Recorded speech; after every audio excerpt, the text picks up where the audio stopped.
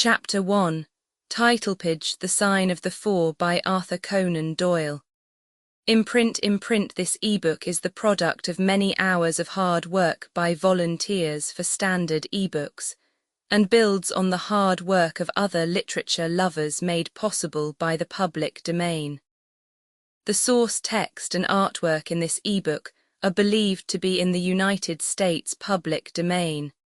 That is, they are believed to be free of copyright restrictions in the United States. They may still be copyrighted in other countries, so users located outside of the United States must check their local laws before using this ebook. The creators of and contributors to this ebook dedicate their contributions to the worldwide public domain via the terms in the CC01. 0 Universal Public Domain Dedication.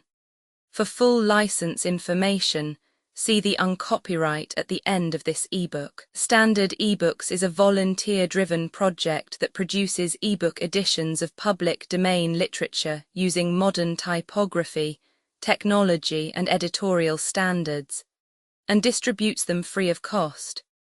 You can download this and other ebooks carefully produced for true book lovers at Standard Books. Org. I. The Science of Deduction. The Science of Deduction. Sherlock Holmes took his bottle from the corner of the mantelpiece and his hypodermic syringe from its neat morocco case. With his long, white, nervous fingers he adjusted the delicate needle and rolled back his left shirt cuff. For some little time his eyes rested thoughtfully upon the sinewy forearm and wrist all dotted and scarred with innumerable puncture marks. Finally he thrust the sharp point home, pressed down the tiny piston, and sank back into the velvet-lined armchair with a long sigh of satisfaction. 3 times a day for many months I had witnessed this performance, but custom had not reconciled my mind to it. On the contrary, from day to day I had become more irritable at the sight, and my conscience swelled nightly within me at the thought that I had lacked the courage to protest.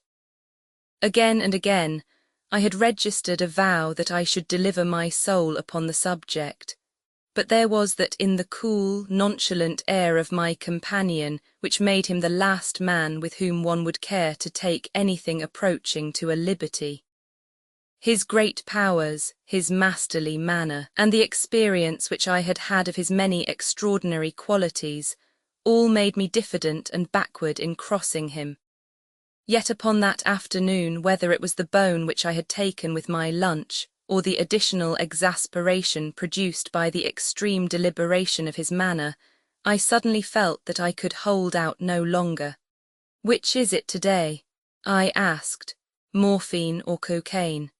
He raised his eyes languidly from the old black-letter volume which he had opened. "It is cocaine," he said, "a 7% solution. Would you care to try it?"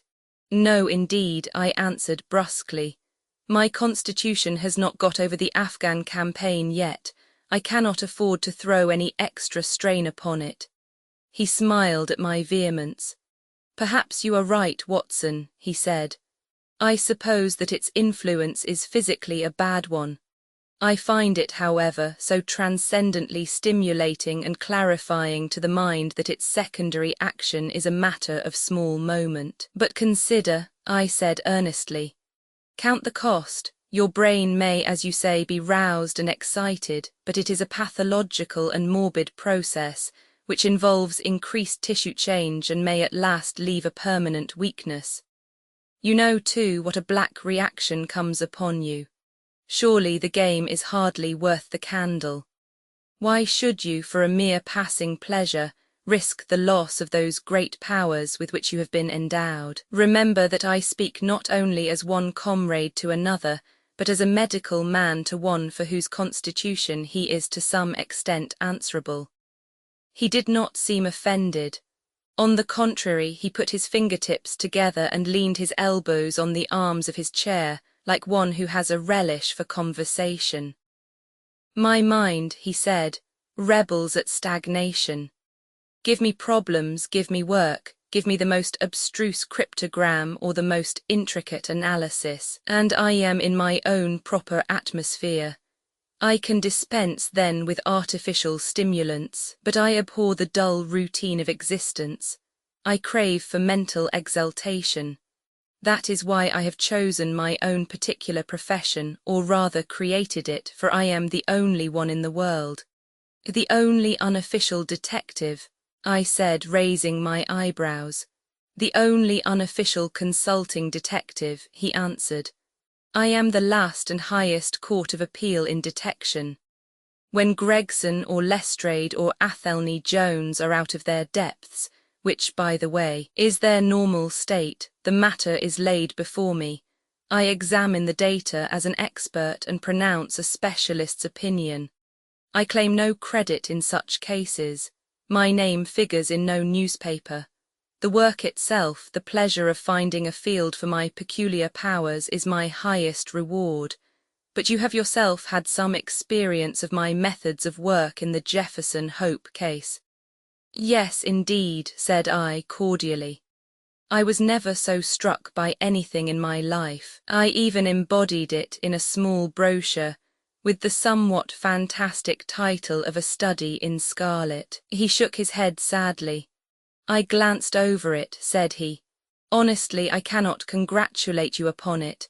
Detection is or ought to be an exact science and should be treated in the same cold and unemotional manner. You have attempted to tinge it with romanticism, which produces much the same effect as if you worked a love story or an elopement into the fifth proposition of Euclid. But the romance was there, I remonstrated. I could not tamper with the facts. Some facts should be suppressed, or at least a just sense of proportion should be observed in treating them. The only point in the case which deserved mention was the curious analytical reasoning from effects to causes by which I succeeded in unravelling it. I was annoyed at this criticism of a work which had been specially designed to please him. I confess, too, that I was irritated by the egotism which seemed to demand that every line of my pamphlet should be devoted to his own special doings. More than once during the years that I had lived with him in Baker Street, I had observed that a small vanity underlay my companion's quiet and didactic manner. I made no remark, however, but sat nursing my wounded leg. I had a Jezebel bullet through it some time before, and though it did not prevent me from walking, it ached wearily at every change of the weather. My practice has extended recently to the continent, said Holmes after a while, filling up his old briar-root pipe. I was consulted last week by Francois Le Villard, who, as you probably know, has come rather to the front lately in the French detective service. He has all the Celtic power of quick intuition, but he is deficient in the wide range of exact knowledge which is essential to the higher developments of his art. The case was concerned with a will, and possessed some features of interest. I was able to refer him to two parallel cases, the one at Riga in 1857 and the other at St. Louis in 1871, which have suggested to him the true solution. Here is the letter which I had this morning acknowledging my assistance. He tossed over, as he spoke, a crumpled sheet of foreign note-paper. I glanced my eyes down it, catching a profusion of notes of admiration, with stray magnifiques, coups de maîtres and tours de force, all testifying to the ardent admiration of the Frenchman. He speaks as a pupil to his master, said I. Oh, he rates my assistance too highly, said Sherlock Holmes lightly. He has considerable gifts himself. He possesses 2 out of the 3 qualities necessary for the ideal detective. He has the power of observation and that of deduction. He is only wanting in knowledge, and that may come in time. He is now translating my small works into French. Your works? Oh, didn't you know? He cried, laughing. Yes, I have been guilty of several monographs. They are all upon technical subjects. Here, for example, is one upon the distinction between the ashes of the various tobaccos. In it I enumerate 140 forms of cigar, cigarette, and pipe tobacco, with coloured plates illustrating the difference in the ash. It is a point which is continually turning up in criminal trials, and which is sometimes of supreme importance as a clue. If you can say definitely, for example, that some murder has been done by a man who was smoking an Indian lunka, it obviously narrows your field of search. To the trained eye there is as much difference between the black ash of a trichinopoly and the white fluff of bird's eye as there is between a cabbage and a potato. You have an extraordinary genius for minutiae, I remarked. I appreciate their importance. Here is my monograph upon the tracing of footsteps, with some remarks upon the uses of plaster of Paris as a preserver of impresses. Here, too, is a curious little work upon the influence of a trade upon the form of the hand, with lithotypes of the hands of slaters, sailors, cork-cutters, compositors, weavers, and diamond polishers. That is a matter of great practical interest to the scientific detective, especially in cases of unclaimed bodies or in discovering the antecedents of criminals. But I weary you with my hobby. Not at all, I answered earnestly. It is of the greatest interest to me, especially since I have had the opportunity of observing your practical application of it. But you spoke just now of observation and deduction. Surely the one to some extent implies the other. Why, hardly, he answered, leaning back luxuriously in his armchair and sending up thick blue wreaths from his pipe. For example, observation shows me that you have been to the Wigmore Street post office this morning, but deduction lets me know that when there you dispatched a telegram. Right, said I, right on both points, but I confess that I don't see how you arrived at it. It was a sudden impulse upon my part, and I have mentioned it to no one. It is simplicity itself, he remarked, chuckling at my surprise. So absurdly simple that an explanation is superfluous, and yet it may serve to define the limits of observation and of deduction. Observation tells me that you have a little reddish mould adhering to your instep. Just opposite the Seymour Street office they have taken up the pavement and thrown up some earth which lies in such a way that it is difficult to avoid treading in it in entering. The earth is of this peculiar reddish tint which is found, as far as I know, nowhere else in the neighbourhood. So much is observation. The rest is deduction. How, then, did you deduce the telegram? Why, of course I knew that you had not written a letter, since I sat opposite to you all morning. I see also in your open desk there that you have a sheet of stamps and a thick bundle of postcards. What could you go into the post office for then but to send a wire? Eliminate all other factors, and the one which remains must be the truth. In this case it certainly is so, I replied after a little thought. The thing, however, is, as you say, of the simplest. Would you think me impertinent if I were to put your theories to a more severe test? On the contrary, he answered, it would prevent me from taking a second dose of cocaine. I should be delighted to look into any problem which you might submit to me. I have heard you say that it is difficult for a man to have any object in daily use without leaving the impress of his individuality upon it, in such a way that a trained observer might read it. Now, I have here a watch which has recently come into my possession. Would you have the kindness to let me have an opinion upon the character or habits of the late owner? I handed him over the watch with some slight feeling of amusement in my heart, for the test was, as I thought, an impossible one, and I intended it as a lesson against the somewhat dogmatic tone which he occasionally assumed.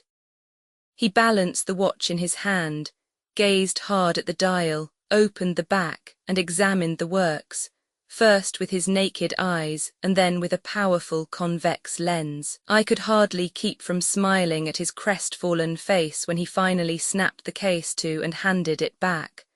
There are hardly any data, he remarked. The watch has been recently cleaned, which robs me of my most suggestive facts. You are right, I answered. It was cleaned before being sent to me. In my heart I accused my companion of putting forward a most lame and impotent excuse to cover his failure. What data could he expect from an uncleaned watch? Though unsatisfactory, my research has not been entirely barren, he observed, staring up at the ceiling with dreamy, lackluster eyes. Subject to your correction, I should judge that the watch belonged to your elder brother who inherited it from your father. That you gather, no doubt, from the H.W. upon the back. Quite so, the W suggests your own name. The date of the watch is nearly 50 years back and the initials are as old as the watch, so it was made for the last generation. Jewelry usually descends to the eldest son and he is most likely to have the same name as the father. Your father has, if I remember right, been dead many years. It has therefore been in the hands of your eldest brother. Right so far, said I.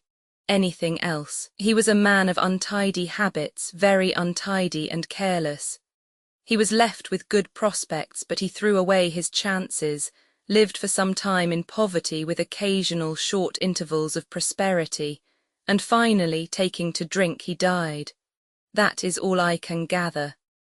I sprang from my chair and limped impatiently about the room with considerable bitterness in my heart. This is unworthy of you, Holmes, I said.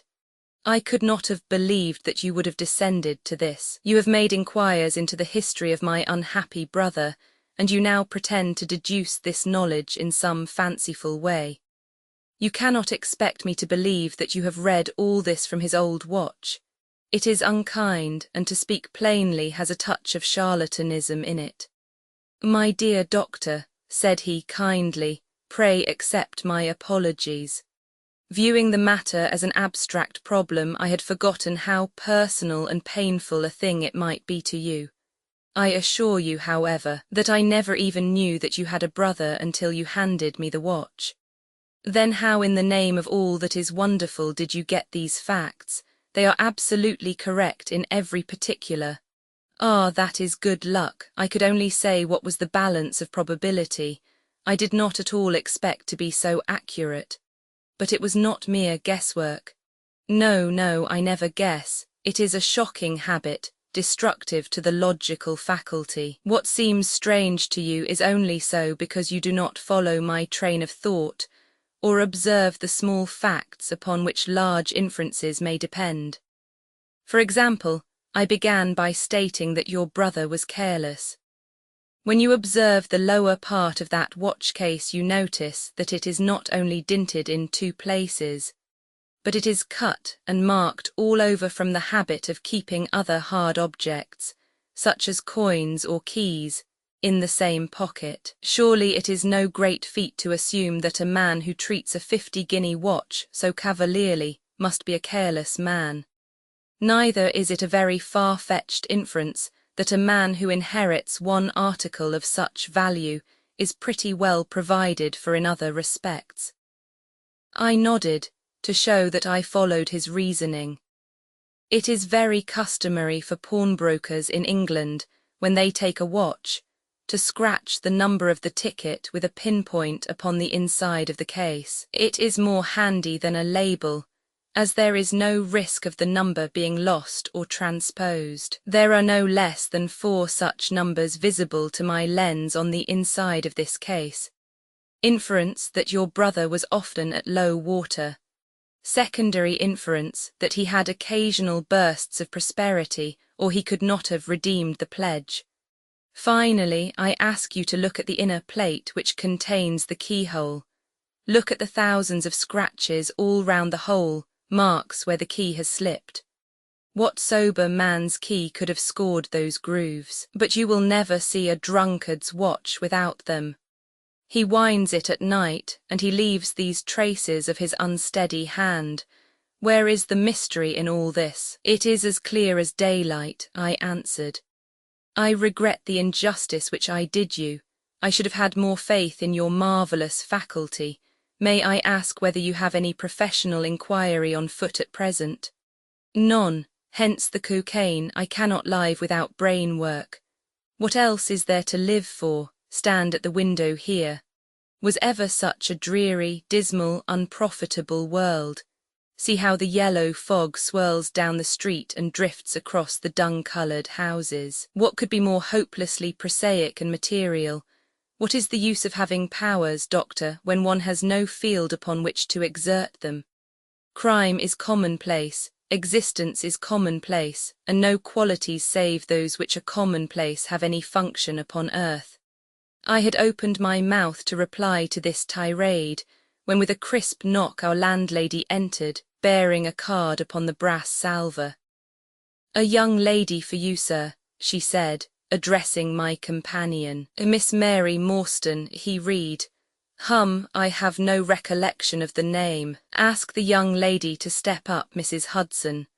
Don't go, doctor, I should prefer that you remain. Roman 2. The statement of the case. Roman 2. The statement of the case. Miss Morstan entered the room with a firm step and an outward composure of manner.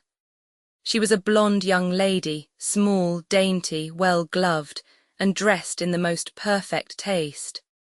There was, however, a plainness and simplicity about her costume which bore with it a suggestion of limited means. The dress was a sombre greyish beige, untrimmed and unbraided, and she wore a small turban of the same dull hue, relieved only by a suspicion of white feather in the side.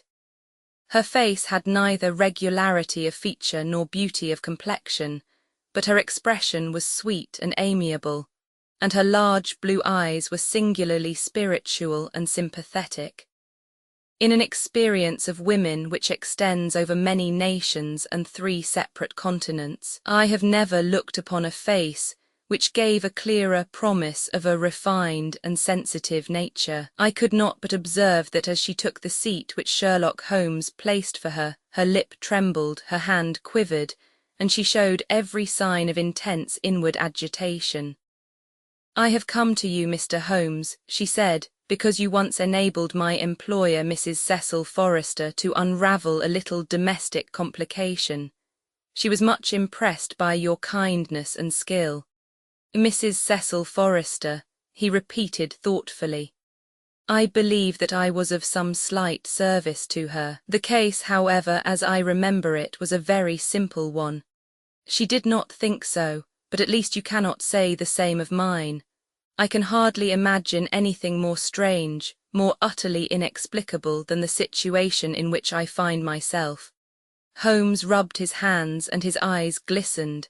He leaned forward in his chair with an expression of extraordinary concentration upon his clear-cut, hawk-like features.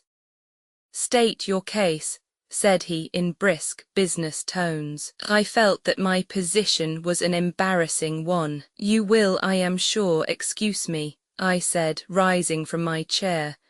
To my surprise, the young lady held up her gloved hand to detain me.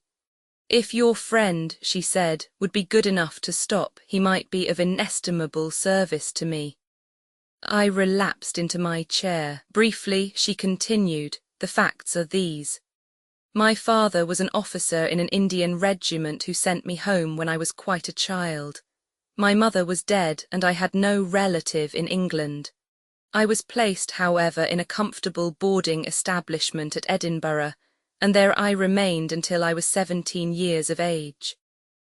In the year 1878, my father, who was senior captain of his regiment, obtained 12 months' leave and came home. He telegraphed to me from London that he had arrived all safe, and directed me to come down at once, giving the Langham Hotel as his address. His message, as I remember, was full of kindness and love. On reaching London, I drove to the Langham and was informed that Captain Morstan was staying there, but that he had gone out the night before and had not yet returned. I waited all day without news of him. That night, on the advice of the manager of the hotel, I communicated with the police, and next morning we advertised in all the papers. Our inquiries led to no result, and from that day to this no word has ever been heard of my unfortunate father. He came home with his heart full of hope to find some peace, some comfort, and instead, she put her hand to her throat and a choking sob cut short the sentence. The date? Asked Holmes, opening his notebook. He disappeared upon the 3rd of December, 1878, nearly 10 years ago. His luggage remained at the hotel. There was nothing in it to suggest a clue. Some clothes, some books, and a considerable number of curiosities from the Andaman Islands. He had been one of the officers in charge of the convict guard there. Had he any friends in town? Only one that we know of, Major Sholto of his own regiment, the 34th Bombay Infantry. The Major had retired some little time before and lived at Upper Norwood. We communicated with him, of course, but he did not even know that his brother officer was in England. A singular case, remarked Holmes. I have not yet described to you the most singular part. About 6 years ago, to be exact, upon the 4th of May, 1882, an advertisement appeared in the Times asking for the address of Miss Mary Morstan and stating that it would be to her advantage to come forward. There was no name or address appended. I had at that time just entered the family of Mrs. Cecil Forrester in the capacity of governess. By her advice, I published my address in the advertisement column. The same day there arrived through the post a small cardboard box addressed to me, which I found to contain a very large and lustrous pearl. No word of writing was enclosed. Since then, every year upon the same date there has always appeared a similar box, containing a similar pearl, without any clue as to the sender. They have been pronounced by an expert to be of a rare variety and of considerable value.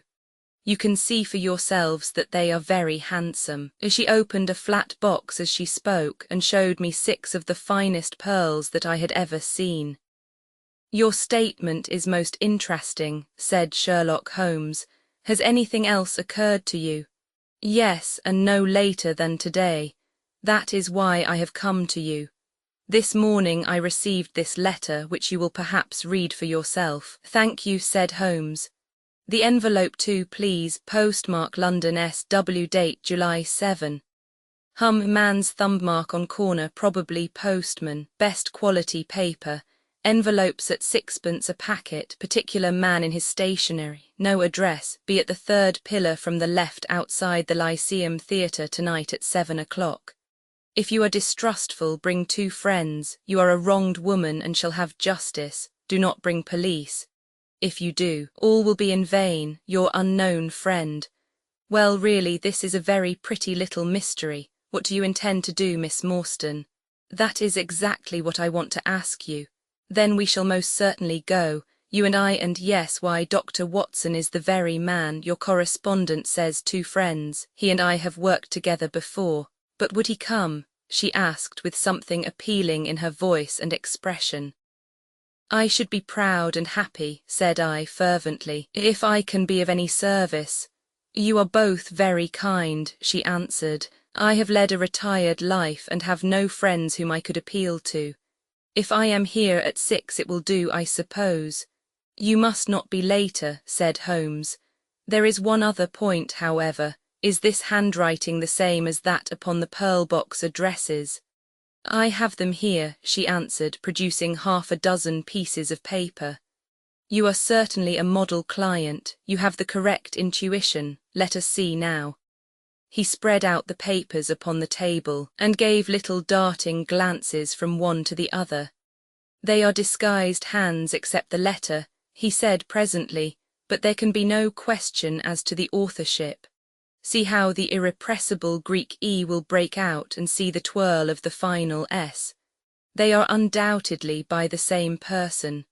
I should not like to suggest false hopes, Miss Morstan, but is there any resemblance between this hand and that of your father? Nothing could be more unlike. I expected to hear you say so. We shall look out for you then at 6. Pray allow me to keep the papers. I may look into the matter before then. It is only 3:30. Au revoir, then. Au revoir, said our visitor, and with a bright, kindly glance from one to the other of us, she replaced her pearl box in her bosom and hurried away. Standing at the window, I watched her walking briskly down the street until the grey turban and white feather were but a speck in the sombre crowd. What a very attractive woman, I exclaimed, turning to my companion. He had lit his pipe again and was leaning back with drooping eyelids. Is she? He said languidly. I did not observe. You really are an automaton, a calculating machine, I cried. There is something positively inhuman in you at times. He smiled gently. It is of the first importance, he said, not to allow your judgment to be biased by personal qualities. A client is to me a mere unit, a factor in a problem. The emotional qualities are antagonistic to clear reasoning. I assure you that the most winning woman I ever knew was hanged for poisoning 3 little children for their insurance money, and the most repellent man of my acquaintance is a philanthropist who has spent nearly $250,000 upon the London poor. In this case, however, I never make exceptions. An exception disproves the rule. Have you ever had occasion to study character in handwriting? What do you make of this fellow's scribble? It is legible and regular, I answered. A man of business habits and some force of character. Holmes shook his head. Look at his long letters, he said. They hardly rise above the common herd, that D might be an A and that L an E. Men of character always differentiate their long letters, however illegibly they may write. There is vacillation in his K's and self-esteem in his capitals. I am going out now. I have some few references to make. Let me recommend this book, one of the most remarkable ever penned. It is Winwood Reade's Martyrdom of Man. I shall be back in an hour. I sat in the window with the volume in my hand, but my thoughts were far from the daring speculations of the writer. My mind ran upon our late visitor, her smiles, the deep rich tones of her voice, the strange mystery which overhung her life. If she was 17 at the time of her father's disappearance, she must be 27 now, a sweet age, when youth has lost its self-consciousness and become a little sobered by experience. So I sat and mused, until such dangerous thoughts came into my head that I hurried away to my desk and plunged furiously into the latest treatise upon pathology. What was I, an army surgeon with a weak leg and a weaker banking account, that I should dare to think of such things? She was a unit, a factor, nothing more. If my future were black, it was better surely to face it like a man than to attempt to brighten it by mere will-o'-the-wisps of the imagination. Roman 3. In quest of a solution. Roman 3. In quest of a solution. It was 5:30 before Holmes returned. He was bright, eager, and in excellent spirits, a mood which in his case alternated with fits of the blackest depression. There is no great mystery in this matter, he said, taking the cup of tea which I had poured out for him. The facts appear to admit of only one explanation. What, you have solved it already? Well, that would be too much to say. I have discovered a suggestive fact, that is all. It is, however, very suggestive. The details are still to be added.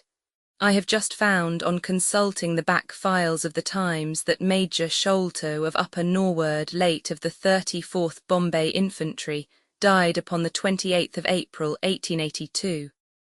I may be very obtuse, Holmes, but I fail to see what this suggests. No, you surprise me. Look at it in this way, then. Captain Morstan disappears. The only person in London whom he could have visited is Major Sholto. Major Sholto denies having heard that he was in London. 4 years later, Sholto dies. Within a week of his death, Captain Morstan's daughter receives a valuable present, which is repeated from year to year, and now culminates in a letter which describes her as a wronged woman. What wrong can it refer to except this deprivation of her father? And why should the presents begin immediately after Sholto's death, unless it is that Sholto's heir knows something of the mystery and desires to make compensation? Have you any alternative theory which will meet the facts? But what a strange compensation, and how strangely made. Why, too, should he write a letter now rather than 6 years ago? Again, the letter speaks of giving her justice. What justice can she have? It is too much to suppose that her father is still alive. There is no other injustice in her case that you know of. There are certainly difficulties, said Sherlock Holmes pensively. But our expedition of tonight will solve them all. Ah, here is a four-wheeler and Miss Morstan is inside. Are you all ready? Then we had better go down, for it is a little past the hour. I picked up my hat and my heaviest stick, but I observed that Holmes took his revolver from his drawer and slipped it into his pocket. It was clear that he thought that our night's work might be a serious one. Miss Morstan was muffled in a dark cloak, and her sensitive face was composed but pale. She must have been more than woman if she did not feel some uneasiness at the strange enterprise upon which we were embarking, yet her self-control was perfect, and she readily answered the few additional questions which Sherlock Holmes put to her. Major Sholto was a very particular friend of Papa's, she said. His letters were full of allusions to the Major. He and Papa were in command of the troops at the Andaman Islands, so they were thrown a great deal together. By the way, a curious paper was found in Papa's desk which no one could understand. I don't suppose that it is of the slightest importance, but I thought you might care to see it, so I brought it with me. It is here. Holmes unfolded the paper carefully and smoothed it out upon his knee. He then very methodically examined it all over with his double lens. It is paper of native Indian manufacture, he remarked. It has at some time been pinned to a board. The diagram upon it appears to be a plan of part of a large building with numerous halls, corridors, and passages.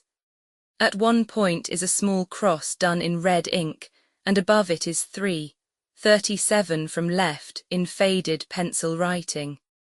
In the left-hand corner is a curious hieroglyphic like 4 crosses in a line with their arms touching. Beside it is written in very rough and coarse characters the sign of the 4, Jonathan Small Mohammed Singh Abdullah Khan Dost Akbar. No, I confess that I do not see how this bears upon the matter, yet it is evidently a document of importance. It has been kept carefully in a pocket-book, for the one side is as clean as the other. It was in his pocket-book that we found it. Preserve it carefully then, Miss Morstan, for it may prove to be of use to us. I begin to suspect that this matter may turn out to be much deeper and more subtle than I at first supposed. I must reconsider my ideas. He leaned back in the cab, and I could see by his drawn brow and his vacant eye that he was thinking intently. Miss Morstan and I chatted in an undertone about our present expedition and its possible outcome, but our companion maintained his impenetrable reserve until the end of our journey. It was a September evening, and not yet 7 o'clock, but the day had been a dreary one, and a dense drizzly fog lay low upon the great city. Mud-coloured clouds drooped sadly over the muddy streets. Down the Strand the lamps were but misty splotches of diffused light which threw a feeble circular glimmer upon the slimy pavement. The yellow glare from the shop windows streamed out into the steamy, vaporous air and threw a murky, shifting radiance across the crowded thoroughfare. There was, to my mind, something eerie and ghost-like in the endless procession of faces which flitted across these narrow bars of light. Sad faces and glad, haggard and merry. Like all humankind, they flitted from the gloom into the light, and so back into the gloom once more. I am not subject to impressions, but the dull, heavy evening with the strange business upon which we were engaged combined to make me nervous and depressed. I could see from Miss Morstan's manner that she was suffering from the same feeling. Holmes alone could rise superior to petty influences. He held his open notebook upon his knee, and from time to time he jotted down figures and memoranda in the light of his pocket lantern. At the Lyceum Theatre, the crowds were already thick at the side entrances. In front, a continuous stream of hansoms and four-wheelers were rattling up, discharging their cargoes of shirt-fronted men and beshawled, bediamonded women. We had hardly reached the third pillar, which was our rendezvous, before a small, dark, brisk man in the dress of a coachman accosted us. "Are you the parties who come with Miss Morstan?" he asked. "I am Miss Morstan, and these two gentlemen are my friends," said she.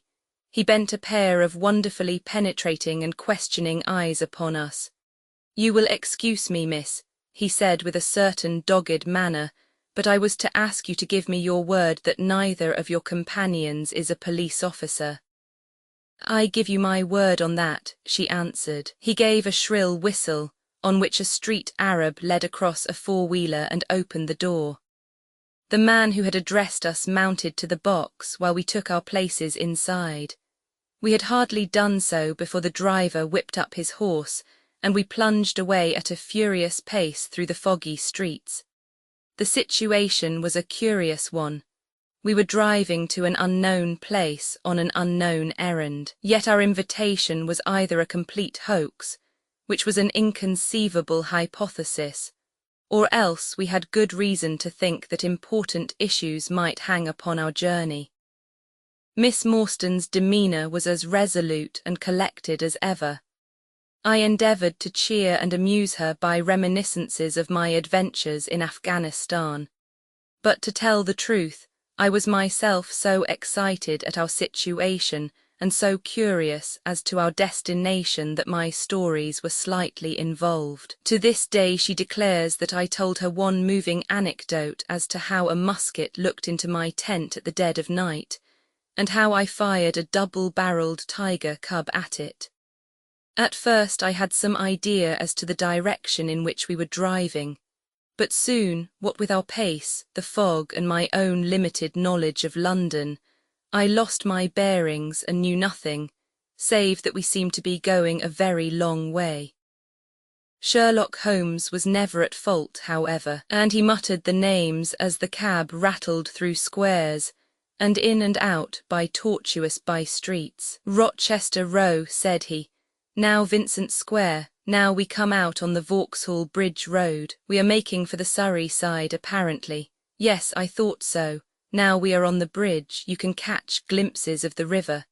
We did indeed get a fleeting view of a stretch of the Thames with the lamps shining upon the broad, silent water, but our cab dashed on and was soon involved in a labyrinth of streets upon the other side. "Wordsworth Road," said my companion. "Priory Road, Larkhall Lane, Stockwell Place, Robert Street, Cold Harbour Lane. Our quest does not appear to take us to very fashionable regions." We had indeed reached a questionable and forbidding neighbourhood. Long lines of dull brick houses were only relieved by the coarse glare and tawdry brilliancy of public houses at the corner. Then came rows of two-storied villas, each with a fronting of miniature garden, and then again interminable lines of new staring brick buildings, the monster tentacles which the giant city was throwing out into the country. At last the cab drew up at the third house in a new terrace.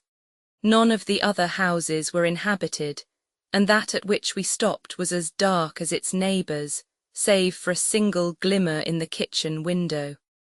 On our knocking, however, the door was instantly thrown open by a Hindu servant clad in a yellow turban, white loose-fitting clothes, and a yellow sash. There was something strangely incongruous in this oriental figure framed in the commonplace doorway of a third-rate suburban dwelling house. "The Sahib awaits you," said he, and even as he spoke there came a high piping voice from some inner room. "Show them in to me, Kitmutka," it cried. "Show them straight in to me." Roman 4, The story of the bald-headed man. Roman 4. The story of the bald-headed man. We followed the Indian down a sordid and common passage, ill-lit and worse furnished, until he came to a door upon the right, which he threw open. A blaze of yellow light streamed out upon us, and in the centre of the glare there stood a small man with a very high head, a bristle of red hair all round the fringe of it, and a bald, shining scalp which shot out from among it like a mountain peak from fir trees. He writhed his hands together as he stood, and his features were in a perpetual jerk, now smiling, now scowling, but never for an instant in repose. Nature had given him a pendulous lip, and a too visible line of yellow and irregular teeth, which he strove feebly to conceal by constantly passing his hand over the lower part of his face. In spite of his obtrusive baldness, he gave the impression of youth. In point of fact, he had just turned his 30th year. "Your servant, Miss Morstan," he kept repeating in a thin, high voice. "Your servant, gentlemen, pray step into my little sanctum. A small place, miss, but furnished to my own liking. An oasis of art in the howling desert of South London." We were all astonished by the appearance of the apartment into which he invited us. In that sorry house it looked as out of place as a diamond of the first water in a setting of brass. The richest and glossiest of curtains and tapestries draped the walls, looped back here and there to expose some richly mounted painting or oriental vase. The carpet was of amber and black, so soft and so thick that the foot sank pleasantly into it, as into a bed of moss. 2 great tiger skins thrown athwart it increased the suggestion of Eastern luxury, as did a huge hookah which stood upon a mat in the corner. A lamp in the fashion of a silver dove was hung from an almost invisible golden wire in the centre of the room. As it burned, it filled the air with a subtle and aromatic odour. "Mr. Thaddeus Sholto," said the little man, still jerking and smiling. "That is my name. You are Miss Morstan, of course. And these gentlemen, this is Mr. Sherlock Holmes, and this is Dr. Watson." "The doctor, eh?" cried he, much excited. "Have you your stethoscope? Might I ask you, would you have the kindness? I have grave doubts as to my mitral valve, if you would be so very good. The aortic I may rely upon, but I should value your opinion upon the mitral." I listened to his heart as requested, but was unable to find anything amiss, save indeed that he was in an ecstasy of fear, for he shivered from head to foot. "It appears to be normal," I said. "You have no cause for uneasiness. You will excuse my anxiety, Miss Morstan," he remarked airily. "I am a great sufferer, and I have long had suspicions as to that valve. I am delighted to hear that they are unwarranted.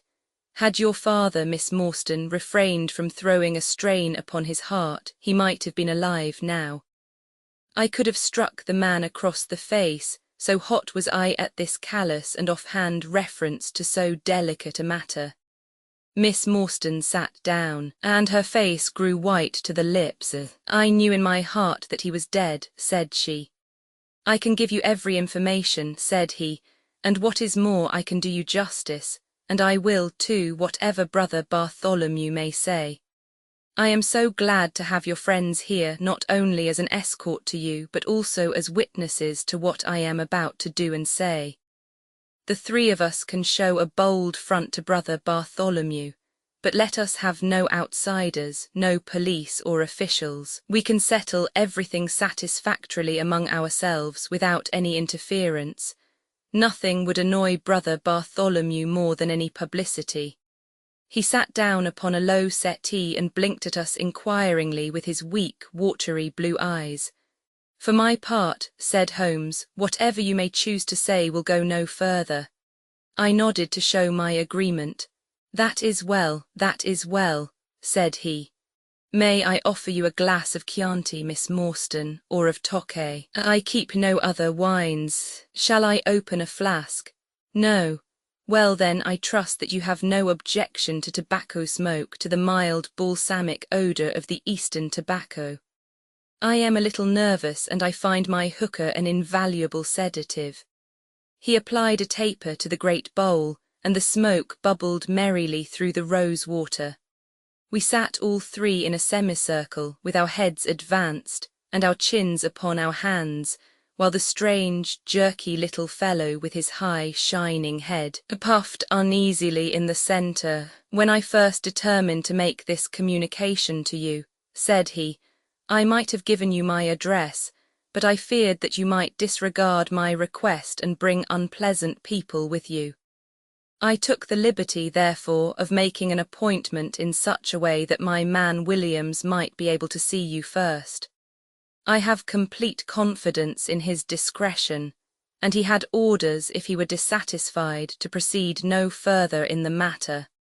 You will excuse these precautions, but I am a man of somewhat retiring, and I might even say refined, tastes, and there is nothing more unaesthetic than a policeman. I have a natural shrinking from all forms of rough materialism. I seldom come in contact with the rough crowd. I live, as you see, with some little atmosphere of elegance around me. I may call myself a patron of the arts. It is my weakness. The landscape is a genuine Corot, and though a connoisseur might perhaps throw a doubt upon that Salvator Rosa, there cannot be the least question about the Bouguereau. I am partial to the modern French school. You will excuse me, Mr. Sholto, said Miss Morstan, but I am here at your request to learn something which you desire to tell me. It is very late, and I should desire the interview to be as short as possible. At the best it must take some time, he answered, for we shall certainly have to go to Norwood and see Brother Bartholomew. We shall all go and try if we can get the better of Brother Bartholomew. He is very angry with me for taking the course which has seemed right to me. I had quite high words with him last night. You cannot imagine what a terrible fellow he is when he is angry. If we are to go to Norwood, it would perhaps be as well to start at once, I ventured to remark. He laughed until his ears were quite red. That would hardly do, he cried. I don't know what he would say if I brought you in that sudden way. No, I must prepare you by showing you how we all stand to each other. In the first place, I must tell you that there are several points in the story of which I am myself ignorant. I can only lay the facts before you as far as I know them myself. My father was, as you may have guessed, Major John Sholto, once of the Indian Army. He retired some 11 years ago, and came to live at Pondicherry Lodge in Upper Norwood. He had prospered in India, and brought back with him a considerable sum of money, a large collection of valuable curiosities, and a staff of native servants. With these advantages he bought himself a house, and lived in great luxury. My twin brother Bartholomew and I were the only children. I very well remember the sensation which was caused by the disappearance of Captain Morstan. We read the details in the papers, and knowing that he had been a friend of our father's, we discussed the case freely in his presence. He used to join in our speculations as to what could have happened. Never for an instant did we suspect that he had the whole secret hidden in his own breast, that of all men he alone knew the fate of Arthur Morstan. We did know, however, that some mystery, some positive danger, overhung our father. He was very fearful of going out alone, and he always employed 2 prize-fighters to act as porters at Pondicherry Lodge. Williams, who drove you tonight, was one of them. He was once lightweight champion of England. Our father would never tell us what it was he feared, but he had a most marked aversion to men with wooden legs. On one occasion he actually fired his revolver at a wooden-legged man, who proved to be a harmless tradesman canvassing for orders. We had to pay a large sum to hush the matter up. My brother and I used to think this a mere whim of my father's, but events have since led us to change our opinion. Early in 1882, My father received a letter from India which was a great shock to him. He nearly fainted at the breakfast table when he opened it, and from that day he sickened to his death. What was in the letter we could never discover, but I could see as he held it that it was short and written in a scrawling hand. He had suffered for years from an enlarged spleen, but he now became rapidly worse, and towards the end of April we were informed that he was beyond all hope, and that he wished to make a last communication to us. When we entered his room, he was propped up with pillows and breathing heavily. He besought us to lock the door and to come upon either side of the bed. Then, grasping our hands, he made a remarkable statement to us in a voice which was broken as much by emotion as by pain. I shall try and give it to you in his own very words. I have only one thing, he said, which weighs upon my mind at this supreme moment. It is my treatment of poor Morstan's orphan. The cursed greed which has been my besetting sin through life has withheld from her the treasure, half at least of which should have been hers, and yet I have made no use of it myself, so blind and foolish a thing is avarice. The mere feeling of possession has been so dear to me that I could not bear to share it with another. See that chaplet dipped with pearls beside the quinine bottle, even that I could not bear to part with, although I had got it out with the design of sending it to her. You, my sons, will give her a fair share of the Agra treasure, but send her nothing, not even the chaplet, until I am gone. After all, men have been as bad as this and have recovered. I will tell you how Morstan died, he continued. He had suffered for years from a weak heart, but he concealed it from everyone. I alone knew it. When in India, he and I, through a remarkable chain of circumstances, came into possession of a considerable treasure. I brought it over to England, and on the night of Morstan's arrival he came straight over here to claim his share. He walked over from the station, and was admitted by my faithful Lal Chowdhury, who is now dead. Morstan and I had a difference of opinion as to the division of the treasure, and we came to heated words. Morstan had sprung out of his chair in a paroxysm of anger when he suddenly pressed his hand to his side. His face turned a dusky hue, and he fell backwards, cutting his head against the corner of the treasure chest. When I stooped over him, I found, to my horror, that he was dead. For a long time I sat half distracted, wondering what I should do. My first impulse was, of course, to call for assistance, but I could not but recognize that there was every chance that I would be accused of his murder. His death at the moment of a quarrel and the gash in his head would be black against me. Again, an official inquiry could not be made without bringing out some facts about the treasure, which I was particularly anxious to keep secret. He had told me that no soul upon earth knew where he had gone. There seemed to be no necessity why any soul ever should know. I was still pondering over the matter when, looking up, I saw my servant Lal Chowdhury in the doorway. He stole in and bolted the door behind him. "Do not fear, Sahib," he said. "No one need know that you have killed him. Let us hide him away, and who is the wiser?" "I did not kill him," said I. Lal Chowdhury shook his head and smiled. "I heard it all, Sahib," said he. "I heard you quarrel and I heard the blow, but my lips are sealed. All are asleep in the house. Let us put him away together." That was enough to decide me. If my own servant could not believe my innocence, how could I hope to make it good before 12 foolish tradesmen in a jury box? Lal Chowdhury and I disposed of the body that night, and within a few days the London papers were full of the mysterious disappearance of Captain Morstan. You will see from what I say that I can hardly be blamed in the matter. My fault lies in the fact that we concealed not only the body, but also the treasure, and that I have clung to Morstan's share as well as to my own. I wish you therefore to make restitution. Put your ears down to my mouth. The treasure is hidden in. At this instant a horrible change came over his expression.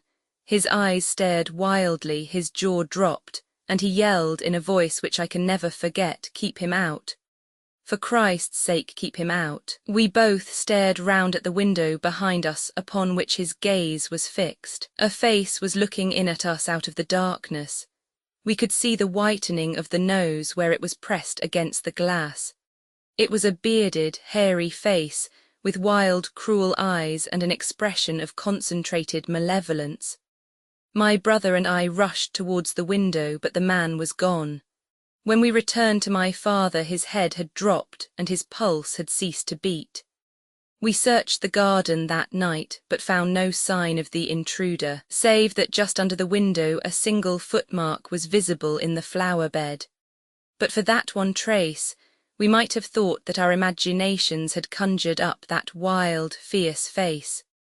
We soon, however, had another and a more striking proof that there were secret agencies at work all round us. The window of my father's room was found open in the morning.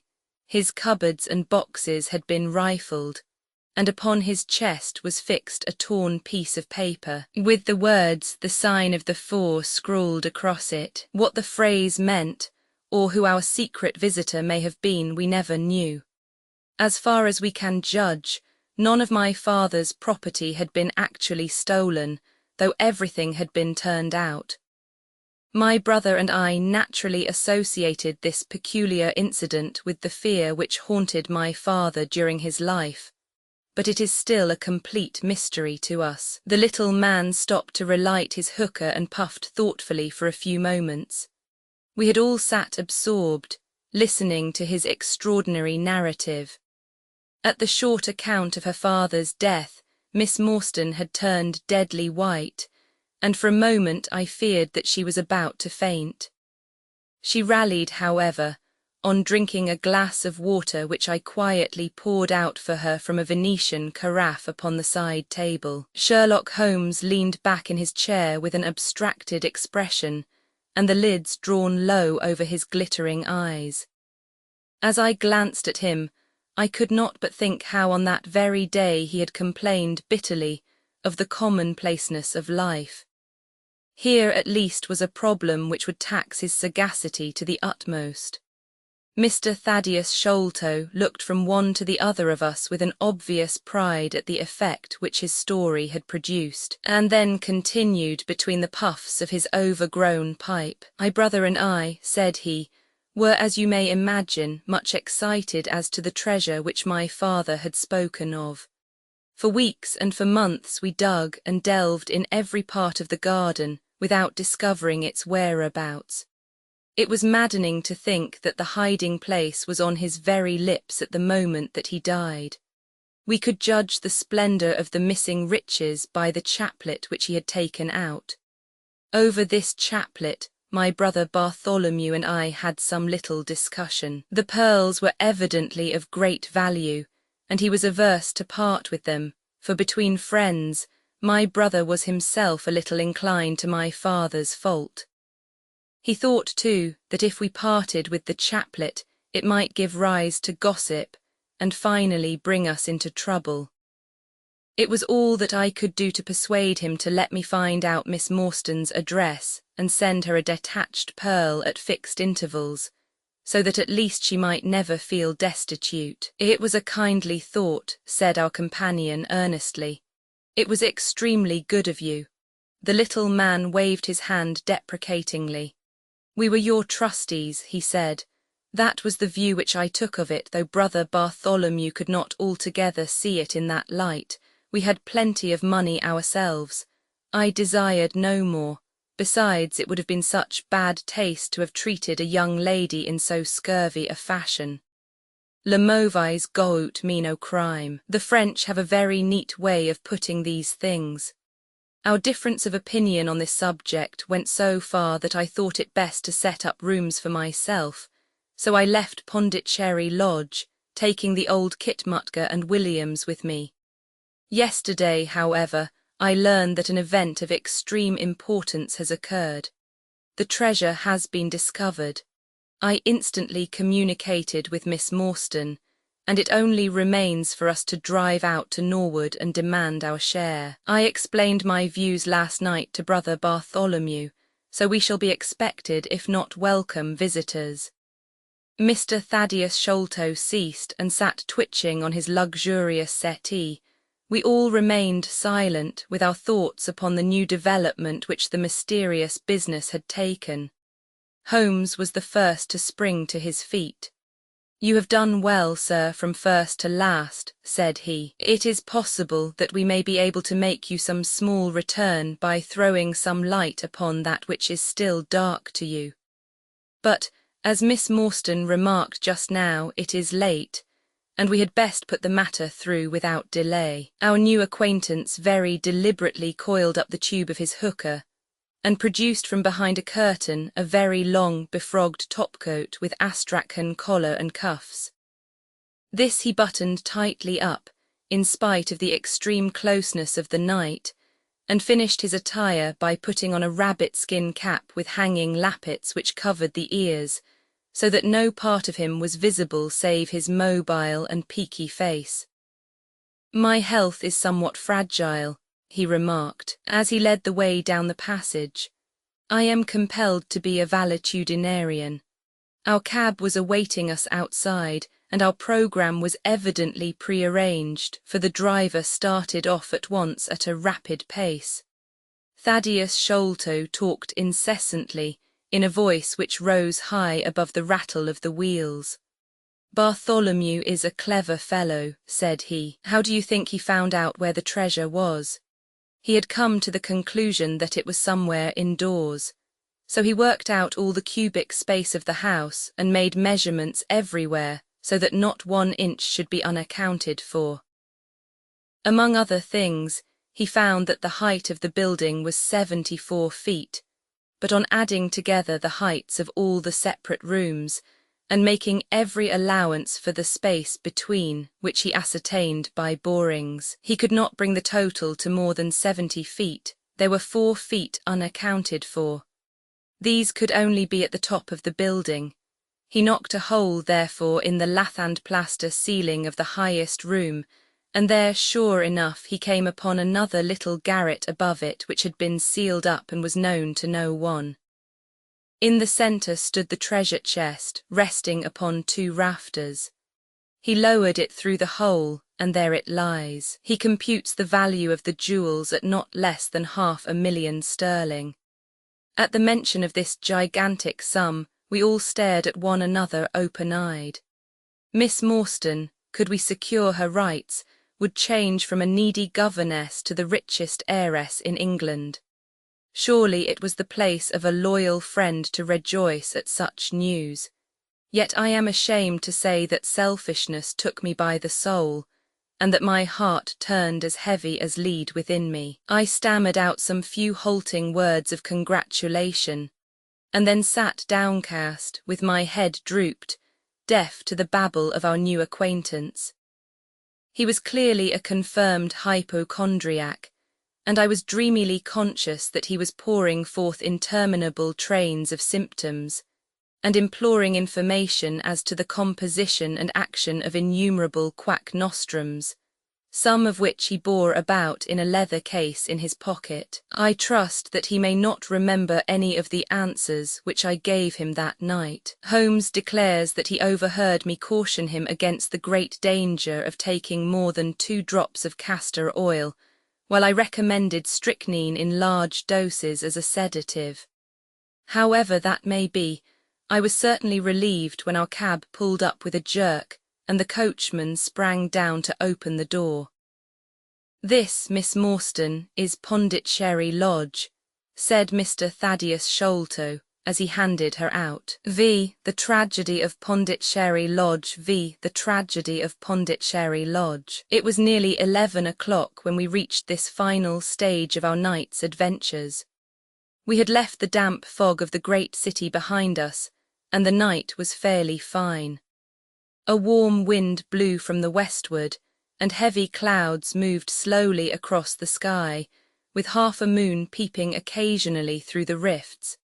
It was clear enough to see for some distance, But Thaddeus Sholto took down one of the side lamps from the carriage to give us a better light upon our way. Pondicherry Lodge stood in its own grounds and was girt round with a very high stone wall topped with broken glass. A single narrow iron-clamped door formed the only means of entrance. On this our guide knocked with a peculiar postman-like rat-tat. "Who is there?" cried a gruff voice from within. "It is I, McMurdo. You surely know my knock by this time." There was a grumbling sound and a clanking and jarring of keys. The door swung heavily back, and a short, deep-chested man stood in the opening with the yellow light of the lantern shining upon his protruded face and twinkling distrustful eyes. "That you, Mr. Thaddeus, but who are the others? I had no orders about them from the master." "No, McMurdo, you surprise me. I told my brother last night that I should bring some friends. He ain't been out o' his room today, Mr. Thaddeus, and I have no orders. You know very well that I must stick to regulations. I can let you in, but your friends must just stop where they are." This was an unexpected obstacle. Thaddeus Sholto looked about him in a perplexed and helpless manner. "This is too bad of you, McMurdo," he said. "If I guarantee them, that is enough for you. There is the young lady too. She cannot wait on the public road at this hour." "Very sorry, Mr. Thaddeus," said the porter inexorably. "Folk may be friends o' yours, and yet no friends o' the master's. He pays me well to do my duty, and my duty I'll do. I don't know none o' your friends." "Oh, yes you do, McMurdo," cried Sherlock Holmes genially. "I don't think you can have forgotten me. Don't you remember the amateur who fought 3 rounds with you at Alison's rooms on the night of your benefit 4 years back?" "Not Mr. Sherlock Holmes," roared the prize-fighter. "God's truth, how could I have mistook you? If instead o' standing there so quiet you had just stepped up and given me that cross-hit of yours under the jaw, I'd ha' known you without a question." "Ah, you're one that has wasted your gifts, you have. You might have aimed high if you had joined the fancy. You see, Watson, if all else fails me, I have still one of the scientific professions open to me," said Holmes, laughing. "Our friend won't keep us out in the cold now, I am sure." "In you come, sir, in you come, you and your friends," he answered. "Very sorry, Mr. Thaddeus, but orders are very strict. Had to be certain of your friends before I let them in." Inside, a gravel path wound through desolate grounds to a huge clump of a house, square and prosaic, all plunged in shadow save where a moonbeam struck one corner and glimmered in a garret window. The vast size of the building, with its gloom and its deathly silence, struck a chill to the heart. Even Thaddeus Sholto seemed ill at ease, and the lantern quivered and rattled in his hand. "I cannot understand it," he said. "There must be some mistake. I distinctly told Bartholomew that we should be here, and yet there is no light in his window. I do not know what to make of it." "Does he always guard the premises in this way?" asked Holmes. "Yes, he has followed my father's custom. He was the favourite son, you know, and I sometimes think that my father may have told him more than he ever told me. That is Bartholomew's window up there where the moonshine strikes. It is quite bright, but there is no light from within, I think." "None," said Holmes, "but I see the glint of a light in that little window beside the door." "Ah, that is the housekeeper's room. That is where old Mrs. Bernstone sits. She can tell us all about it. But perhaps you would not mind waiting here for a minute or two, for if we all go in together and she has no word of our coming, she may be alarmed." "But hush, what is that?" He held up the lantern, and his hand shook until the circles of light flickered and wavered all round us. Miss Morstan seized my wrist, and we all stood with thumping hearts, straining our ears. From the great black house there sounded through the silent night the saddest and most pitiful of sounds, the shrill, broken whimpering of a frightened woman. "It is Mrs. Bernstone," said Sholto. "She is the only woman in the house. Wait here. I shall be back in a moment." He hurried for the door and knocked in his peculiar way. We could see a tall old woman admit him and sway with pleasure at the very sight of him. "Oh, Mr. Thaddeus, sir, I am so glad you have come. I am so glad you have come, Mr. Thaddeus, sir." We heard her reiterated rejoicings until the door was closed and her voice died away into a muffled monotone. Our guide had left us the lantern. Holmes swung it slowly round and peered keenly at the house and at the great rubbish heaps which cumbered the grounds. Miss Morstan and I stood together, and her hand was in mine. A wondrous subtle thing is love, for here were we two who had never seen each other before that day, between whom no word or even look of affection had ever passed. And yet now in an hour of trouble our hands instinctively sought for each other. I have marvelled at it since, but at the time it seemed the most natural thing that I should go out to her so. And as she has often told me, there was in her also the instinct to turn to me for comfort and protection. So we stood hand in hand like two children, and there was peace in our hearts for all the dark things that surrounded us. "What a strange place," she said, looking round. "It looks as though all the moles in England had been let loose in it. I have seen something of the sort on the side of a hill near Ballarat where the prospectors had been at work." "And from the same cause," said Holmes. "These are the traces of the treasure-seekers. You must remember that they were 6 years looking for it. No wonder that the grounds look like a gravel pit." At that moment the door of the house burst open and Thaddeus Sholto came running out with his hands thrown forward and terror in his eyes. "There is something amiss with Bartholomew," he cried. "I am frightened, my nerves cannot stand it." He was indeed half blubbering with fear, and his twitching, feeble face peeping out from the great astrakhan collar had the helpless, appealing expression of a terrified child. "Come into the house," said Holmes in his crisp, firm way. "Yes, do," pleaded Thaddeus Sholto. "I really do not feel equal to giving directions." We all followed him into the housekeeper's room, which stood upon the left-hand side of the passage. The old woman was pacing up and down with a scared look and restless picking fingers, but the sight of Miss Morstan appeared to have a soothing effect upon her. "God bless your sweet calm face," she cried with an hysterical sob. "It does me good to see you. Oh, but I have been sorely tried this day." Our companion patted her thin, work-worn hand, and murmured some few words of kindly, womanly comfort which brought the colour back into the other's bloodless cheeks. "Master has locked himself in and will not answer me," she explained. "All day I have waited to hear from him, for he often likes to be alone, but an hour ago I feared that something was amiss, so I went up and peeped through the keyhole. You must go up, Mr. Thaddeus. You must go up and look for yourself. I have seen Mr. Bartholomew Sholto in joy and in sorrow for 10 long years, but I never saw him with such a face on him as that." Sherlock Holmes took the lamp and led the way, for Thaddeus Sholto's teeth were chattering in his head. So shaken was he that I had to pass my hand under his arm as we went up the stairs, for his knees were trembling under him. Twice as we ascended, Holmes whipped his lens out of his pocket and carefully examined marks which appeared to me to be mere shapeless smudges of dust upon the coconut matting which served as a stair carpet. He walked slowly from step to step, holding the lamp and shooting keen glances to right and left. Miss Morstan had remained behind with the frightened housekeeper.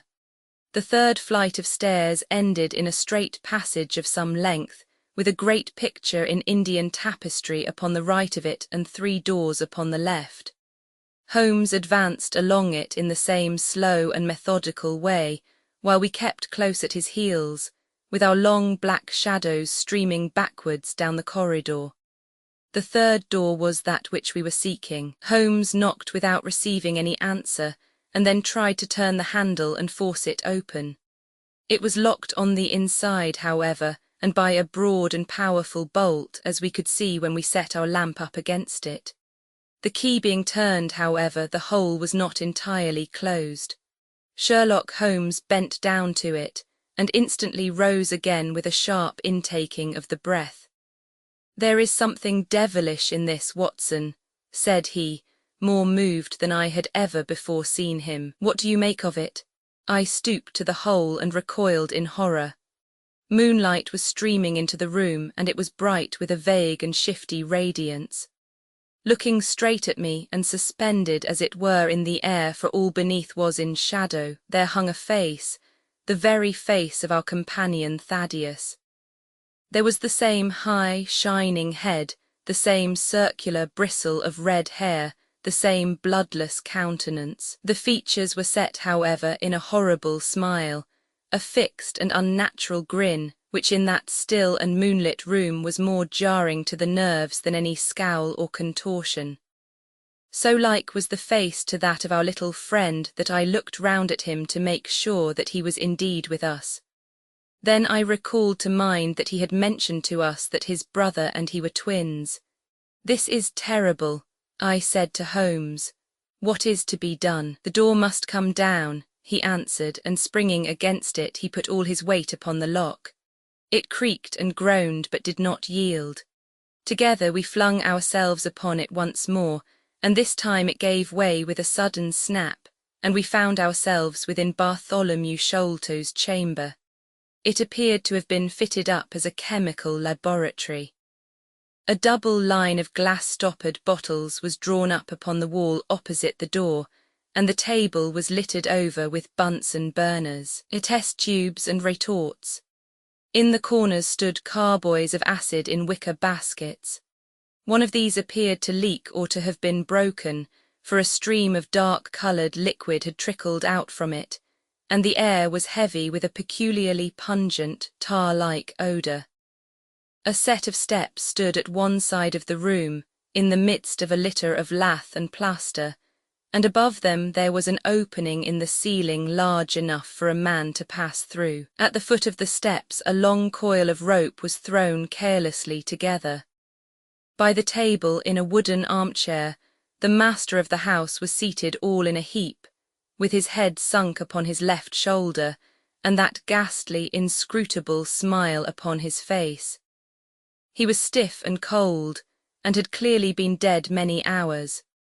It seemed to me that not only his features but all his limbs were twisted and turned in the most fantastic fashion. By his hand upon the table there lay a peculiar instrument, a brown, close-grained stick with a stone head like a hammer, rudely lashed on with coarse twine.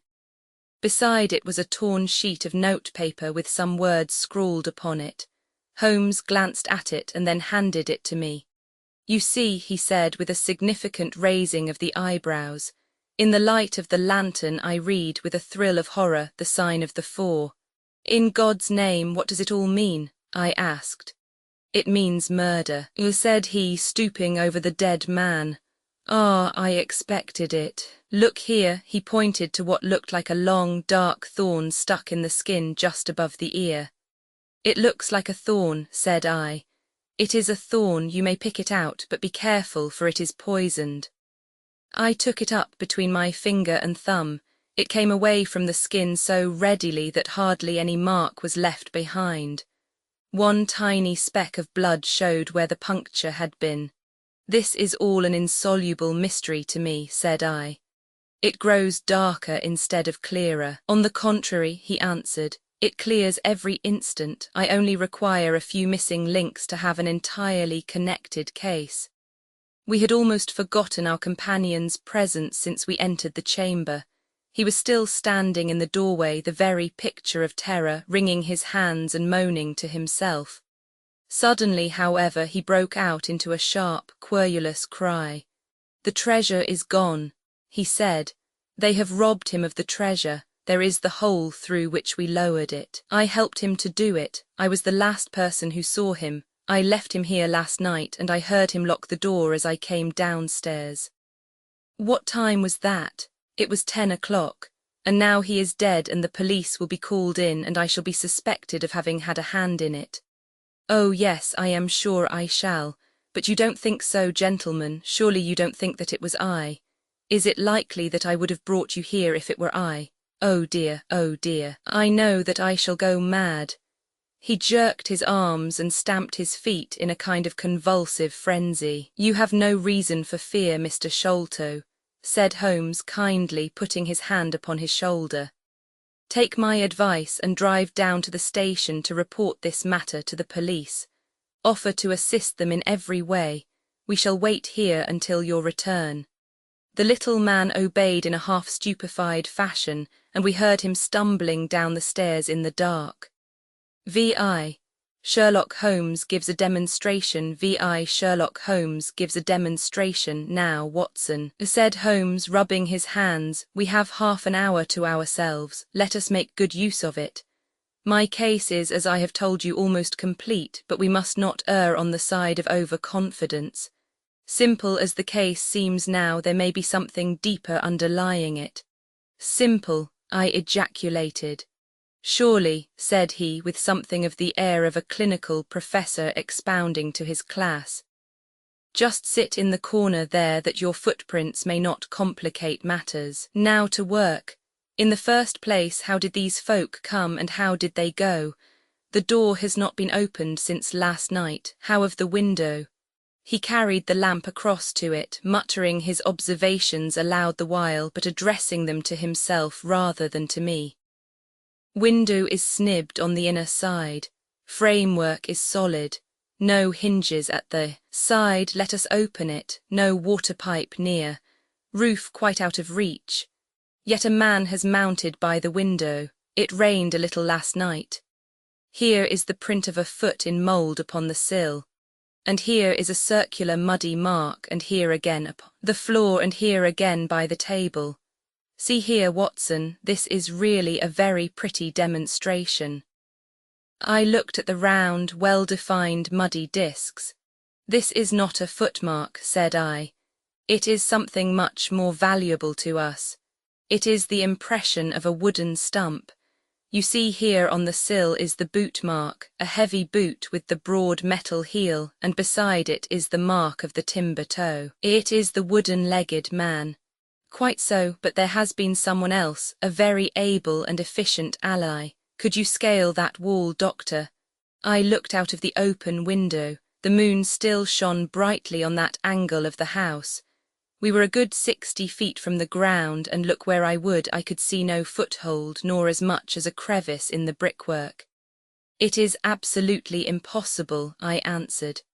"Without aid it is so. But suppose you had a friend up here who lowered you this good stout rope which I see in the corner, securing one end of it to this great hook in the wall. Then I think, if you were an active man, you might swarm up, wooden leg and all. You would depart, of course, in the same fashion, and your ally would draw up the rope, untie it from the hook, shut the window, snib it on the inside, and get away in the way that he originally came. As a minor point it may be noted," he continued, fingering the rope, "that our wooden-legged friend, though a fair climber, was not a professional sailor. His hands were far from horny. My lens discloses more than one blood mark, especially towards the end of the rope, from which I gather that he slipped down with such velocity that he took the skin off his hand." "This is all very well," said I, "but the thing becomes more unintelligible than ever. How about this mysterious ally? How came he into the rooms?" "Yes, the ally," repeated Holmes pensively. "There are features of interest about this ally. He lifts the case from the regions of the commonplace. I fancy that this ally breaks fresh ground in the annals of crime in this country, though parallel cases suggest themselves from India and, if my memory serves me, from Senegambia." "How came he then?" I reiterated. "The door is locked, the window is inaccessible. Was it through the chimney?" "The grate is much too small," he answered. I had already considered that possibility. "How then?" I persisted. "You will not apply my precept," he said, shaking his head. "How often have I said to you that when you have eliminated the impossible, whatever remains, however improbable, must be the truth. We know that he did not come through the door, the window, or the chimney. We also know that he could not have been concealed in the room, as there is no concealment possible. Whence, then, did he come? He came through the hole in the roof, I cried. Of course he did, he must have done so. If you will have the kindness to hold the lamp for me, we shall now extend our researches to the room above, the secret room in which the treasure was found. He mounted the steps, and seizing a rafter with either hand, he swung himself up into the garret. Then, lying on his face, he reached down for the lamp and held it while I followed him. The chamber in which we found ourselves was about 10 feet one way and 6 the other. The floor was formed by the rafters, with thin lath and plaster between, so that in walking one had to step from beam to beam. The roof ran up to an apex and was evidently the inner shell of the true roof of the house. There was no furniture of any sort, and the accumulated dust of years lay thick upon the floor. "Here you are, you see," said Sherlock Holmes, putting his hand against the sloping wall. "This is a trapdoor which leads out on to the roof. I can press it back, and here is the roof itself, sloping at a gentle angle. This, then, is the way by which number 1 entered. Let us see if we can find any other traces of his individuality." He held down the lamp to the floor, and as he did so I saw for the second time that night a startled, surprised look come over his face. For myself, as I followed his gaze, my skin was cold under my clothes. The floor was covered thickly with the prints of a naked foot, clear, well-defined, perfectly formed, but scarce half the size of those of an ordinary man. "Holmes," I said in a whisper, "a child has done the horrid thing." He had recovered his self-possession in an instant. "I was staggered for the moment," he said, "but the thing is quite natural. My memory failed me, or I should have been able to foretell it. There is nothing more to be learned here. Let us go down." "What is your theory, then, as to those footmarks?" I asked eagerly, when we had regained the lower room once more. "My dear Watson, try a little analysis yourself," said he, with a touch of impatience. "You know my methods. Apply them, and it will be instructive to compare results." "I cannot conceive anything which will cover the facts," I answered. "It will be clear enough to you soon," he said in an offhand way. "I think that there is nothing else of importance here, but I will look." He whipped out his lens and a tape measure, and hurried about the room on his knees, measuring, comparing, examining, with his long, thin nose only a few inches from the planks, and his beady eyes gleaming and deep-set like those of a bird. So swift, silent, and furtive were his movements, like those of a trained bloodhound picking out a scent, that I could not but think what a terrible criminal he would have made had he turned his energy and sagacity against the law instead of exerting them in its defence. As he hunted about, he kept muttering to himself, and finally he broke out into a loud crow of delight. "We are certainly in luck," said he. "We ought to have very little trouble now. Number 1 has had the misfortune to tread in the creosote. You can see the outline of the edge of his small foot here, at the side of this evil-smelling mess. The carboy has been cracked, you see, and the stuff has leaked out." "What then?" I asked. "Why, we have got him, that's all," said he. "I know a dog that would follow that scent to the world's end. If a pack can track a trailed herring across a shire, how far can a specially trained hound follow so pungent a smell as this? It sounds like a sum in the rule of 3.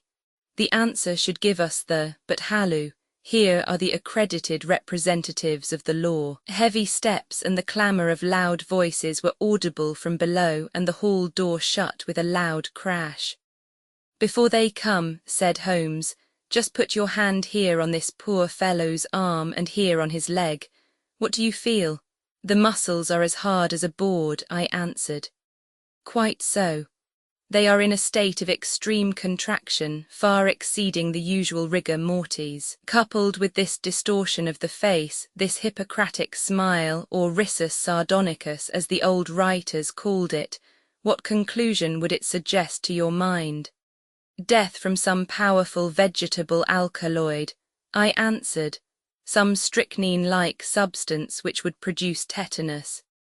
That was the idea which occurred to me the instant I saw the drawn muscles of the face. On getting into the room, I at once looked for the means by which the poison had entered the system. As you saw, I discovered a thorn which had been driven or shot with no great force into the scalp. You observed that the part struck was that which would be turned towards the hole in the ceiling if the man were erect in his chair. Now examine the thorn. I took it up gingerly and held it in the light of the lantern. It was long, sharp, and black, with a glazed look near the point, as though some gummy substance had dried upon it. The blunt end had been trimmed and rounded off with a knife. "Is that an English thorn?" he asked. "No, it certainly is not. With all these data you should be able to draw some just inference, but here are the regulars, so the auxiliary forces may beat a retreat." As he spoke, the steps which had been coming nearer sounded loudly on the passage, and a very stout, portly man in a grey suit strode heavily into the room. He was red-faced, burly and plethoric, with a pair of very small twinkling eyes which looked keenly out from between swollen and puffy pouches. He was closely followed by an inspector in uniform, and by the still palpitating Thaddeus Sholto. "Here's a business," he cried in a muffled, husky voice. "Here's a pretty business, but who are all these? Why, the house seems to be as full as a rabbit warren." "I think you must recollect me, Mr. Athelney Jones," said Holmes quietly. "Why, of course I do," he wheezed. "It's Mr. Sherlock Holmes, the theorist, remember you? I'll never forget how you lectured us all on causes and inferences and effects in the Bishopgate jewel case. It's true you set us on the right track, but you'll own now that it was more by good luck than good guidance. It was a piece of very simple reasoning.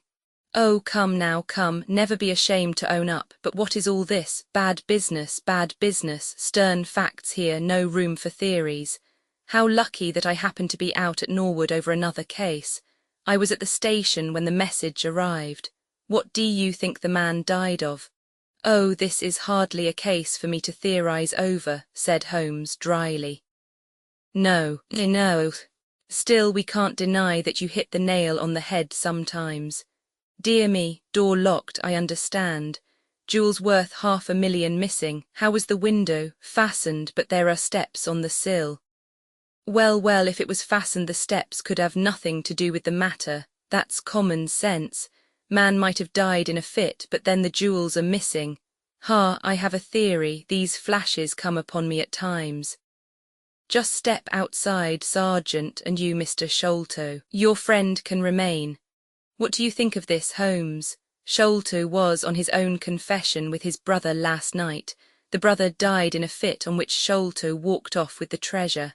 How's that? On which the dead man very considerately got up and locked the door on the inside. There's a flaw there. Let us apply common sense to the matter. This Thaddeus Sholto was with his brother. There was a quarrel, so much we know.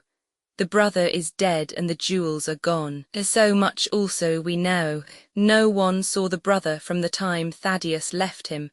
His bed had not been slept in. Thaddeus is evidently in a most disturbed state of mind. His appearance is, well, not attractive. You see that I am weaving my web round Thaddeus. The net begins to close upon him. You are not quite in possession of the facts yet, said Holmes. This splinter of wood, which I have every reason to believe to be poisoned, was in the man's scalp where you still see the mark. This card, inscribed as you see it, was on the table, and beside it lay this rather curious stone-headed instrument. How does all that fit into your theory? Confirms it in every respect, said the fat detective pompously. House is full of Indian curiosities. Thaddeus brought this up, and if this splinter be poisonous, Thaddeus may as well have made murderous use of it as any other man. The card is some hocus-pocus, a blind as like as not. The only question is, how did he depart? Of course, here is a hole in the roof. With great activity, considering his bulk, he sprang up the steps and squeezed through into the garret, and immediately afterwards we heard his exulting voice proclaiming that he had found the trapdoor. "He can find something," remarked Holmes, shrugging his shoulders. "He has occasional glimmerings of reason. Il n'est a pas des sots si incommodes quesu qui ont de l'esprit." "You see," said Athelney Jones, reappearing down the steps again. "Facts are better than mere theories after all. My view of the case is confirmed. There is a trapdoor communicating with the roof and it is partly open. It was I who opened it." "Oh, indeed, you did notice it, then?" He seemed a little crestfallen at the discovery. "Well, whoever noticed it, it shows how our gentleman got away." "Inspector." "Yes, sir, from the passage. Ask Mr. Sholto to step this way." "Mr. Sholto, it is my duty to inform you that anything which you may say will be used against you. I arrest you in the Queen's name as being concerned in the death of your brother." "There now, didn't I tell you?" cried the poor little man, throwing out his hands and looking from one to the other of us. "Don't trouble yourself about it, Mr. Sholto," said Holmes. "I think that I can engage to clear you of the charge." "Don't promise too much, Mr. Theorist, don't promise too much," snapped the detective. "You may find it a harder matter than you think. Not only will I clear him, Mr. Jones, but I will make you a free present of the name and description of one of the two people who were in this room last night. His name, I have every reason to believe, is Jonathan Small. He is a poorly educated man, small, active, with his right leg off, and wearing a wooden stump which is worn away upon the inner side. His left boot has a coarse, square-toed sole, with an iron band round the heel. He is a middle-aged man, much sunburned, and has been a convict. These few indications may be of some assistance to you, coupled with the fact that there is a good deal of skin missing from the palm of his hand. The other man, asked Athelney Jones in a sneering voice, but impressed none the less, as I could easily see by the precision of the other's manner. "Is a rather curious person," said Sherlock Holmes, turning upon his heel. "I hope before very long to be able to introduce you to the pair of them. A word with you, Watson." He led me out to the head of the stair. "This unexpected occurrence," he said, "has caused us rather to lose sight of the original purpose of our journey." "I have just been thinking so," I answered. "It is not right that Miss Morstan should remain in this stricken house." "No, you must escort her home. She lives with Mrs. Cecil Forrester in Lower Camberwell, so it is not very far. I will wait for you here if you will drive out again, or perhaps you are too tired." "By no means. I don't think I could rest until I know more of this fantastic business. I have seen something of the rough side of life, but I give you my word that this quick succession of strange surprises tonight has shaken my nerve completely. I should like, however, to see the matter through with you, now that I have got so far." "Your presence will be of great service to me," he answered. "We shall work the case out independently and leave this fellow Jones to exult over any mare's nest which he may choose to construct. When you have dropped Miss Morstan, I wish you to go on to know 3 Pinchin Lane, down near the water's edge at Lambeth. The third house on the right-hand side is a bird stuffer's. Sherman is the name. You will see a weasel holding a young rabbit in the window. Knock old Sherman up and tell him with my compliments that I want Toby at once. You will bring Toby back in the cab with you. A dog, I suppose." "Yes, a queer mongrel with a most amazing power of scent. I would rather have Toby's help than that of the whole detective force of London." "I shall bring him then," said I. "It is 1 now. I ought to be back before 3 if I can get a fresh horse." "And I," said Holmes, "shall see what I can learn from Mrs. Bernstone and from the Indian servant, who, Mr. Thaddeus tells me, sleeps in the next garret. Then I shall study the great Jones's methods and listen to his not too delicate sarcasms. Wir sind duont das die Menschen verhöhnen was sei nicht verstehen. Goethe is always pithy. Romans 7. The episode of the barrel. Romans 7. The episode of the barrel. The police had brought a cab with them, and in this I escorted Miss Morstan back to her home. After the angelic fashion of women, she had borne trouble with a calm face as long as there was someone weaker than herself to support, and I had found her bright and placid by the side of the frightened housekeeper. In the cab, however, she first turned faint and then burst into a passion of weeping. So sorely had she been tried by the adventures of the night. She has told me since that she thought me cold and distant upon that journey. She little guessed the struggle within my breast, or the effort of self-restraint which held me back. My sympathies and my love went out to her, even as my hand had in the garden. I felt that years of the conventionalities of life could not teach me to know her sweet, brave nature, as had this one day of strange experiences. Yet there were two thoughts which sealed the words of affection upon my lips. She was weak and helpless, shaken in mind and nerve. It was to take her at a disadvantage to obtrude love upon her at such a time. Worse still, she was rich.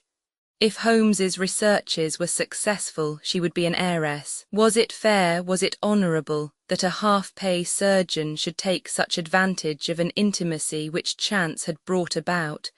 Might she not look upon me as a mere vulgar fortune-seeker? I could not bear to risk that such a thought should cross her mind. This Agra treasure intervened like an impassable barrier between us. It was nearly 2 o'clock when we reached Mrs. Cecil Forrester's. The servants had retired hours ago, but Mrs. Forrester had been so interested by the strange message which Miss Morstan had received that she had sat up in the hope of her return. She opened the door herself, a middle-aged, graceful woman, and it gave me joy to see how tenderly her arm stole round the other's waist and how motherly was the voice in which she greeted her. She was clearly no mere paid dependent, but an honoured friend.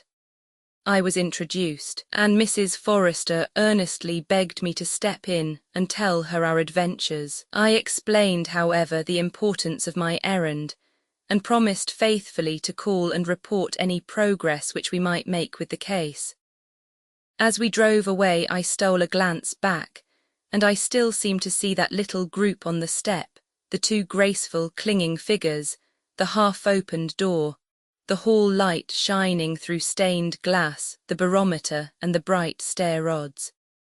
It was soothing to catch even that passing glimpse of a tranquil English home in the midst of the wild, dark business which had absorbed us, and the more I thought of what had happened, the wilder and darker it grew. I reviewed the whole extraordinary sequence of events as I rattled on through the silent gas-lit streets. There was the original problem, that at least was pretty clear now. The death of Captain Morstan, the sending of the pearls, the advertisement, the letter, we had had light upon all those events.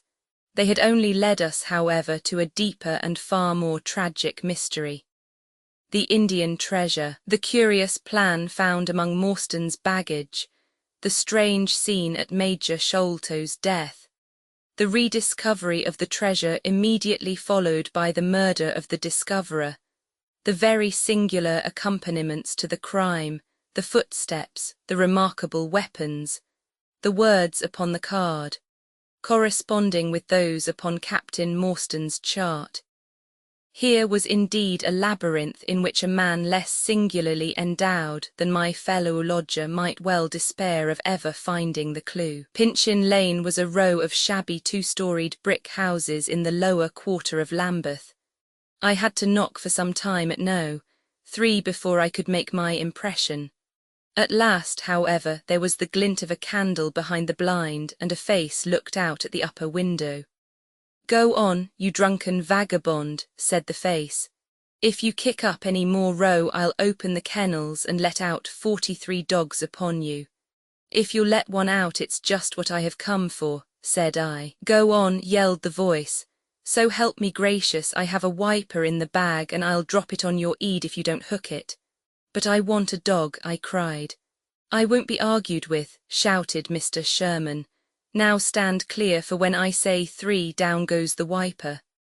"Mr. Sherlock Holmes," I began, but the words had a most magical effect, for the window instantly slammed down, and within a minute the door was unbarred and open. Mr. Sherman was a lanky, lean old man with stooping shoulders, a stringy neck, and blue-tinted glasses. "A friend of Mr. Sherlock is always welcome," said he.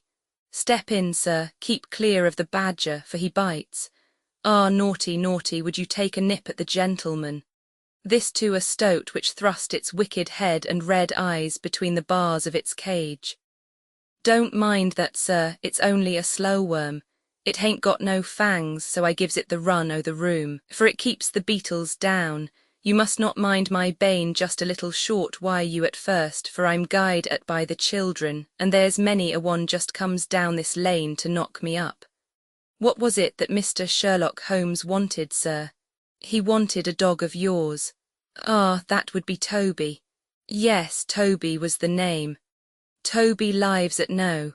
7 on the left here." He moved slowly forward with his candle among the queer animal family which he had gathered round him. In the uncertain, shadowy light, I could see dimly that there were glancing, glimmering eyes peeping down at us from every cranny and corner. Even the rafters above our heads were lined by solemn fowls, who lazily shifted their weight from one leg to the other as our voices disturbed their slumbers. Toby proved to be an ugly, long-haired, lop-eared creature, half spaniel and half lurcher, brown and white in colour, with a very clumsy waddling gait. It accepted after some hesitation a lump of sugar which the old naturalist handed to me, and having thus sealed an alliance, it followed me to the cab, and made no difficulties about accompanying me. It had just struck 3 on the palace clock when I found myself back once more at Pondicherry Lodge. The ex-prize-fighter McMurdo had, I found, been arrested as an accessory, and both he and Mr. Sholto had been marched off to the station. 2 constables guarded the narrow gate, but they allowed me to pass with the dog on my mentioning the detective's name. Holmes was standing on the doorstep with his hands in his pockets, smoking his pipe. "Ah, you have him there," said he. "Good dog, then. Athelney Jones has gone. We have had an immense display of energy since you left. He has arrested not only friend Thaddeus, but the gatekeeper, the housekeeper, and the Indian servant. We have the place to ourselves, but for a sergeant upstairs. Leave the dog here and come up." We tied Toby to the hall table and rescended the stairs. The room was as he had left it, save that a sheet had been draped over the central figure. A weary-looking police sergeant reclined in the corner. "Lend me your bull's-eye, sergeant," said my companion. "Now tie this bit of card round my neck so as to hang it in front of me. Thank you. Now I must kick off my boots and stockings. Just you carry them down with you, Watson. I am going to do a little climbing and dip my handkerchief into the creosote. That will do. Now come up into the garret with me for a moment." We clambered up through the hole. Holmes turned his light once more upon the footsteps in the dust. "I wish you particularly to notice these footmarks," he said. "Do you observe anything noteworthy about them?" "They belong," I said, "to a child or a small woman. Apart from their size, though, is there nothing else? They appear to be much as other footmarks." "Not at all. Look here, this is the print of a right foot in the dust. Now I make one with my naked foot beside it. What is the chief difference? Your toes are all cramped together. The other print has each toe distinctly divided." "Quite so. That is the point. Bear that in mind.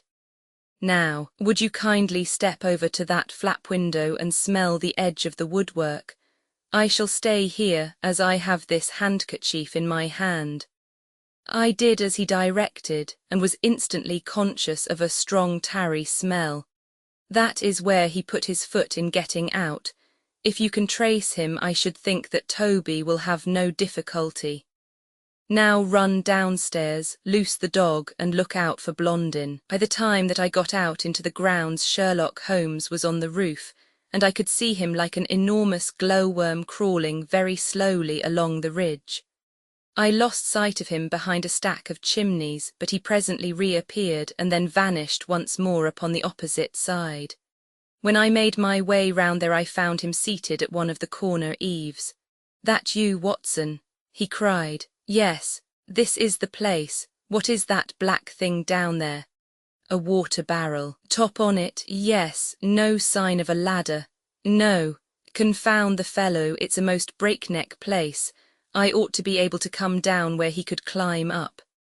The water pipe feels pretty firm. Here goes anyhow." There was a scuffling of feet, and the lantern began to come steadily down the side of the wall. Then with a light spring he came on to the barrel, and from there to the earth. It was easy to follow him, he said, drawing on his stockings and boots. Tiles were loosened the whole way along, and in his hurry he had dropped this. It confirms my diagnosis, as you doctors express it. The object which he held up to me was a small pocket or pouch woven out of coloured grasses and with a few tawdry beads strung round it. In shape and size it was not unlike a cigarette case. Inside were half a dozen spines of dark wood, sharp at one end and rounded at the other, like that which had struck Bartholomew Sholto. "They are hellish things," said he. "Look out that you don't prick yourself. I'm delighted to have them, for the chances are that they are all he has. There is the less fear of you or me finding one in our skin before long. I would sooner face a martini bullet myself. Are you game for a 6-mile trudge, Watson?" "Certainly," I answered. "Your leg will stand it." "Oh, yes. Here you are, doggy, good old Toby. Smell it, Toby, smell it." He pushed the creosote handkerchief under the dog's nose, while the creature stood with its fluffy legs separated, and with a most comical cock to its head like a connoisseur sniffing the bouquet of a famous vintage.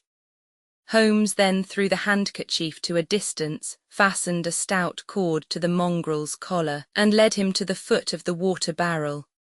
The creature instantly broke into a succession of high, tremulous yelps, and with his nose on the ground and his tail in the air, pattered off upon the trail at a pace which strained his leash and kept us at the top of our speed. The east had been gradually whitening, and we could now see some distance in the cold grey light. The square, massive house, with its black, empty windows and high, bare walls, towered up, sad and forlorn, behind us. Our course led right across the grounds, in and out among the trenches and pits with which they were scarred and intersected. The whole place, with its scattered dirt heaps and ill-grown shrubs, had a blighted, ill-omened look which harmonized with the black tragedy which hung over it. On reaching the boundary wall, Toby ran along, whining eagerly underneath its shadow, and stopped finally in a corner screened by a young beech. Where the two walls joined, several bricks had been loosened, and the crevices left were worn down and rounded upon the lower side, as though they had frequently been used as a ladder. Holmes clambered up, and taking the dog from me, he dropped it over upon the other side. "There's the print of Wooden-leg's hand," he remarked as I mounted up beside him. "You see the slight smudge of blood upon the white plaster. What a lucky thing it is that we have had no very heavy rain since yesterday.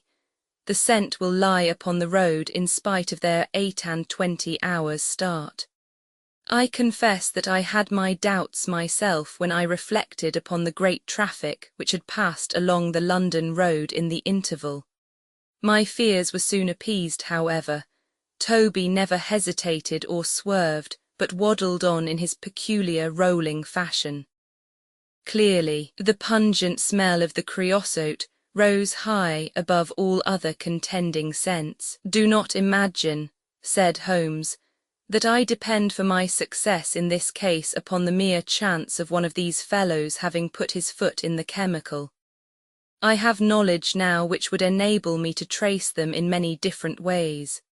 This, however, is the readiest, and since fortune has put it into our hands, I should be culpable if I neglected it. It has, however, prevented the case from becoming the pretty little intellectual problem which it at one time promised to be. There might have been some credit to be gained out of it but for this too palpable clue. There is credit and to spare, said I. I assure you, Holmes, that I marvel at the means by which you obtain your results in this case, even more than I did in the Jefferson Hope murder. The thing seems to me to be deeper and more inexplicable. How, for example, could you describe with such confidence the wooden-legged man? Pshaw, my dear boy, it was simplicity itself. I don't wish to be theatrical. It is all patent and above board. Two officers who are in command of a convict guard learn an important secret as to buried treasure. A map is drawn for them by an Englishman named Jonathan Small. You remember that we saw the name upon the chart in Captain Morstan's possession. He had signed it in behalf of himself and his associates, the sign of the four, as he somewhat dramatically called it. Aided by this chart, the officers, or one of them, gets the treasure and brings it to England, leaving, we will suppose, some condition under which he received it unfulfilled. Now then, why did not Jonathan Small get the treasure himself? The answer is obvious. The chart is dated at a time when Morstan was brought into close association with convicts. Jonathan Small did not get the treasure because he and his associates were themselves convicts and could not get away. But that is mere speculation, said I. It is more than that.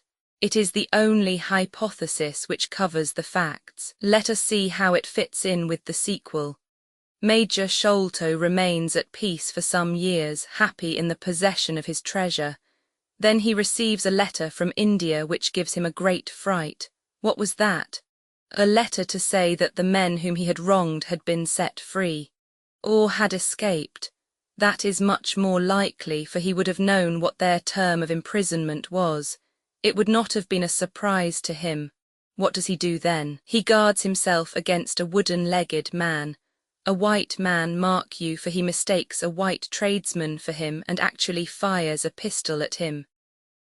Now only one white man's name is on the chart. The others are Hindus or Mohammedans. There is no other white man. Therefore we may say with confidence that the wooden-legged man is identical with Jonathan Small. Does the reasoning strike you as being faulty? No. It is clear and concise. Well, now let us put ourselves in the place of Jonathan Small. Let us look at it from his point of view. He comes to England with the double idea of regaining what he would consider to be his rights, and of having his revenge upon the man who had wronged him. He found out where Sholto lived, and very possibly he established communications with someone inside the house. There is this butler, Lal Rao, whom we have not seen. Mrs. Bernstone gives him far from a good character. Small could not find out, however, where the treasure was hid, for no one ever knew, save the Major and one faithful servant who had died. Suddenly Small learns that the Major is on his deathbed.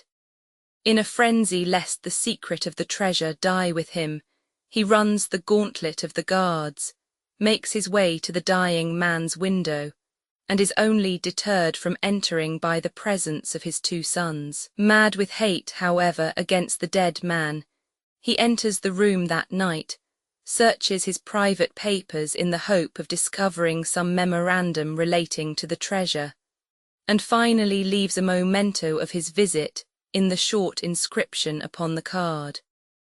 He had doubtless planned beforehand that, should he slay the Major, he would leave some such record upon the body as a sign that it was not a common murder, but from the point of view of the four associates, something in the nature of an act of justice. Whimsical and bizarre conceits of this kind are common enough in the annals of crime, and usually afford valuable indications as to the criminal. Do you follow all this? Very clearly. Now, what could Jonathan Small do? He could only continue to keep a secret watch upon the efforts made to find the treasure. Possibly he leaves England and only comes back at intervals. Then comes the discovery of the garret, and he is instantly informed of it. We again trace the presence of some confederate in the household. Jonathan, with his wooden leg, is utterly unable to reach the lofty room of Bartholomew Sholto. He takes with him, however, a rather curious associate who gets over this difficulty, but dips his naked foot into creosote, whence comes Toby, and a 6-mile limp for a half-pay officer with a damaged tendo at Chili's. But it was the associate, and not Jonathan, who committed the crime. Quite so, and rather to Jonathan's disgust, to judge by the way he stamped about when he got into the room. He bore no grudge against Bartholomew Sholto, and would have preferred if he could have been simply bound and gagged. He did not wish to put his head in a halter. There was no help for it, however. The savage instincts of his companion had broken out, and the poison had done its work. So Jonathan Small left his record, lowered the treasure box to the ground, and followed it himself. That was the train of events as far as I can decipher them. Of course, as to his personal appearance, he must be middle-aged, and must be sunburned after serving his time in such an oven as the Andamans. His height is readily calculated from the length of his stride, and we know that he was bearded. His hairiness was the one point which impressed itself upon Thaddeus Sholto when he saw him at the window. I don't know that there is anything else. The associate. Ah, well, there is no great mystery in that, but you will know all about it soon enough. How sweet the morning air is. See how that one little cloud floats like a pink feather from some gigantic flamingo. Now the red rim of the sun pushes itself over the London cloud bank. It shines on a good many folk, but on none, I dare bet, who are on a stranger errand than you and I. How small we feel with our petty ambitions and strivings in the presence of the great elemental forces of nature. Are you well up in your Jean Paul? Fairly so. I worked back to him through Carlisle. That was like following the brook to the parent lake. He makes one curious but profound remark. It is that the chief proof of man's real greatness lies in his perception of his own smallness. It argues, you see, a power of comparison and of appreciation which is in itself a proof of nobility. There is much food for thought in Richter. You have not a pistol, have you? I have my stick. It is just possible that we may need something of the sort if we get to their lair. Jonathan I shall leave to you, but if the other turns nasty, I shall shoot him dead. He took out his revolver as he spoke, and having loaded 2 of the chambers, he put it back into the right-hand pocket of his jacket. We had during this time been following the guidance of Toby down the half-rural villa-lined roads which lead to the metropolis. Now, however, we were beginning to come among continuous streets, where labourers and dockmen were already astir, and slatternly women were taking down shutters and brushing doorsteps.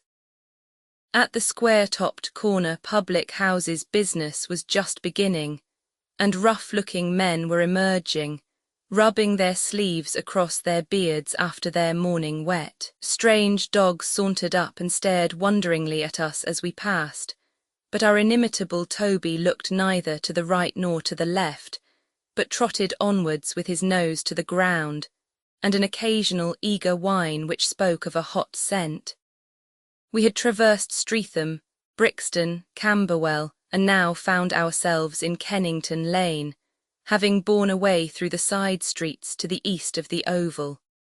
The men whom we pursued seemed to have taken a curiously zigzag road, with the idea probably of escaping observation. They had never kept to the main road if a parallel side street would serve their turn. At the foot of Kennington Lane they had edged away to the left through Bond Street and Miles Street. Where the latter street turns into Knight's Place, Toby ceased to advance, but began to run backwards and forwards with one ear cocked and the other drooping, the very picture of canine indecision. Then he waddled round in circles, looking up to us from time to time as if to ask for sympathy in his embarrassment. "What the deuce is the matter with the dog?" growled Holmes. "They surely would not take a cab or go off in a balloon."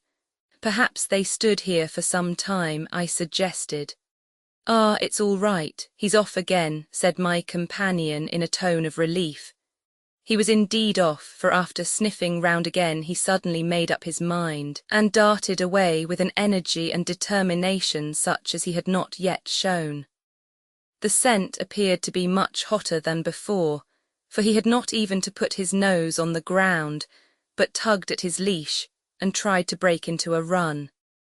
I could see by the gleam in Holmes's eyes that he thought we were nearing the end of our journey. Our course now ran down 9 Elms until we came to Broderick and Nelson's large timber yard, just past the White Eagle Tavern.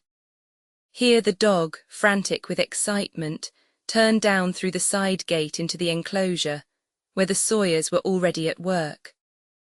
On the dog raced through sawdust and shavings, down an alley, round a passage between 2 woodpiles, and finally, with a triumphant yelp, sprang upon a large barrel which still stood upon the hand trolley on which it had been brought. With lolling tongue and blinking eyes, Toby stood upon the cask, looking from one to the other of us for some sign of appreciation.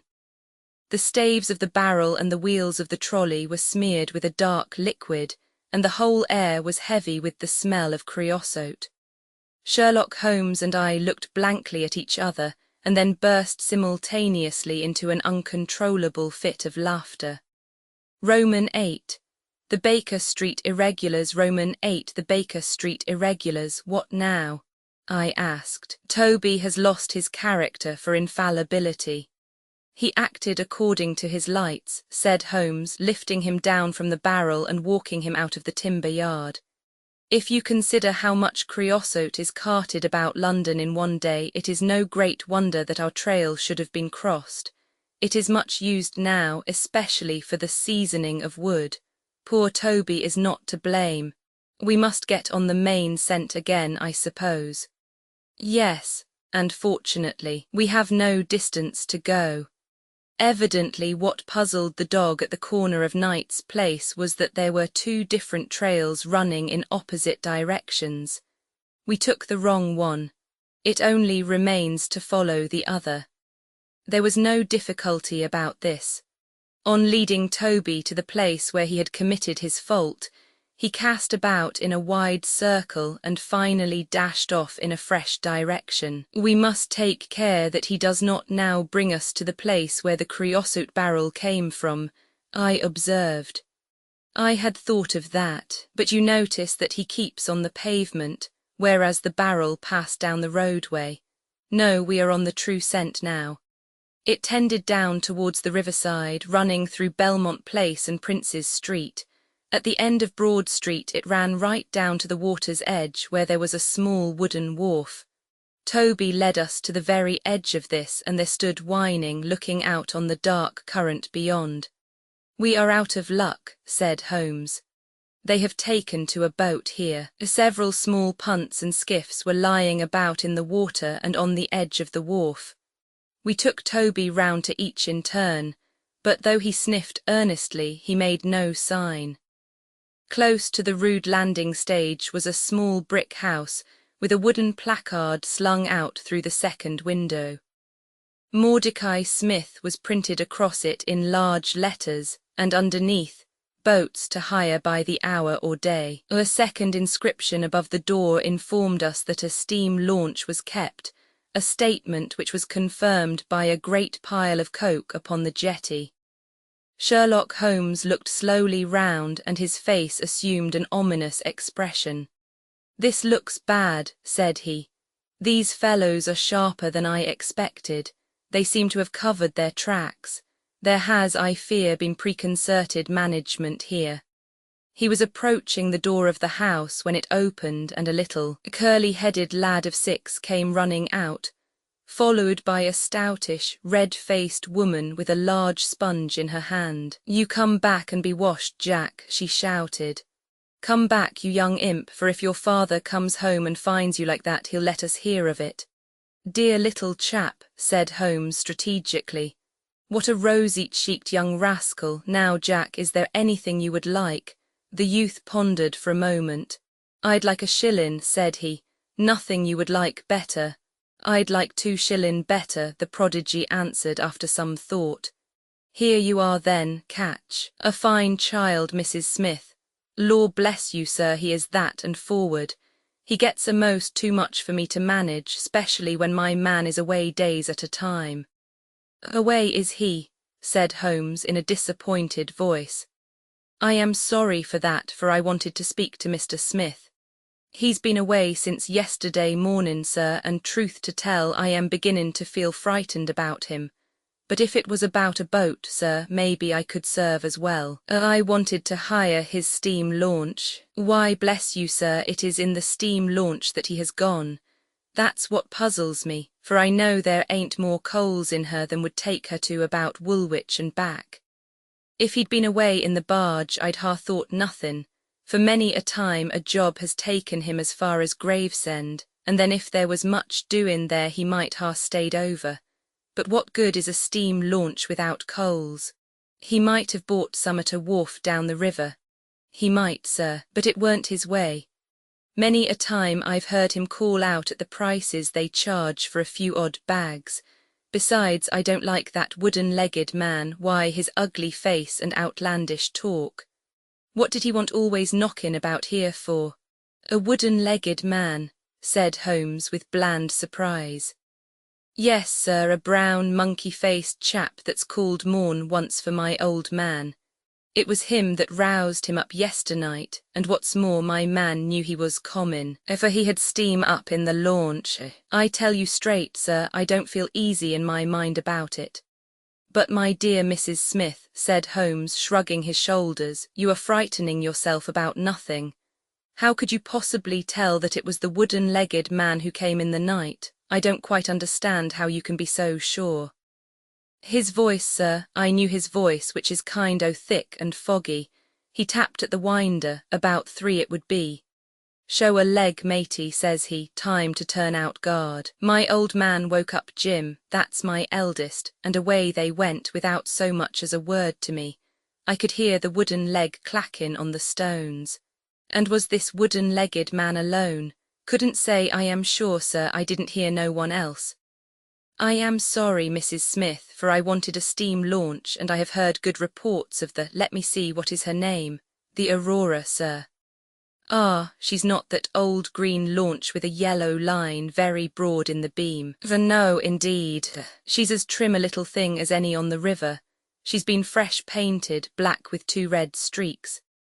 Thanks, I hope that you will hear soon from Mr. Smith. I am going down the river, and if I should see anything of the Aurora, I shall let him know that you are uneasy. A black funnel, you say? No, sir, black with a white band.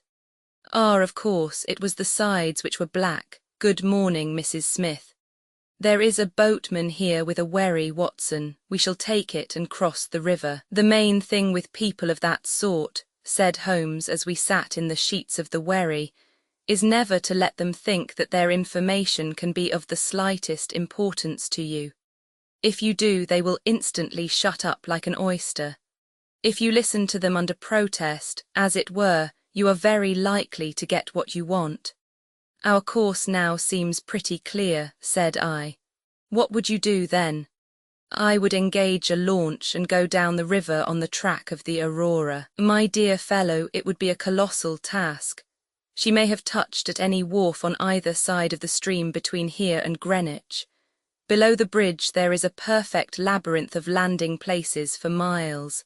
It would take you days and days to exhaust them if you set about it alone. Employ the police, then. No, I shall probably call Athelney Jones in at the last moment. He is not a bad fellow, and I should not like to do anything which would injure him professionally, but I have a fancy for working it out myself now that we have gone so far.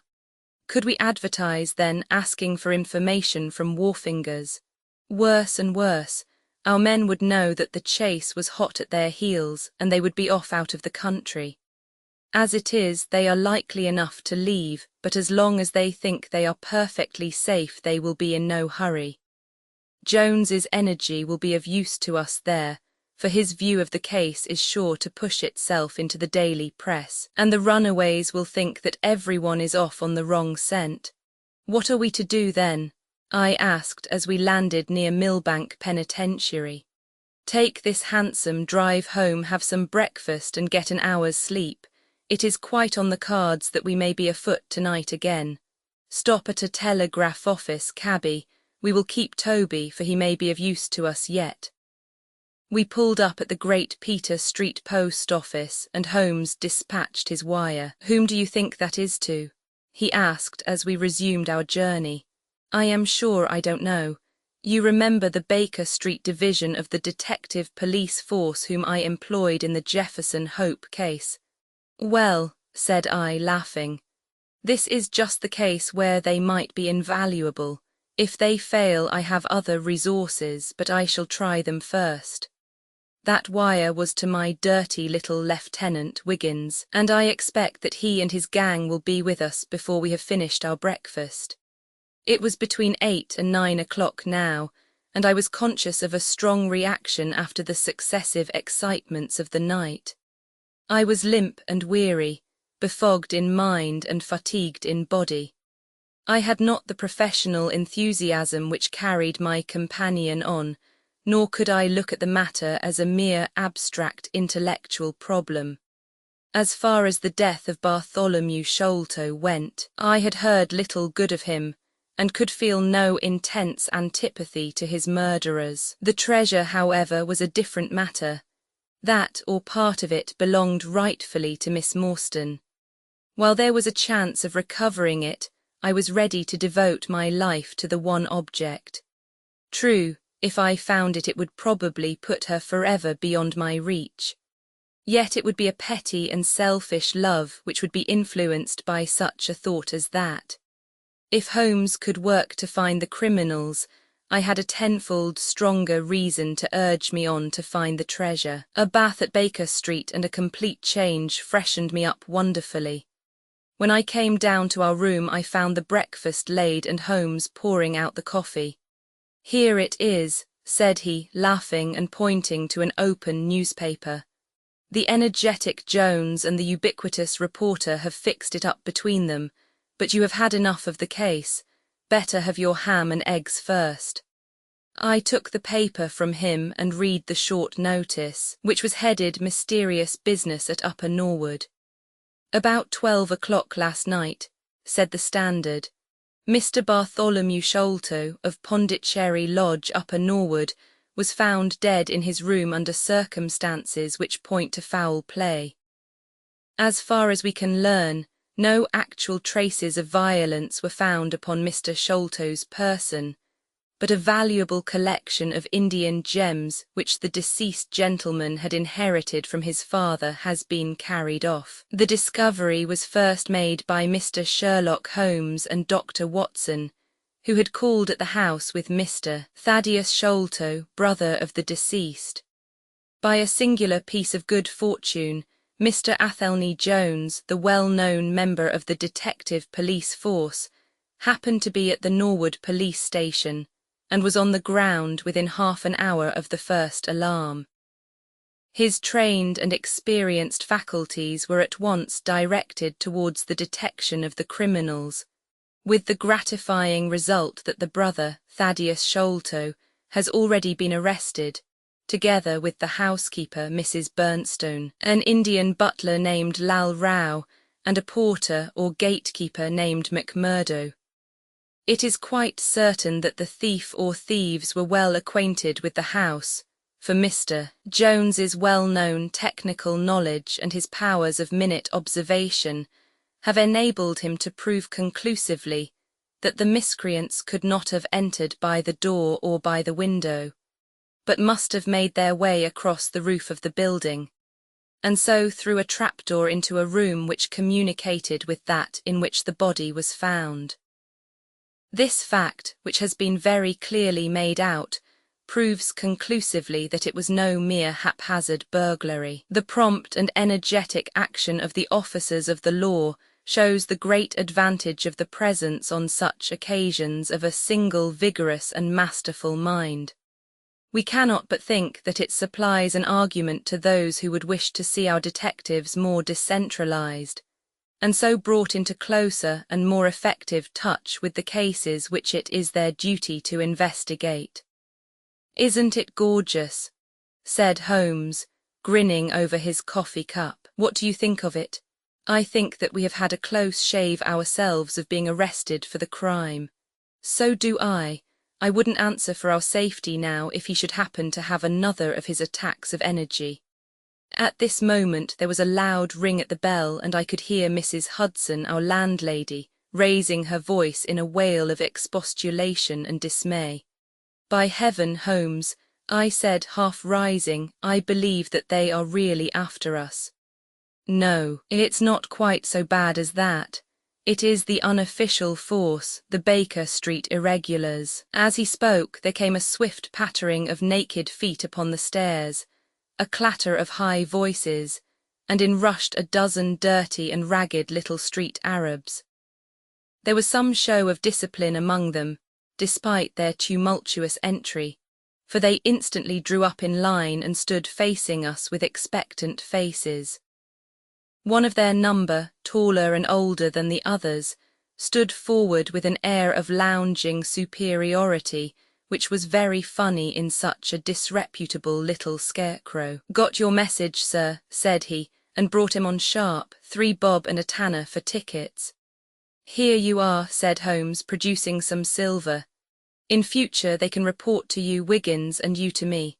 I cannot have the house invaded in this way. However, it is just as well that you should all hear the instructions. I want to find the whereabouts of a steam launch called the Aurora, owner Mordecai Smith, black with 2 red streaks, funnel black with a white band. She is down the river somewhere. I want one boy to be at Mordecai Smith's landing stage opposite Millbank to say if the boat comes back. You must divide it out among yourselves and do both banks thoroughly. Let me know the moment you have news. Is that all clear?" "Yes, governor," said Wiggins. "The old scale of pay and a guinea to the boy who finds the boat. Here's a day in advance. Now off you go." He handed them a shilling each, and away they buzzed down the stairs, and I saw them a moment later streaming down the street. "If the launch is above water they will find her," said Holmes, as he rose from the table and lit his pipe. "They can go everywhere, see everything, overhear everyone. I expect to hear before evening that they have spotted her. In the meanwhile we can do nothing but await results. We cannot pick up the broken trail until we find either the Aurora or Mr. Mordecai Smith. Toby could eat these scraps, I dare say. Are you going to bed, Holmes?"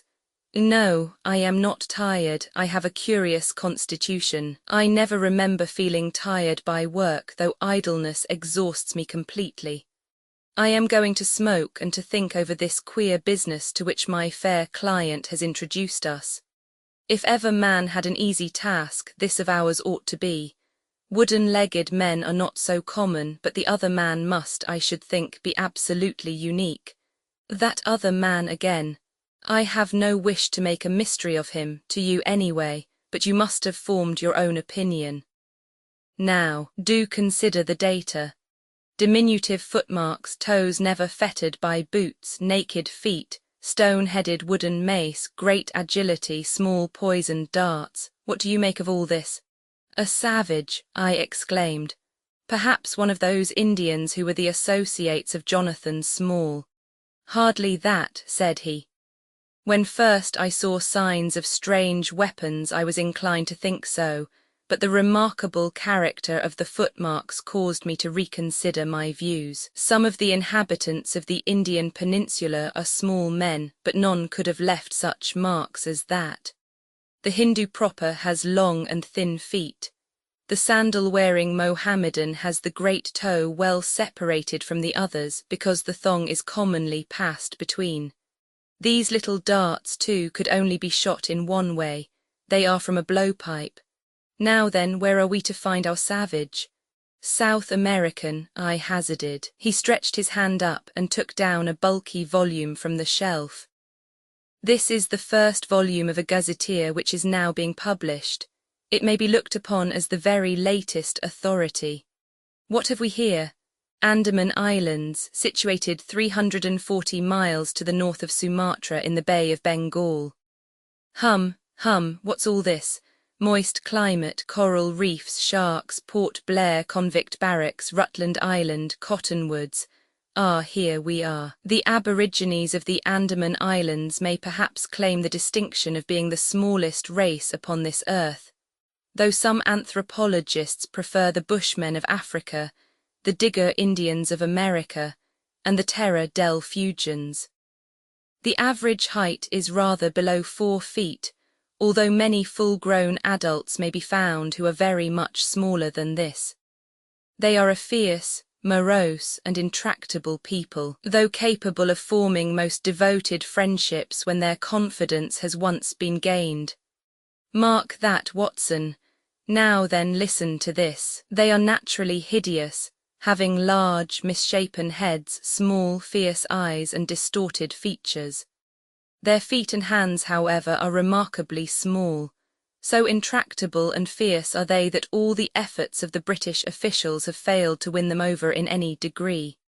They have always been a terror to shipwrecked crews, braining the survivors with their stone-headed clubs, or shooting them with their poisoned arrows.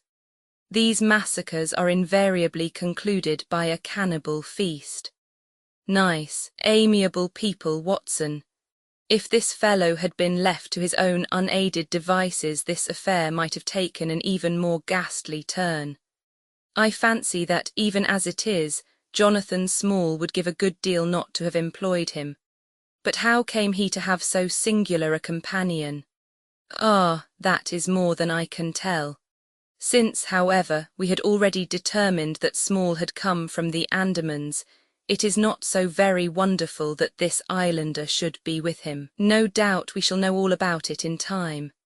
Look here, Watson, you look regularly done. Lie down there on the sofa and see if I can put you to sleep.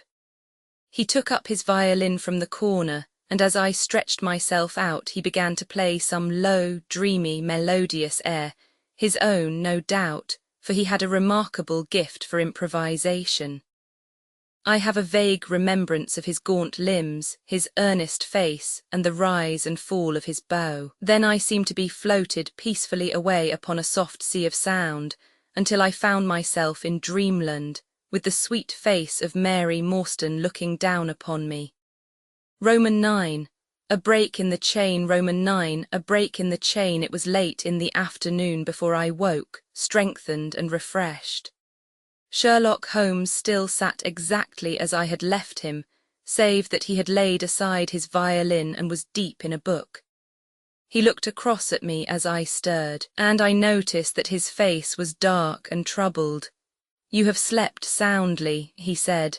"I feared that our talk would wake you." "I heard nothing," I answered.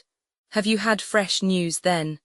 "Unfortunately, no. I confess that I am surprised and disappointed. I expected something definite by this time. Wiggins has just been up to report. He says that no trace can be found of the launch. It is a provoking check, for every hour is of importance. Can I do anything? I am perfectly fresh now and quite ready for another night's outing." "No, we can do nothing. We can only wait. If we go ourselves, the message might come in our absence and delay be caused. You can do what you will, but I must remain on guard. Then I shall run over to Camberwell and call upon Mrs. Cecil Forrester. She asked me to yesterday." "On Mrs. Cecil Forrester?" asked Holmes with the twinkle of a smile in his eyes. "Well, of course Miss Morstan too. They were anxious to hear what happened."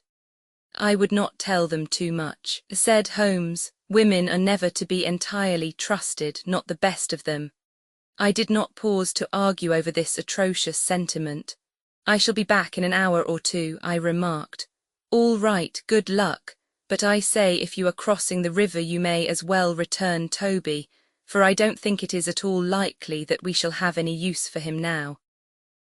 I took our mongrel accordingly, and left him, together with a half-sovereign, at the old naturalist's in Pinchin Lane. At Camberwell I found Miss Morstan a little weary after her night's adventures, but very eager to hear the news. Mrs. Forrester, too, was full of curiosity. I told them all that we had done, suppressing, however, the more dreadful parts of the tragedy. Thus, although I spoke of Mr. Sholto's death, I said nothing of the exact manner and method of it. With all my omissions, however, there was enough to startle and amaze them. "It is a romance," cried Mrs. Forrester. "An injured lady, 500,000 in treasure, a black cannibal, and a wooden-legged ruffian. They take the place of the conventional dragon or wicked earl. And two knight-errants to the rescue," added Miss Morstan with a bright glance at me. "Why, Mary, your fortune depends upon the issue of this search. I don't think that you are nearly excited enough. Just imagine what it must be to be so rich and to have the world at your feet." It sent a little thrill of joy to my heart to notice that she showed no sign of elation at the prospect. On the contrary, she gave a toss of her proud head, as though the matter were one in which she took small interest. "It is for Mr. Thaddeus Sholto that I am anxious," she said. "Nothing else is of any consequence, but I think that he has behaved most kindly and honourably throughout. It is our duty to clear him of this dreadful and unfounded charge." It was evening before I left Camberwell, and quite dark by the time I reached home. My companion's book and pipe lay by his chair, but he had disappeared. I looked about in the hope of seeing a note, but there was none. "I suppose that Mr. Sherlock Holmes has gone out," I said to Mrs. Hudson as she came up to lower the blinds. "No, sir, he has gone to his room, sir. Do you know, sir," sinking her voice into an impressive whisper, "I am afraid for his health." "Why so, Mrs. Hudson?" "Well, he's that strange, sir. After you was gone he walked and he walked up and down until I was weary of the sound of his footstep. Then I heard him talking to himself and muttering, and every time the bell rang out he came on the stairhead with 'What is that, Mrs. Hudson?' And now he has slammed off to his room, but I can hear him walking away the same as ever. I hope he's not going to be ill, sir." I ventured to say something to him about cooling medicine, but he turned on me, sir, with such a look that I don't know how ever I got out of the room. "I don't think that you have any cause to be uneasy, Mrs. Hudson," I answered. "I have seen him like this before. He has some small matter upon his mind which makes him restless." I tried to speak lightly to our worthy landlady, but I was myself somewhat uneasy when through the long night I still from time to time heard the dull sound of his tread, and knew how his keen spirit was chafing against this involuntary inaction. At breakfast time he looked worn and haggard, with a little fleck of feverish colour upon either cheek. "You are knocking yourself up, old man," I remarked. "I heard you marching about in the night." "No, I could not sleep," he answered. "This infernal problem is consuming me. It is too much to be balked by so petty an obstacle when all else had been overcome. I know the men, the launch, everything, and yet I can get no news. I have set other agencies at work and used every means at my disposal. The whole river has been searched on either side, but there is no news, nor has Mrs. Smith heard of her husband. I shall come to the conclusion soon that they have scuttled the craft, but there are objections to that. Or that Mrs. Smith has put us on a wrong scent. No, I think that may be dismissed. I had inquiries made, and there is a launch of that description. Could it have gone up the river? I have considered that possibility too, and there is a search party who will work up as far as Richmond. If no news comes today, I shall start off myself tomorrow and go for the men rather than the boat. But surely, we shall hear something." We did not, however. Not a word came to us either from Wiggins or from the other agencies. There were articles in most of the papers upon the Norwood tragedy.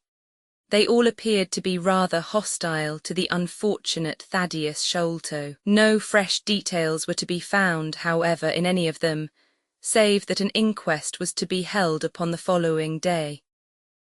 I walked over to Camberwell in the evening to report our ill success to the ladies, and on my return I found Holmes dejected and somewhat morose. He would hardly reply to my questions, and busied himself all evening in an abstruse chemical analysis, which involved much heating of retorts and distilling of vapours, ending at last in a smell which fairly drove me out of the apartment. Up to the small hours of the morning I could hear the clinking of his test tubes, which told me that he was still engaged in his malodorous experiment. In the early dawn I woke with a start, and was surprised to find him standing by my bedside, clad in a rude sailor dress with a pea jacket, and a coarse red scarf round his neck. "I am off down the river, Watson," said he. "I have been turning it over in my mind, and I can see only one way out of it. It is worth trying, at all events." "Surely I can come with you then," said I. "No, you can be much more useful if you will remain here as my representative. I am loath to go, for it is quite on the cards that some message may come during the day, though Wiggins was despondent about it last night. I want you to open all notes and telegrams and to act on your own judgment if any news should come. Can I rely upon you?" "Most certainly." "I am afraid that you will not be able to wire to me, for I can hardly tell yet where I may find myself. If I am in luck, however, I may not be gone so very long. I shall have news of some sort or other before I get back." I had heard nothing of him by breakfast time. On opening the Standard, however, I found that there was a fresh allusion to the business. With reference to the Upper Norwood tragedy, it remarked, "We have reason to believe that the matter promises to be even more complex and mysterious than was originally supposed. Fresh evidence has shown that it is quite impossible that Mr. Thaddeus Sholto could have been in any way concerned in the matter. He and the housekeeper, Mrs. Bernstone, were both released yesterday evening. It is believed, however, that the police have a clue as to the real culprits, and that it is being prosecuted by Mr. Athelney Jones of Scotland Yard with all his well-known energy and sagacity. Further arrests may be expected at any moment. That is satisfactory so far as it goes, thought I. Friend Sholto is safe at any rate. I wonder what the fresh clue may be, though it seems to be a stereotyped form. Whenever the police have made a blunder, I tossed the paper down upon the table, but at that moment my eye caught an advertisement in the agony column. It ran in this way: "Lost. Whereas Mordecai Smith, boatman, and his son Jim, left Smith's Wharf at or about 3 o'clock last Tuesday morning in the steam launch Aurora, black with 2 red stripes, funnel black with a white band. The sum of £5 will be paid to anyone who can give information to Mrs. Smith at Smith's Wharf, or at 221B Baker Street, as to the whereabouts of the said Mordecai Smith and the launch Aurora." This was clearly Holmes's doing. The Baker Street address was enough to prove that. It struck me as rather ingenious, because it might be read by the fugitives without their seeing in it more than the natural anxiety of a wife for her missing husband. It was a long day. Every time that a knock came to the door or a sharp step passed in the street, I imagined that it was either Holmes returning or an answer to his advertisement. I tried to read, but my thoughts would wander off to our strange quest and to the ill-assorted and villainous pair whom we were pursuing. Could there be, I wondered, some radical flaw in my companion's reasoning? Might he be suffering from some huge self-deception? Was it not possible that his nimble and speculative mind had built up this wild theory upon faulty premises? I had never known him to be wrong, and yet the keenest reasoner may occasionally be deceived. He was likely, I thought, to fall into error through the over-refinement of his logic, his preference for a subtle and bizarre explanation when a plainer and more commonplace one lay ready to his hand.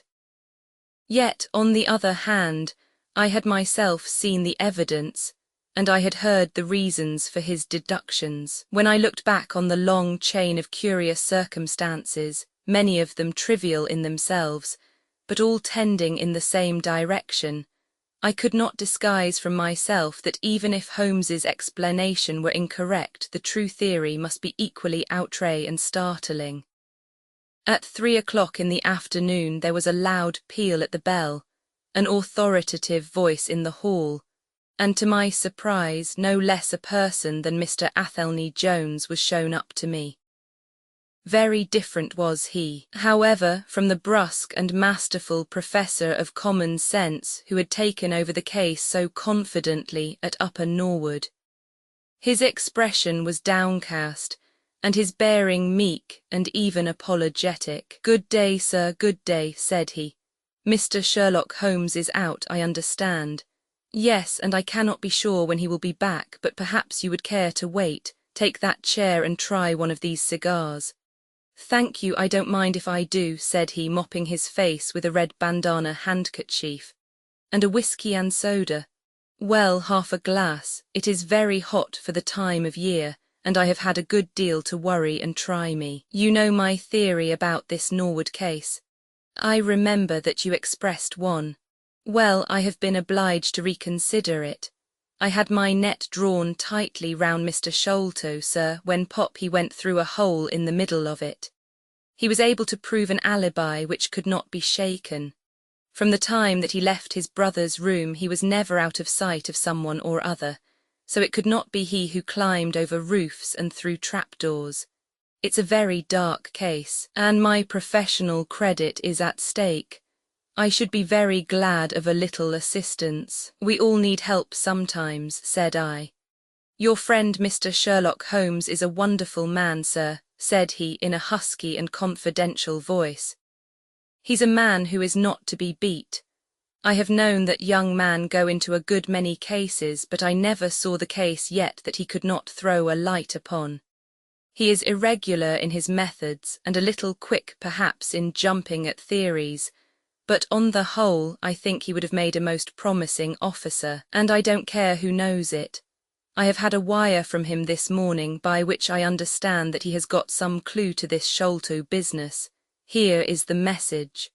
He took the telegram out of his pocket and handed it to me. It was dated from Poplar at 12 o'clock. Go to Baker Street at once, it said. If I have not returned, wait for me. I am close on the track of the Sholto gang. You can come with us tonight if you want to be in at the finish. This sounds well. He has evidently picked up the scent again, said I. Ah, then he has been at fault too, exclaimed Jones with evident satisfaction. Even the best of us are thrown off sometimes. Of course this may prove to be a false alarm, but it is my duty as an officer of the law to allow no chance to slip. But there is someone at the door, perhaps this is he. A heavy step was heard ascending the stair with a great wheezing and rattling as from a man who was sorely put to it for breath. Once or twice he stopped, as though the climb were too much for him, but at last he made his way to our door and entered. His appearance corresponded to the sounds which we had heard. He was an aged man, clad in seafaring garb with an old pea jacket buttoned up to his throat. His back was bowed, his knees were shaky, and his breathing was painfully asthmatic. As he leaned upon a thick oaken cudgel, his shoulders heaved in the effort to draw the air into his lungs. He had a coloured scarf round his chin, and I could see little of his face save a pair of keen dark eyes, overhung by bushy white brows and long grey side whiskers. Altogether he gave me the impression of a respectable master mariner who had fallen into years and poverty. "What is it, my man?" I asked. He looked about him in the slow, methodical fashion of old age. "Is Mr. Sherlock Holmes here?" said he. "No, but I am acting for him. You can tell me any message you have for him." "It was to him himself I was to tell it," said he, "but I tell you that I am acting for him. Was it about Mordecai Smith's boat?" "Yes, I knows well where it is, and I knows where the men he is after are, and I knows where the treasure is, I knows all about it." Then tell me and I shall let him know. It was to him I was to tell it, he repeated with the petulant obstinacy of a very old man. Well, you must wait for him. No, no, I ain't going to lose a whole day to please no one. If Mr. Holmes ain't here, then Mr. Holmes must find it all out for himself. I don't care about the look of either of you, and I won't tell a word. He shuffled towards the door, but Athelney Jones got in front of him. Wait a bit, my friend, said he. You have important information, and you must not walk off. We shall keep you whether you like or not until our friend returns. The old man made a little run towards the door, but as Athelney Jones put his broad back up against it, he recognized the uselessness of resistance. Pretty sort o' treatment this, he cried, stamping his stick. I come here to see a gentleman, and you two, who I never saw in my life, seize me and treat me in this fashion. You will be none the worse, I said. We shall recompense you for the loss of your time. Sit over here on the sofa, and you will not have long to wait. He came across sullenly enough and seated himself with his face resting on his hands. Jones and I resumed our cigars and our talk. Suddenly, however, Holmes's voice broke in upon us. I think that you might offer me a cigar too, he said. We both started in our chairs. There was Holmes sitting close to us with an air of quiet amusement. Holmes, I exclaimed, you here, but where is the old man? Here is the old man, said he, holding out a heap of white hair. Here he is, wig, whiskers, eyebrows and all. I thought my disguise was pretty good, but I hardly expected that it would stand that test. Ah, you rogue, cried Jones, highly delighted. You would have made an actor, and a rare one. You had the proper workhouse cough, and those weak legs of yours are worth £10 a week. I thought I knew the glint of your eye, though. You didn't get away from us so easily, you see. I have been working in that get-up all day, said he, lighting his cigar. You see, a good many of the criminal classes begin to know me, especially since our friend here took to publishing some of my cases, so I can only go on the warpath under some simple disguise like this. You got my wire? Yes, that was what brought me here. How has your case prospered? It has all come to nothing. I have had to release 2 of my prisoners, and there is no evidence against the other 2. Never mind, we shall give you 2 others in the place of them, but you must put yourself under my orders. You are welcome to all the official credit, but you must act on the line that I point out. Is that agreed? Entirely, if you will help me to the men. Well then, in the first place I shall want a fast police boat, a steam launch, to be at the Westminster Stairs at 7 o'clock. That is easily managed. There is always one about there, but I can step across the road and telephone to make sure. Then I shall want 2 staunch men in case of resistance. There will be 2 or 3 in the boat. What else? When we secure the men we shall get the treasure. I think that it would be a pleasure to my friend here to take the box round to the young lady to whom half of it rightfully belongs. Let her be the first to open it. Watson, it would be a great pleasure to me. Rather an irregular proceeding, said Jones, shaking his head. However, the whole thing is irregular, and I suppose we must wink at it. The treasure must afterwards be handed over to the authorities until after the official investigation. Certainly, that is easily managed. One other point. I should much like to have a few details about this matter from the lips of Jonathan Small himself. You know I like to work the detail of my cases out. There is no objection to my having an unofficial interview with him, either here in my rooms or elsewhere, as long as he is efficiently guarded. Well, you are master of the situation. I have had no proof yet of the existence of this Jonathan Small. However, if you can catch him, I don't see how I can refuse you an interview with him. That is understood, then. Perfectly. Is there anything else? Only that I insist upon your dining with us. It will be ready in half an hour.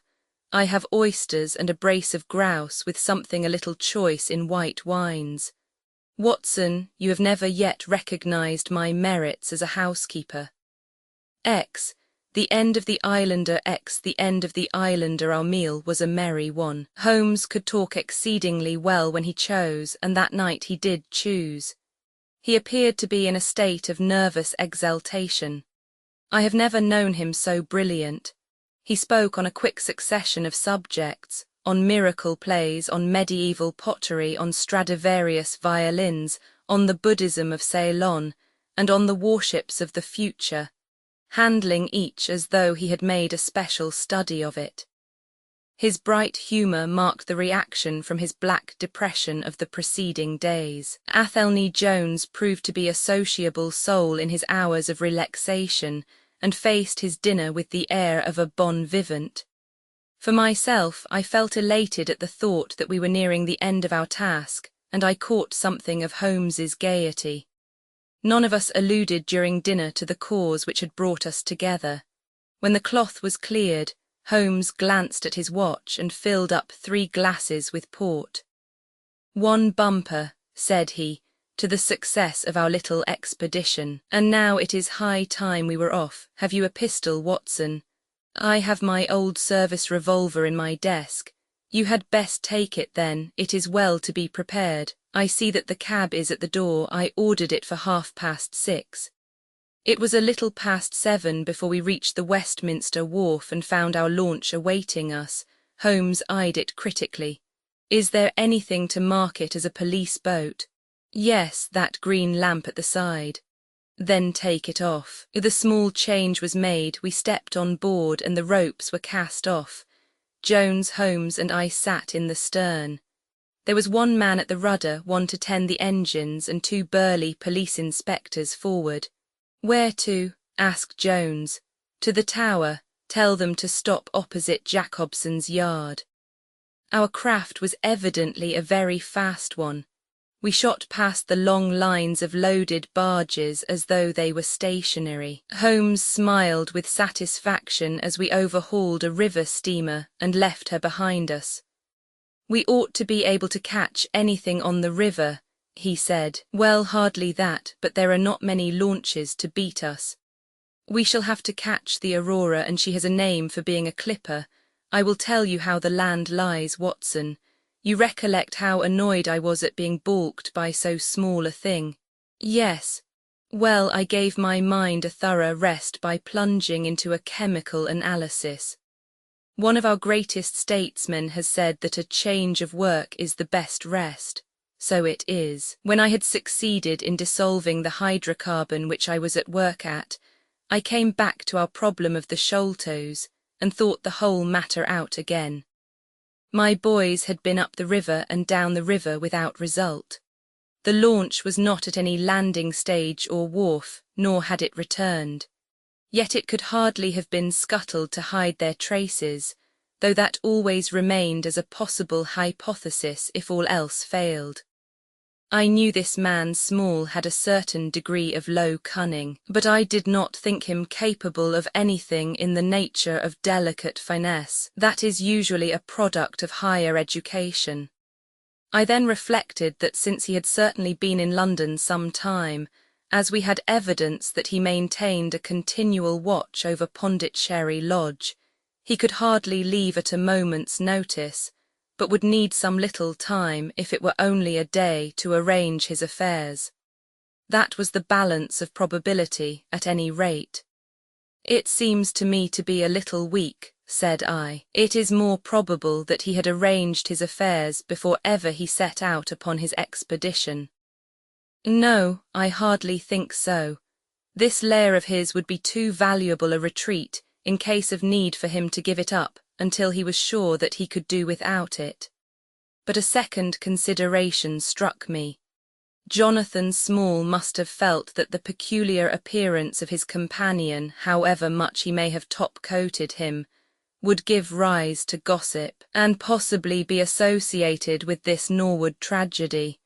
He was quite sharp enough to see that. They had started from their headquarters under cover of darkness, and he would wish to get back before it was broad light.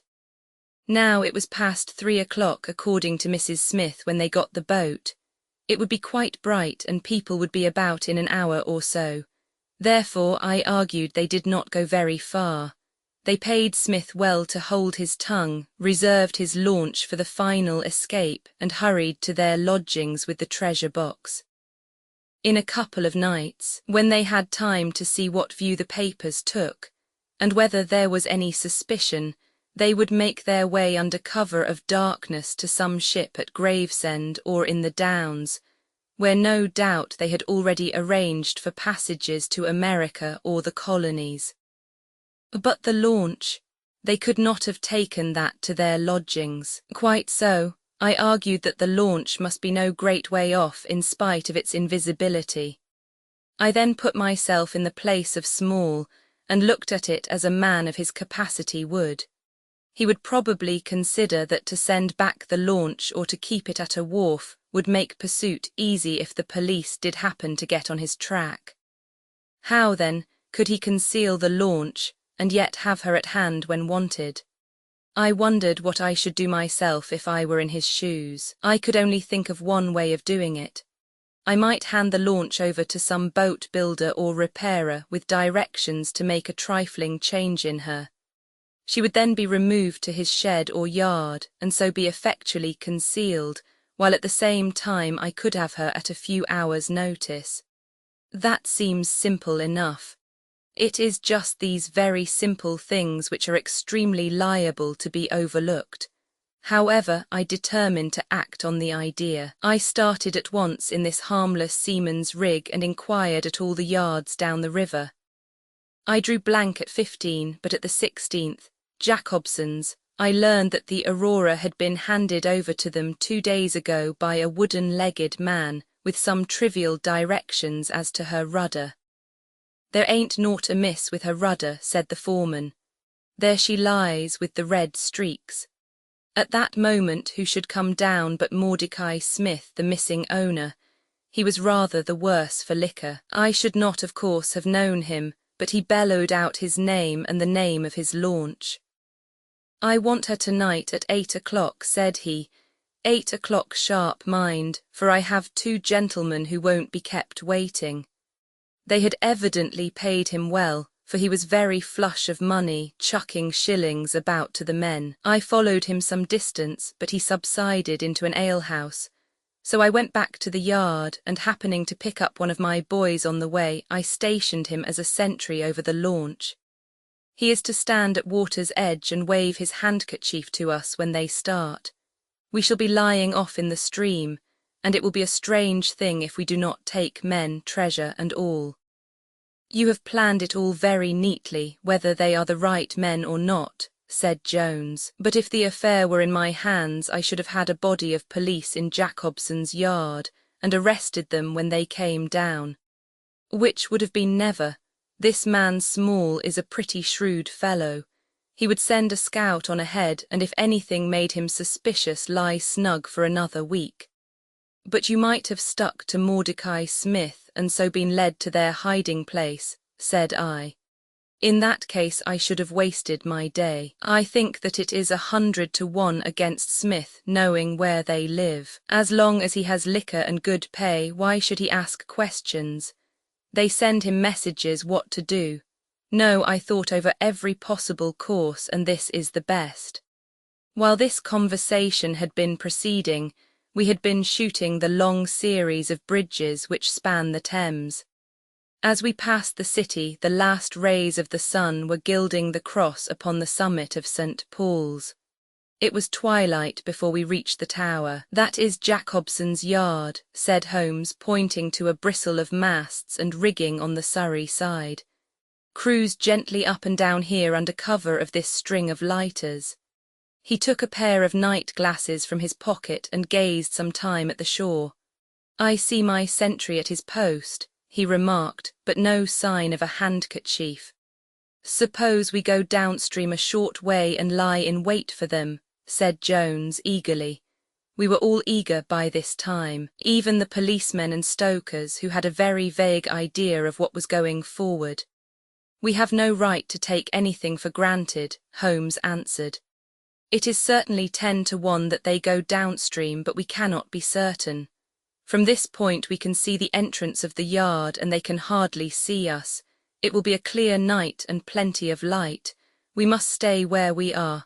See how the folk swarm over yonder in the gaslight. They are coming from work in the yard. Dirty-looking rascals, but I suppose everyone has some little immortal spark concealed about him. You would not think it to look at them. There is no a priori probability about it. A strange enigma is man. Someone calls him a soul concealed in an animal, I suggested. Winwood Reade is good upon the subject, said Holmes. He remarks that, while the individual man is an insoluble puzzle, in the aggregate he becomes a mathematical certainty. You can, for example, never foretell what any one man will do, but you can say with precision what an average number will be up to. Individuals vary, but percentages remain constant. So says the statistician. But do I see a handkerchief? Surely there is a white flutter over yonder. Yes, it is your boy, I cried. I can see him plainly. And there is the Aurora, exclaimed Holmes, and going like the devil, full speed ahead, engineer. Make after that launch with the yellow light. By heaven, I shall never forgive myself if she proves to have the heels of us. She had slipped unseen through the yard entrance and passed behind 2 or 3 small craft, so that she had fairly got her speed up before we saw her. Now she was flying down the stream near into the shore, going at a tremendous rate. Jones looked gravely at her and shook his head.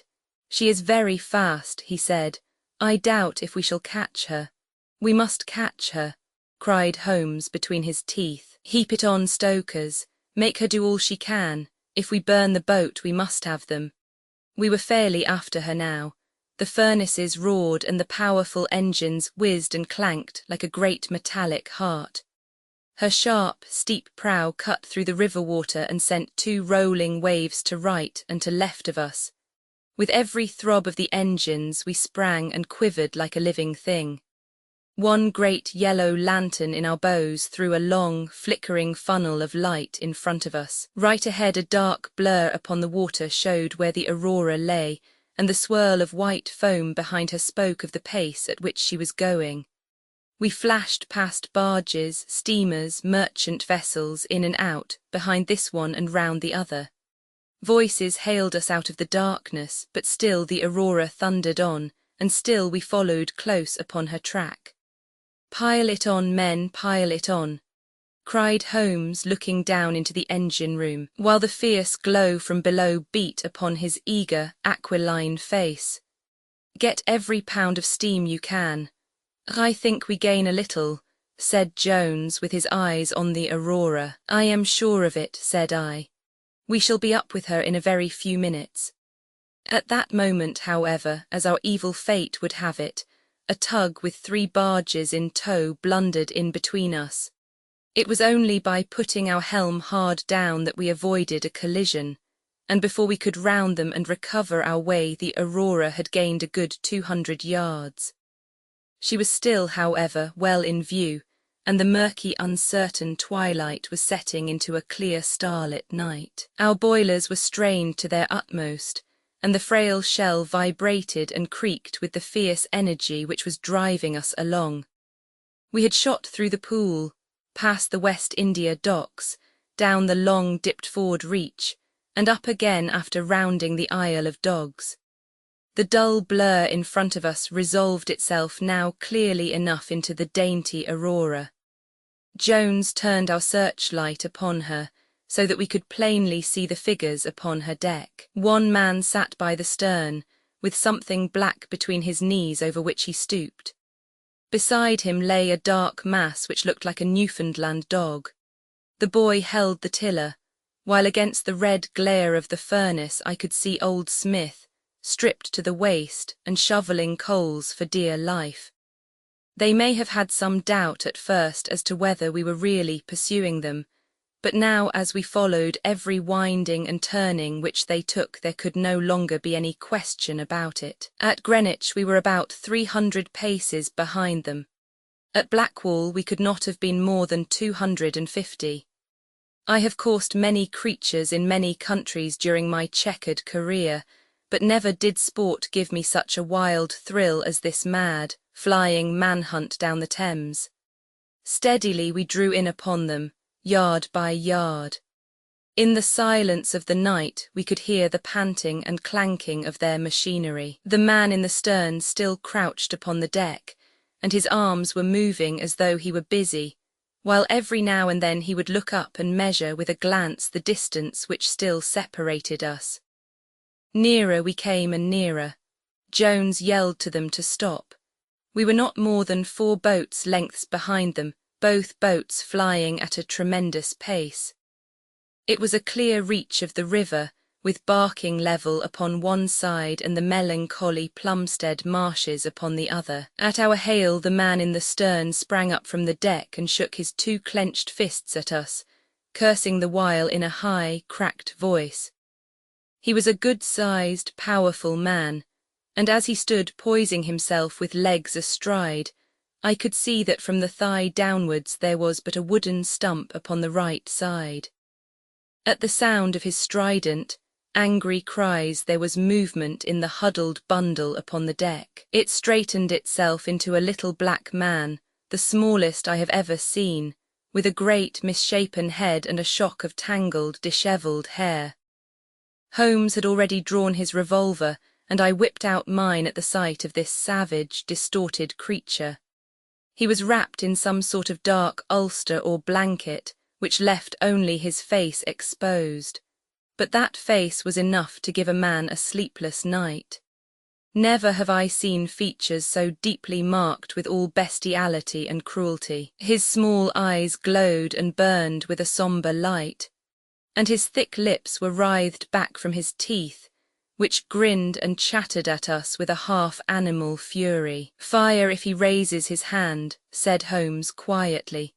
We were within a boat's length by this time and almost within touch of our quarry. I can see the 2 of them now as they stood, the white man with his legs far apart, shrieking out curses, and the unhallowed dwarf with his hideous face, and his strong yellow teeth gnashing at us in the light of our lantern. It was well that we had so clear a view of him. Even as we looked he plucked out from under his covering a short, round piece of wood like a school ruler and clapped it to his lips. Our pistols rang out together. He whirled round, threw up his arms, and with a kind of choking cough fell sideways into the stream. I caught one glimpse of his venomous, menacing eyes amid the white swirl of the waters.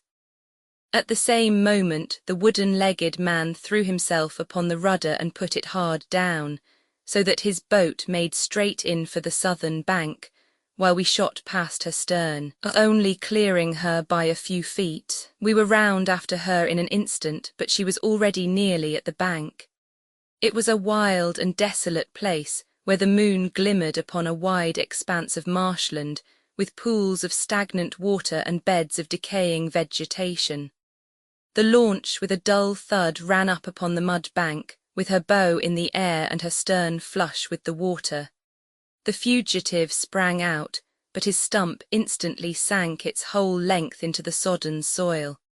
In vain he struggled and writhed. Not one step could he possibly take either forwards or backwards. He yelled in impotent rage, and kicked frantically into the mud with his other foot, but his struggles only bored his wooden pin the deeper into the sticky bank. When we brought our launch alongside, he was so firmly anchored that it was only by throwing the end of a rope over his shoulders that we were able to haul him out, and to drag him, like some evil fish, over our side. The 2 Smiths, father and son, sat sullenly in their launch, but came aboard meekly enough when commanded. The Aurora herself we hauled off and made fast to our stern. A solid iron chest of Indian workmanship stood upon the deck. This, there could be no question, was the same that had contained the ill-omened treasure of the Sholtos. There was no key, but it was of considerable weight, so we transferred it carefully to our own little cabin. As we steamed slowly upstream again, we flashed our searchlight in every direction, but there was no sign of the islander. Somewhere in the dark ooze at the bottom of the Thames lie the bones of that strange visitor to our shores. "See here," said Holmes, pointing to the wooden hatchway. We were hardly quick enough with our pistols. There, sure enough, just behind where we had been standing, stuck one of those murderous darts which we knew so well. It must have whizzed between us at the instant that we fired. Holmes smiled at it and shrugged his shoulders in his easy fashion, but I confess that it turned me sick to think of the horrible death which had passed so close to us that night. Roman 11. The great Agra treasure, Roman 11, the great Agra treasure. Our captive sat in the cabin opposite to the iron box which he had done so much and waited so long to gain. He was a sunburned, reckless-eyed fellow, with a network of lines and wrinkles all over his mahogany features, which told of a hard, open-air life. There was a singular prominence about his bearded chin, which marked a man who was not to be easily turned from his purpose. His age may have been 50 or thereabouts, for his black, curly hair was thickly shot with grey. His face in repose was not an unpleasing one, though his heavy brows and aggressive chin gave him, as I had lately seen, a terrible expression when moved to anger. He sat now with his handcuffed hands upon his lap, and his head sunk upon his breast, while he looked with his keen, twinkling eyes at the box which had been the cause of his ill-doings. It seemed to me that there was more sorrow than anger in his rigid and contained countenance. Once he looked up at me with a gleam of something like humour in his eyes. "Well, Jonathan Small," said Holmes, lighting a cigar, "I am sorry that it has come to this." "And so am I, sir," he answered frankly. "I don't believe that I can swing over the job. I give you my word on the book that I never raised hand against Mr. Sholto.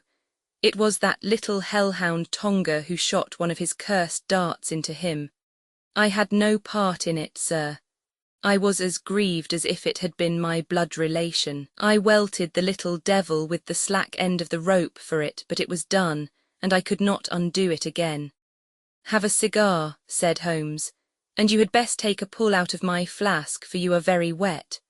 How could you expect so small and weak a man as this black fellow to overpower Mr. Sholto and hold him while you were climbing the rope? You seem to know as much about it as if you were there, sir. The truth is that I hoped to find the room clear. I knew the habits of the house pretty well, and it was the time when Mr. Sholto usually went down to his supper. I shall make no secret of the business. The best defence that I can make is just the simple truth. Now, if it had been the old Major, I would have swung for him with a light heart. I would have thought no more of knifing him than of smoking this cigar. But it's cursed hard that I should be lagged over this young Sholto, with whom I had no quarrel whatever. You are under the charge of Mr. Athelney Jones of Scotland Yard.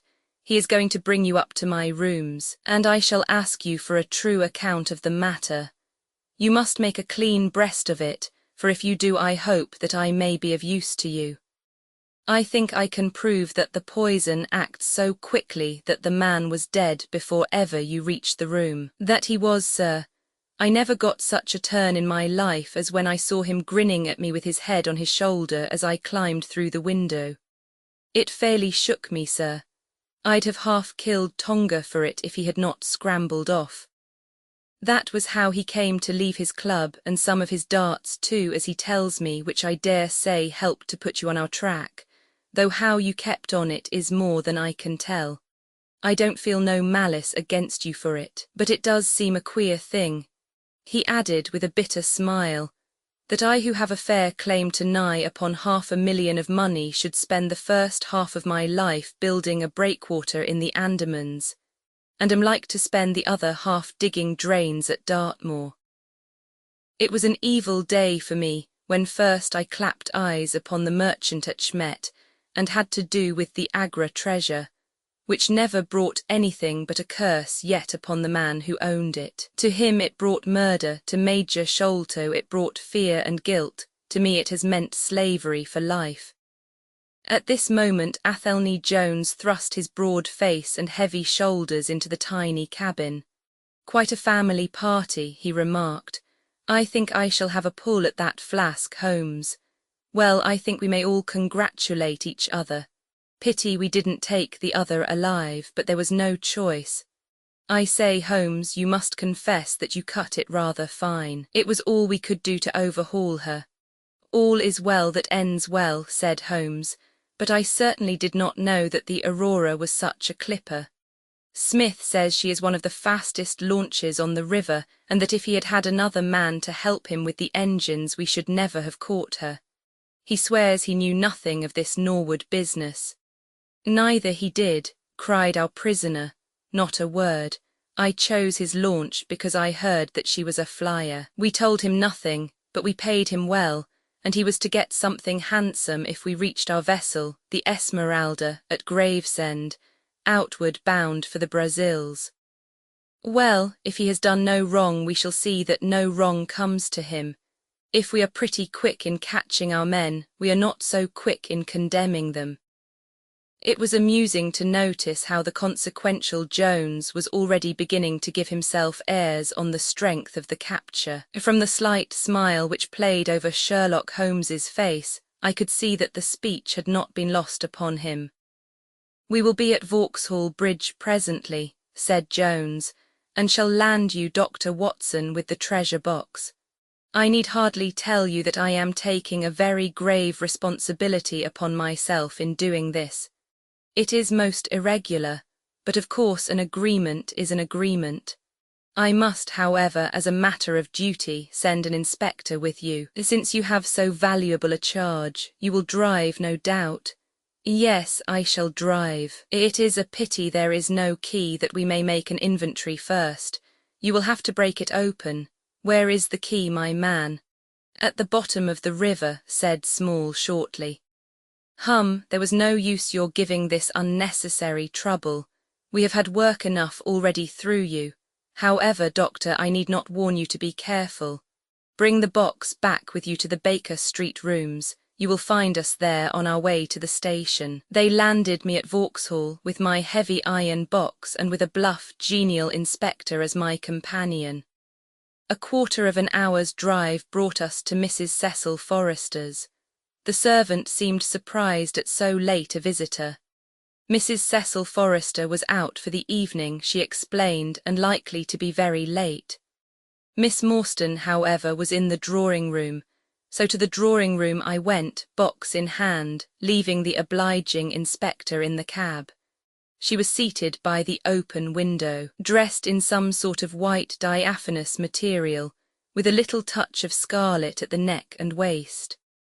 The soft light of a shaded lamp fell upon her as she leaned back in the basket chair, playing over her sweet, grave face and tinting, with a dull, metallic sparkle, the rich coils of her luxuriant hair. One white arm and hand drooped over the side of the chair, and her whole pose and figure spoke of an absorbing melancholy. At the sound of my footfall she sprang to her feet, however, and a bright flush of surprise and of pleasure coloured her pale cheeks. "I heard a cab drive up," she said. "I thought that Mrs. Forrester had come back very early, but I never dreamed that it might be you. What news have you brought me?" "I have brought something better than news," said I, putting down the box upon the table and speaking jovially and boisterously, though my heart was heavy within me. "I have brought you something which is worth all the news in the world. I have brought you a fortune." She glanced at the iron box. "Is that the treasure, then?" she asked coolly enough. "Yes, this is the great Agra treasure. Half of it is yours and half is Thaddeus Sholto's. You will have a couple of 100,000 each. Think of that, an annuity of £10,000. There will be few richer young ladies in England. Is it not glorious? I think that I must have been rather overacting my delight, and that she detected a hollow ring in my congratulations, for I saw her eyebrows rise a little, and she glanced at me curiously. "If I have it," said she, "I owe it to you." "No, no," I answered, "not to me, but to my friend Sherlock Holmes. With all the will in the world, I could never have followed up a clue which has taxed even his analytical genius. As it was, we very nearly lost it at the last moment. "Pray sit down and tell me all about it, Dr. Watson," said she. I narrated briefly what had occurred since I had seen her last, Holmes's new method of search, the discovery of the Aurora, the appearance of Athelney Jones, our expedition in the evening, and the wild chase down the Thames. She listened with parted lips and shining eyes to my recital of our adventures. When I spoke of the dart which had so narrowly missed us, she turned so white that I feared that she was about to faint. "It is nothing," she said as I hastened to pour her out some water. "I am all right again. It was a shock to me to hear that I had placed my friends in such horrible peril." "That is all over," I answered.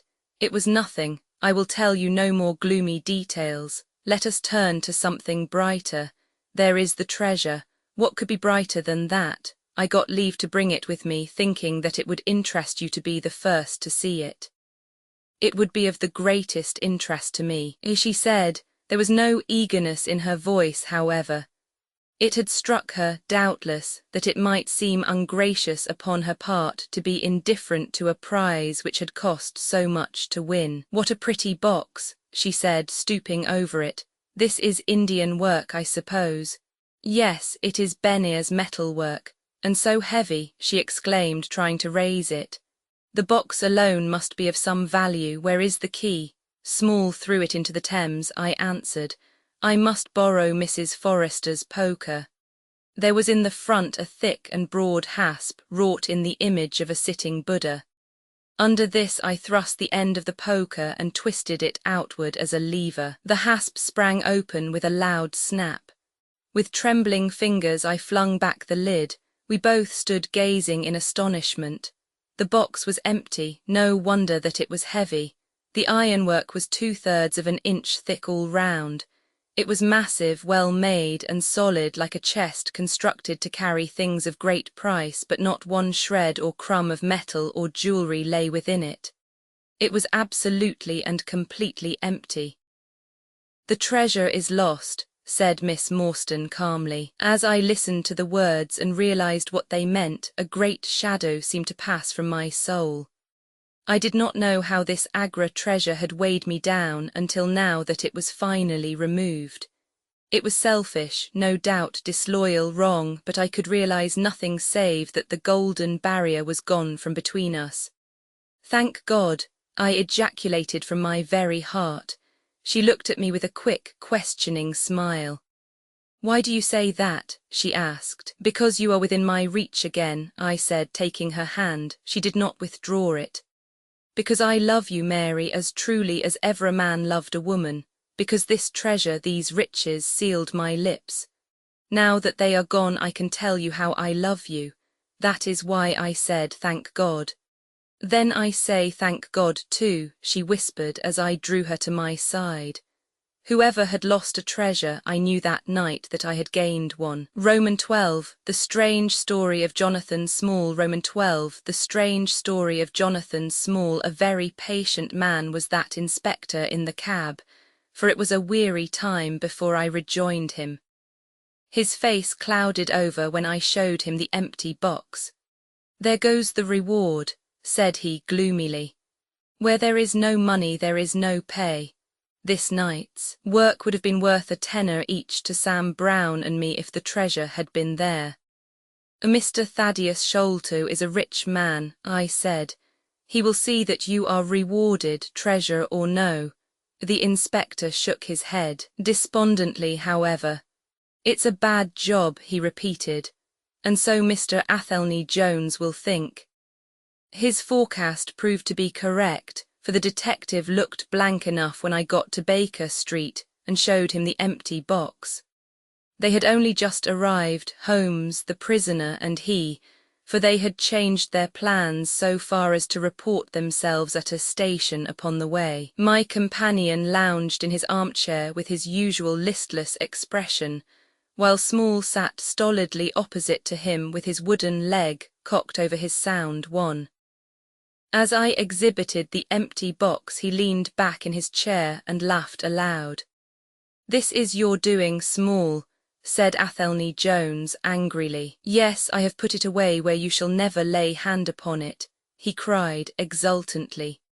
"It is my treasure, and if I can't have the loot I'll take darned good care that no one else does. I tell you that no living man has any right to it unless it is 3 men who are in the Andaman convict barracks and myself. I know now that I cannot have the use of it, and I know that they cannot.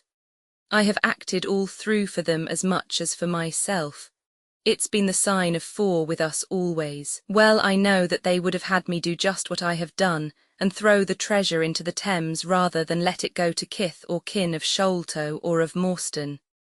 It was not to make them rich that we did for Achmet. You'll find the treasure where the key is and where little Tonga is. When I saw that your launch must catch us, I put the loot away in a safe place. There are no rupees for you this journey."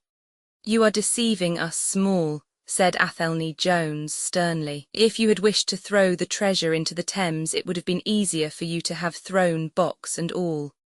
"Easier for me to throw and easier for you to recover," he answered with a shrewd, sidelong look. "The man that was clever enough to hunt me down is clever enough to pick an iron box from the bottom of a river. Now that they are scattered over 5 miles or so, it may be a harder job. It went to my heart to do it, though. I was half mad when you came up with us. However, there's no good grieving over it. I've had ups in my life and I've had downs, but I've learned not to cry over spilled milk." "This is a very serious matter, Small," said the detective. "If you had helped justice instead of thwarting it in this way, you would have had a better chance at your trial." "Justice," snarled the ex-convict. "A pretty justice. Whose loot is this if it is not ours? Where is the justice that I should give it up to those who have never earned it? Look how I have earned it. 20 long years in that fever-ridden swamp, all day at work under the mangrove tree, all night chained up in the filthy convict huts, bitten by mosquitoes, racked with ague, bullied by every cursed black-faced policeman who loved to take it out of a white man. That was how I earned the Agra treasure. And you talk to me of justice, because I cannot bear to feel that I have paid this price only that another may enjoy it. I would rather swing a score of times, or have one of Tonga's darts in my hide, than live in a convict cell and feel that another man is at his ease in a palace with the money that should be mine."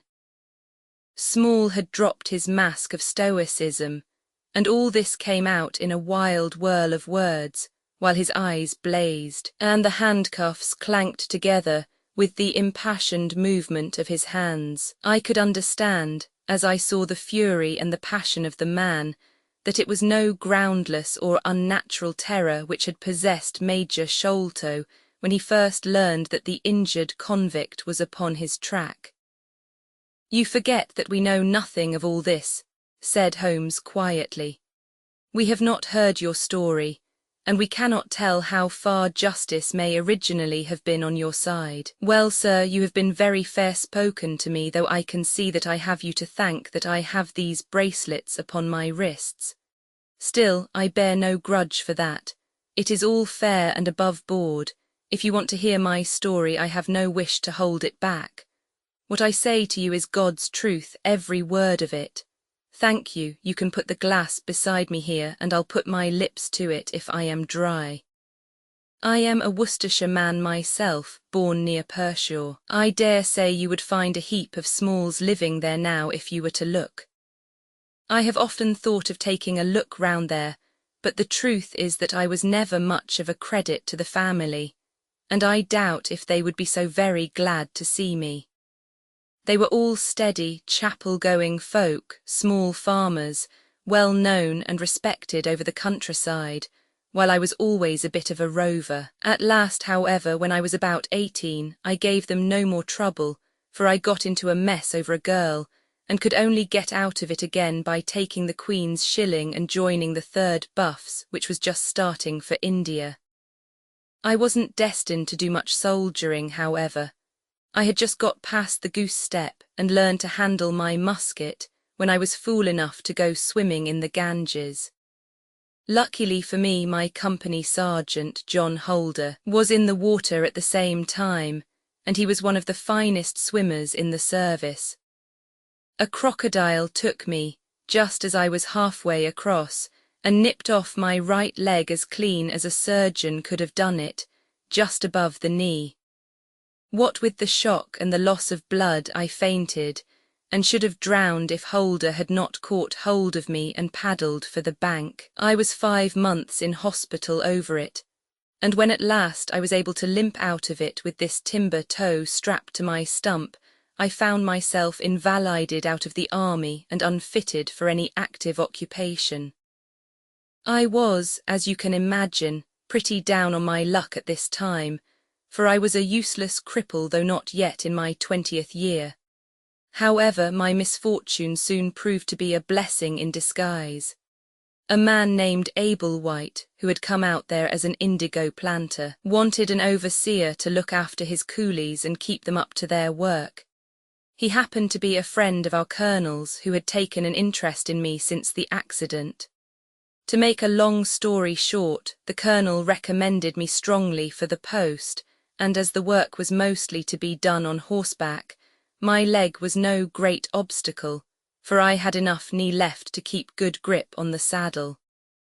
What I had to do was to ride over the plantation, to keep an eye on the men as they worked, and to report the idlers. The pay was fair, I had comfortable quarters, and altogether I was content to spend the remainder of my life in indigo planting.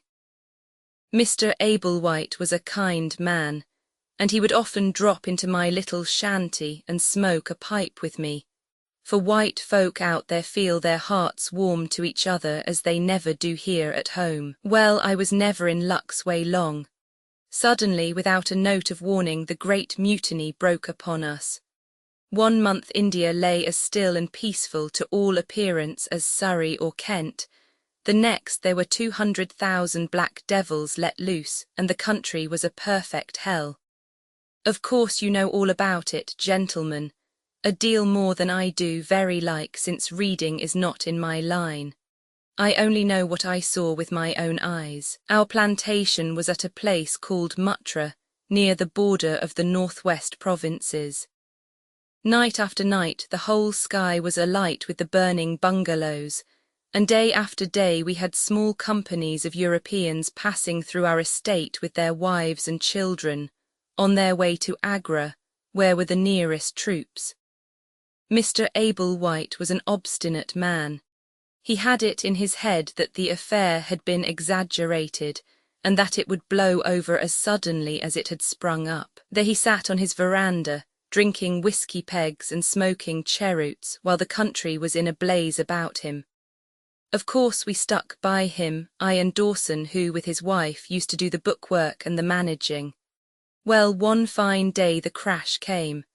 I had been away on a distant plantation, and was riding slowly home in the evening, when my eye fell upon something all huddled together at the bottom of a steep nullah.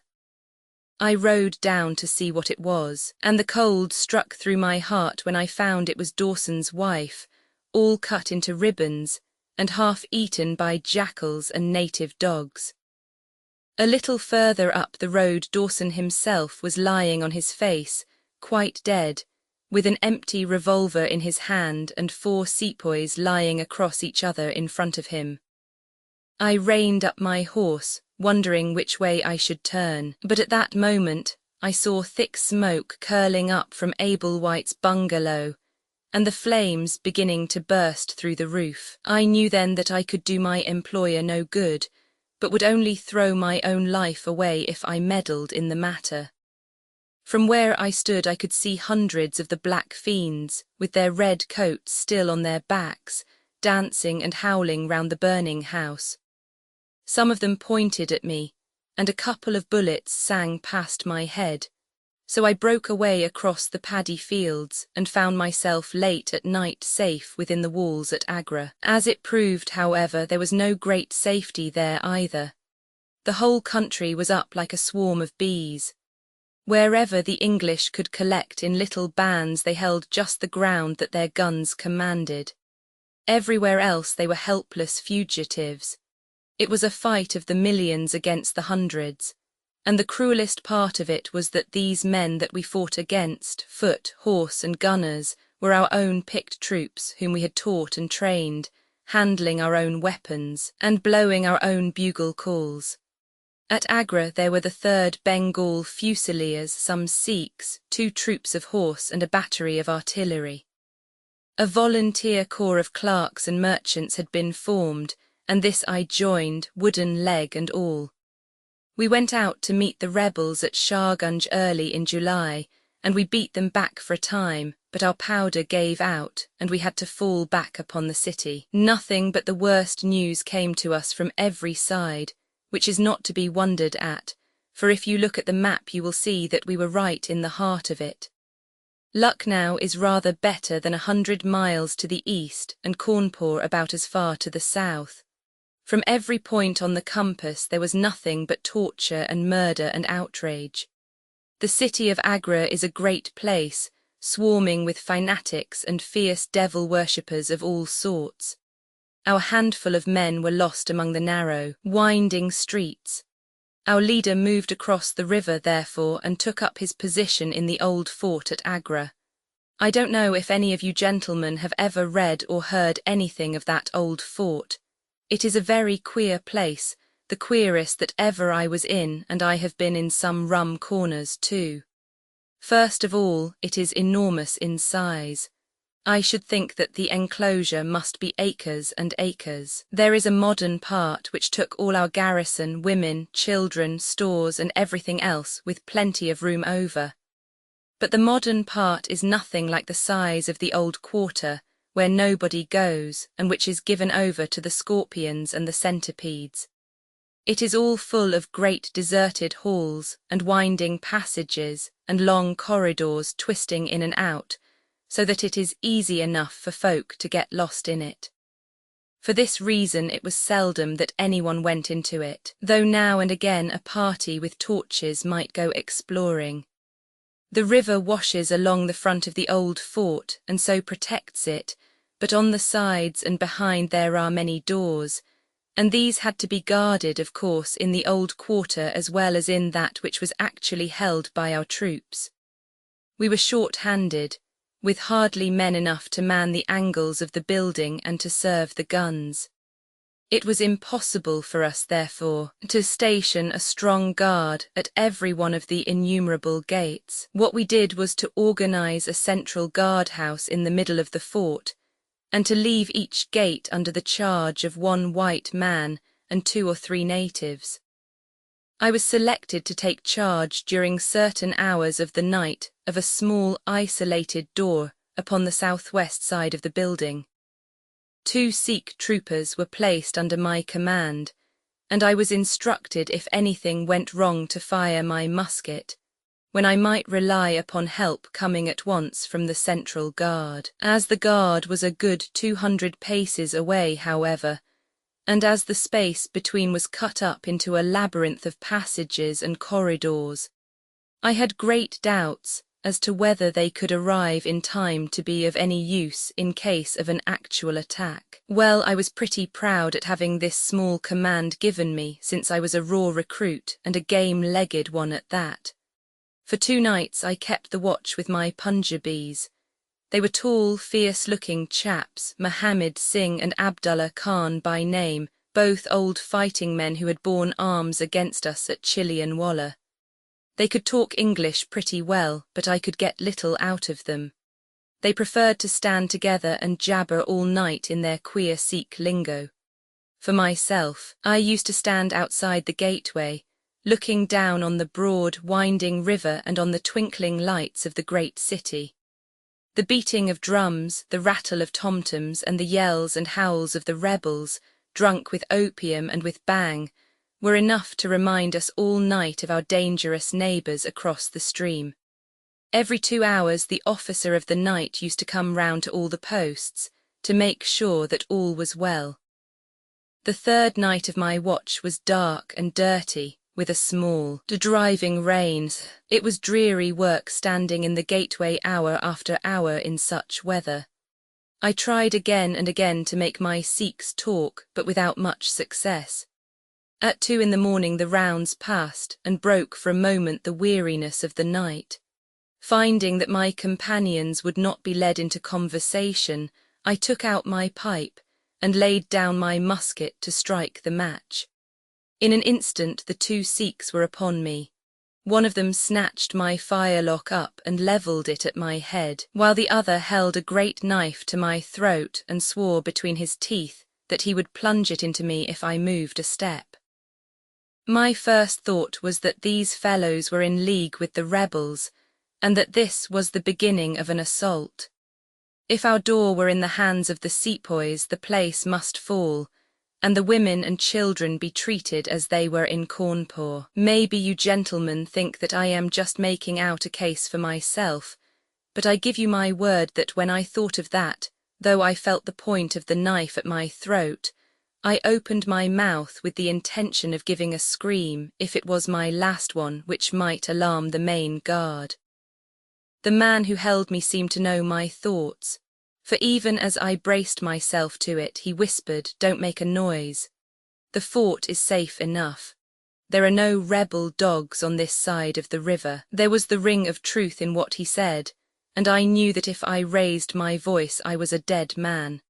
I could read it in the fellow's brown eyes. I waited therefore in silence to see what it was that they wanted from me. "Listen to me, Sahib," said the taller and fiercer of the pair, the one whom they called Abdullah Khan. "You must either be with us now or you must be silenced forever. The thing is too great a one for us to hesitate. Either you are heart and soul with us on your oath on the cross of the Christians, or your body this night shall be thrown into the ditch and we shall pass over to our brothers in the rebel army. There is no middle way. Which is it to be, death or life? We can only give you 3 minutes to decide, for the time is passing and all must be done before the rounds come again." "How can I decide?" said I. "You have not told me what you want of me, but I tell you now that if it is anything against the safety of the fort, I will have no truck with it. So you can drive home your knife and welcome." "It is nothing against the fort," said he. "We only ask you to do that which your countrymen come to this land for. We ask you to be rich. If you will be one of us this night, we will swear to you upon the naked knife, and by the threefold oath which no Sikh was ever known to break, that you shall have your fair share of the loot. 1/4 of the treasure shall be yours, we can say no fairer." "But what is the treasure, then?" I asked.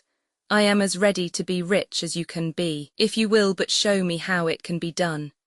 "You will swear then," said he, "by the bones of your father, by the honour of your mother, by the cross of your faith, to raise no hand and speak no word against us either now or afterwards." "I will swear it," I answered, "provided that the fort is not endangered. Then my comrade and I will swear that you shall have 1/4 of the treasure, which shall be equally divided among the 4 of us." "There are but 3, said I. "No, Dost Akbar must have his share. We can tell the tale to you while we await them. Do you stand at the gate, Mohammed Singh, and give notice of their coming." "The thing stands thus, Sahib, and I tell it to you because I know that an oath is binding upon a Feringhi and that we may trust you. Had you been a lying Hindu, though you had sworn by all the gods in their false temples, your blood would have been upon the knife and your body in the water. But the Sikh knows the Englishman, and the Englishman knows the Sikh. Hearken then to what I have to say. There is a Rajah in the northern provinces who has much wealth, though his lands are small. Much has come to him from his father, and more still he has set by himself, for he is of a low nature and hoards his gold rather than spend it. When the troubles broke out, he would be friends both with the lion and the tiger, with the sepoy and with the company's Raj. Soon, however, it seemed to him that the white men's day was come, for through all the land he could hear of nothing but of their death and their overthrow. Yet, being a careful man, he made such plans that, come what might, half at least of his treasure should be left to him.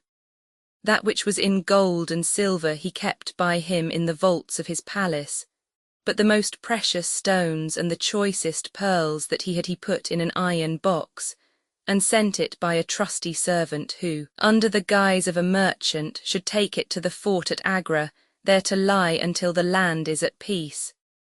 Thus, if the rebels won, he would have his money, but if the company conquered, his jewels would be saved to him. Having thus divided his hoard, he threw himself into the cause of the sepoys, since they were strong upon his borders. By doing this, mark you, Sahib, his property becomes the due of those who have been true to their salt. This pretended merchant who travels under the name of Achmet is now in the city of Agra and desires to gain his way into the fort. He has with him as travelling companion my foster brother Dost Akbar, who knows his secret. Dost Akbar has promised this night to lead him to a side postern of the fort, and has chosen this one for his purpose. Here he will come presently, and here he will find Mohammed Singh and myself awaiting him. The place is lonely, and none shall know of his coming. The world shall know of the merchant Achmet no more, but the great treasure of the Rajah shall be divided among us. What say you to it, Sahib? In Worcestershire the life of a man seems a great and a sacred thing, but it is very different when there is fire and blood all round you, and you have been used to meeting death at every turn. Whether Achmet the merchant lived or died was a thing as light as air to me, but at the talk about the treasure my heart turned to it, and I thought of what I might do in the old country with it, and how my folk would stare when they saw their ne'er-do-well coming back with his pockets full of gold moidores. I had, therefore, already made up my mind. Abdullah Khan, however, thinking that I hesitated, pressed the matter more closely. Consider, Sahib, said he, that if this man is taken by the commandant, he will be hung or shot, and his jewels taken by the government, so that no man will be a rupee the better for them. Now, since we do the taking of him, why should we not do the rest as well? The jewels will be as well with us as in the company's coffers. There will be enough to make every one of us rich men and great chiefs. No one can know about the matter, for here we are cut off from all men. What could be better for the purpose? Say again then, Sahib, whether you are with us or if we must look upon you as an enemy. I am with you heart and soul, said I. It is well, he answered, handing me back my firelock. You see that we trust you, for your word, like ours, is not to be broken. We have now only to wait for my brother and the merchant. Does your brother know then of what you will do? I asked. The plan is his, he has devised it. We will go to the gate and share the watch with Mohammed Singh. The rain was still falling steadily, for it was just the beginning of the wet season. Brown, heavy clouds were drifting across the sky, and it was hard to see more than a stone cast. A deep moat lay in front of our door, but the water was in places nearly dried up, and it could easily be crossed. It was strange to me to be standing there with those two wild Punjabis waiting for the man who was coming to his death. Suddenly my eye caught the glint of a shaded lantern at the other side of the moat. It vanished among the mound heaps and then appeared again, coming slowly in our direction. Here they are, I exclaimed. You will challenge him, Sahib, as usual, whispered Abdullah. Give him no cause for fear. Send us in with him, and we shall do the rest while you stay here on guard. Have the lantern ready to uncover, that we may be sure that it is indeed the man. The light had flickered onwards, now stopping and now advancing, until I could see two dark figures upon the other side of the moat. I let them scramble down the sloping bank, splash through the mire and climb halfway up to the gate before I challenged them. Who goes there?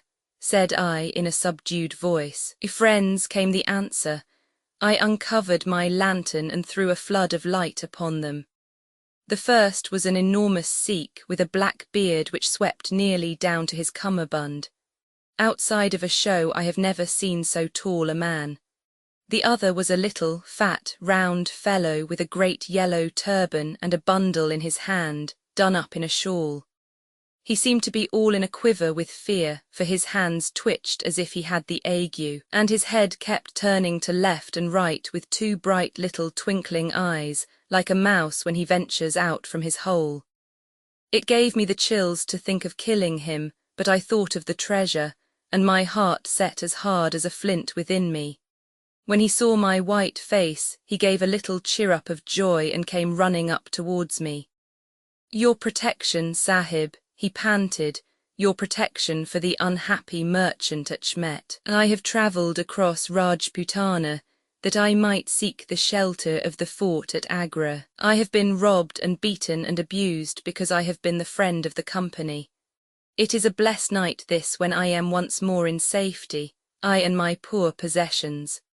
"What have you in the bundle?" I asked. "An iron box," he answered, "which contains one or two little family matters which are of no value to others, but which I should be sorry to lose.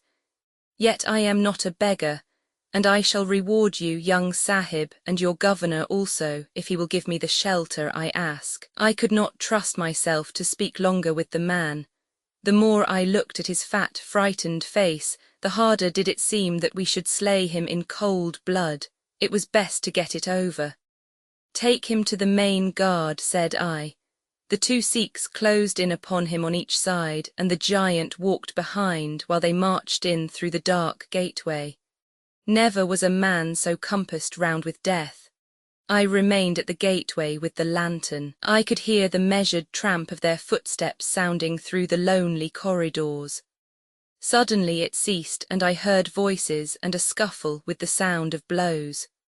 A moment later there came, to my horror, a rush of footsteps coming in my direction, with the loud breathing of a running man.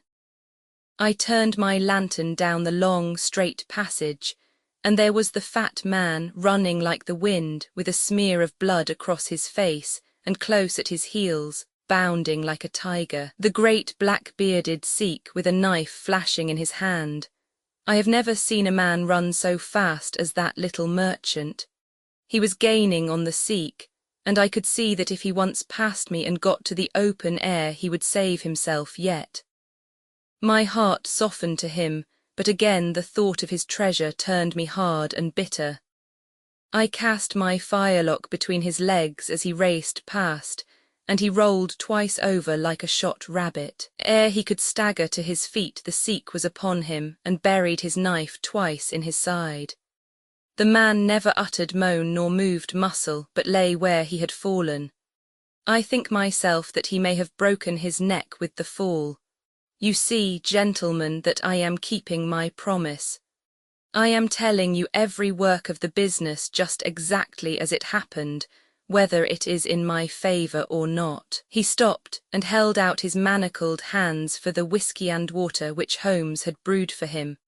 For myself, I confess that I had now conceived the utmost horror of the man, not only for this cold-blooded business in which he had been concerned, but even more for the somewhat flippant and careless way in which he narrated it. Whatever punishment was in store for him, I felt that he might expect no sympathy from me. Sherlock Holmes and Jones sat with their hands upon their knees, deeply interested in the story, but with the same disgust written upon their faces. He may have observed it, for there was a touch of defiance in his voice and manner as he proceeded. "It was all very bad, no doubt," said he. "I should like to know how many fellows in my shoes would have refused a share of this loot when they knew that they would have their throats cut for their pains. Besides, it was my life or his when once he was in the fort. If he had got out, the whole business would come to light, and I should have been court-martialed and shot as likely as not, for people were not very lenient at a time like that." "Go on with your story," said Holmes shortly. "Well, we carried him in, Abdullah, Akbar and I. A fine weight he was too, for all that he was so short. Mohammed Singh was left to guard the door. We took him to a place which the Sikhs had already prepared. It was some distance off, where a winding passage leads to a great empty hall, the brick walls of which were all crumbling to pieces. The earth floor had sunk in at one place, making a natural grave, so we left Achmet the merchant there, having first covered him over with loose bricks. This done, we all went back to the treasure. It lay where he had dropped it when he was first attacked. The box was the same which now lies open upon your table. A key was hung by a silken cord to that carved handle upon the top. We opened it, and the light of the lantern gleamed upon a collection of gems such as I have read of and thought about when I was a little lad at Pershore. It was blinding to look upon them. When we had feasted our eyes, we took them all out and made a list of them. There were 143 diamonds of the first water, including one which has been called, I believe, the Great Mogul, and is said to be the second largest stone in existence. Then there were 97 very fine emeralds, and 170 rubies, some of which, however, were small. There were 40 carbuncles, 210 sapphires, 61 agates, and a great quantity of beryls, onyxes, cat's eyes, turquoises, and other stones, the very names of which I did not know at the time, though I have become more familiar with them since. Besides this, there were nearly 300 very fine pearls, 12 of which were set in a gold coronet. By the way, these last had been taken out of the chest, and were not there when I recovered it. After we had counted our treasures, we put them back into the chest, and carried them to the gateway to show them to Mohammed Singh. Then we solemnly renewed our oath to stand by each other and be true to our secret. We agreed to conceal our loot in a safe place until the country should be at peace again, and then to divide it equally among ourselves. There was no use dividing it at present, for if gems of such value were found upon us it would cause suspicion, and there was no privacy in the fort nor any place where we could keep them. We carried the box, therefore, into the same hall where we had buried the body, and there, under certain bricks in the best preserved wall, we made a hollow and put our treasure. We made careful note of the place, and next day I drew 4 plans, one for each of us, and put the sign of the 4 of us at the bottom, for we had sworn that we should each always act for all, so that none might take advantage. That is an oath that I can put my hand to my heart and swear that I have never broken. Well, there's no use my telling you gentlemen what came of the Indian mutiny. After Wilson took Delhi and Sir Colin relieved Lucknow, the back of the business was broken. Fresh troops came pouring in, and Nana Sahib made himself scarce over the frontier. A flying column under Colonel Graithed came round to Agra and cleared the Pandis away from it. Peace seemed to be settling upon the country, and we 4 were beginning to hope that the time was at hand when we might safely go off with our shares of the plunder. In a moment, however, our hopes were shattered by our being arrested as the murderers of Achmet. It came about in this way. When the Rajah put his jewels into the hands of Achmet, he did it because he knew that he was a trusty man. They are suspicious folk in the East, however. So what does this Rajah do but take a second, even more trusty servant and set him to play the spy upon the first? This second man was ordered never to let Achmet out of his sight, and he followed him like his shadow. He went after him that night and saw him pass through the doorway. Of course he thought he had taken refuge in the fort, and applied for admission there himself next day, but could find no trace of Achmet. This seemed to him so strange that he spoke about it to a sergeant of guides, who brought it to the ears of the commandant. A thorough search was quickly made, and the body was discovered. Thus, at the very moment that we thought that all was safe, we were all 4 seized and brought to trial on a charge of murder, 3 of us because we had held the gate that night, and the 4th because he was known to have been in the company of the murdered man. Not a word about the jewels came out at the trial, for the Rajah had been deposed and driven out of India, so no one had any particular interest in them. The murder, however, was clearly made out, and it was certain that we must all have been concerned in it. The 3 Sikhs got penal servitude for life, and I was condemned to death, though my sentence was afterwards commuted into the same as the others. It was rather a queer position that we found ourselves in then.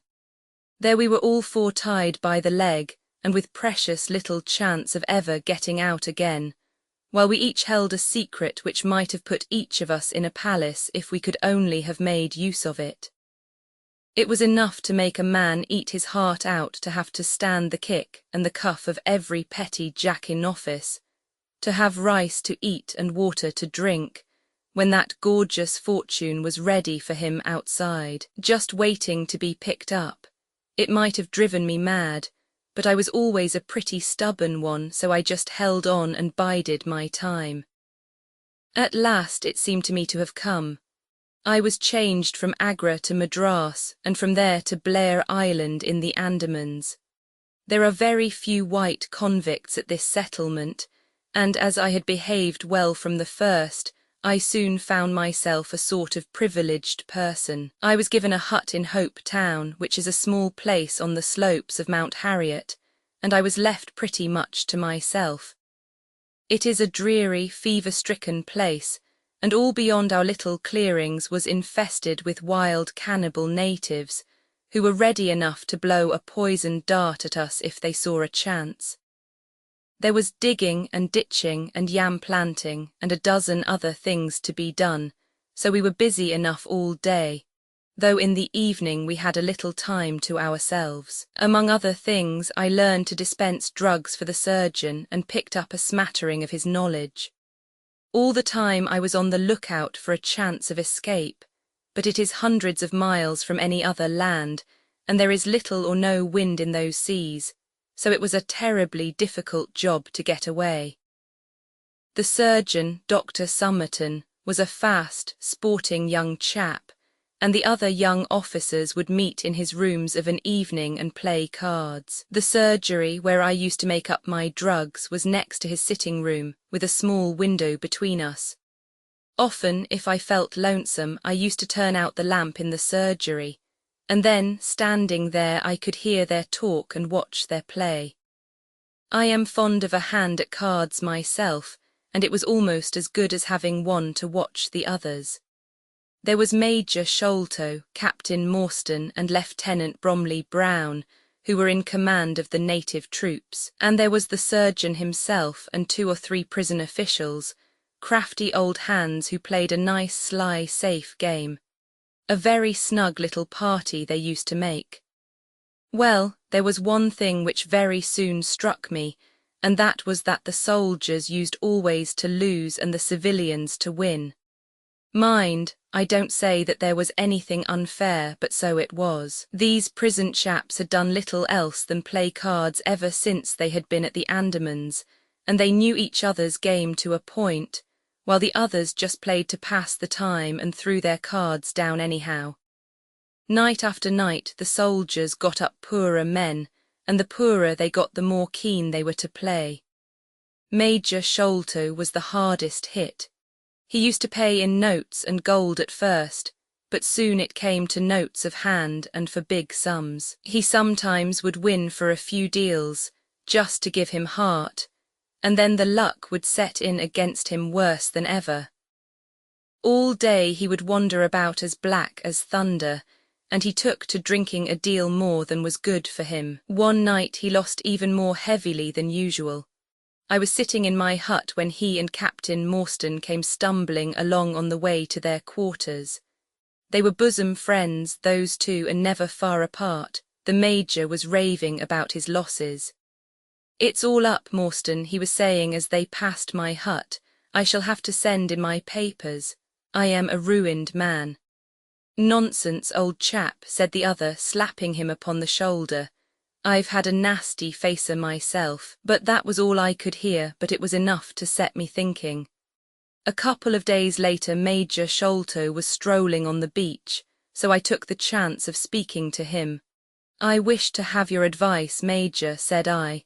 "Well, Small, what is it?" he asked, taking his cheroot from his lips. "I wanted to ask you, sir," said I, "who is the proper person to whom hidden treasure should be handed over. I know where 500,000 worth lies, and as I cannot use it myself, I thought perhaps the best thing that I could do would be to hand it over to the proper authorities, and then perhaps they would get my sentence shortened for me. 500,000 small, he gasped, looking hard at me to see if I was in earnest. Quite that, sir, in jewels and pearls, it lies there ready for anyone. And the queer thing about it is that the real owner is outlawed and cannot hold property, so that it belongs to the first comer. To government, small, he stammered, to government, but he said it in a halting fashion, and I knew in my heart that I had got him. You think then, sir, that I should give the information to the Governor-General, said I quietly. Well, well, you must not do anything rash, or that you might repent. Let me hear all about it, small. Give me the facts. I told him the whole story, with small changes, so that he could not identify the places. When I had finished, he stood stock still and full of thought.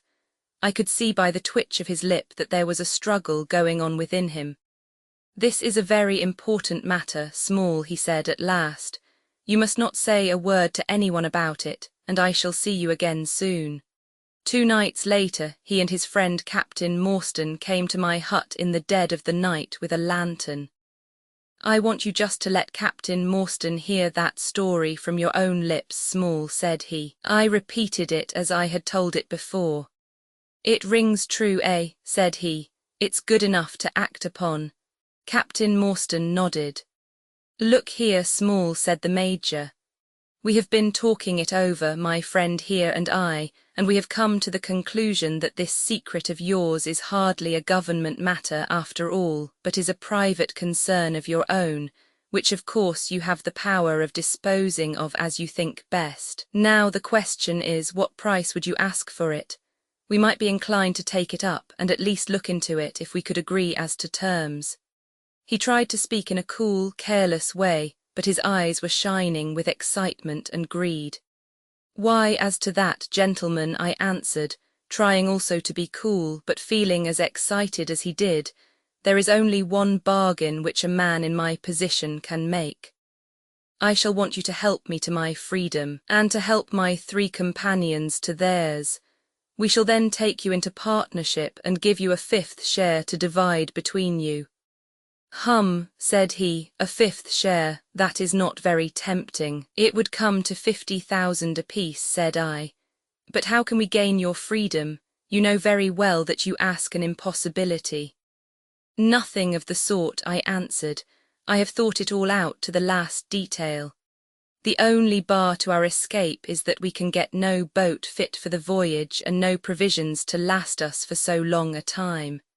There are plenty of little yachts and yawls at Calcutta or Madras which would serve our turn well. Do you bring one over? We shall engage to get aboard her by night, and if you will drop us on any part of the Indian coast, you will have done your part of the bargain. If there were only one, he said. None or all, I answered. We have sworn it. The 4 of us must always act together. You see, Morstan, said he, small is a man of his word. He does not flinch from his friend. I think we may very well trust him.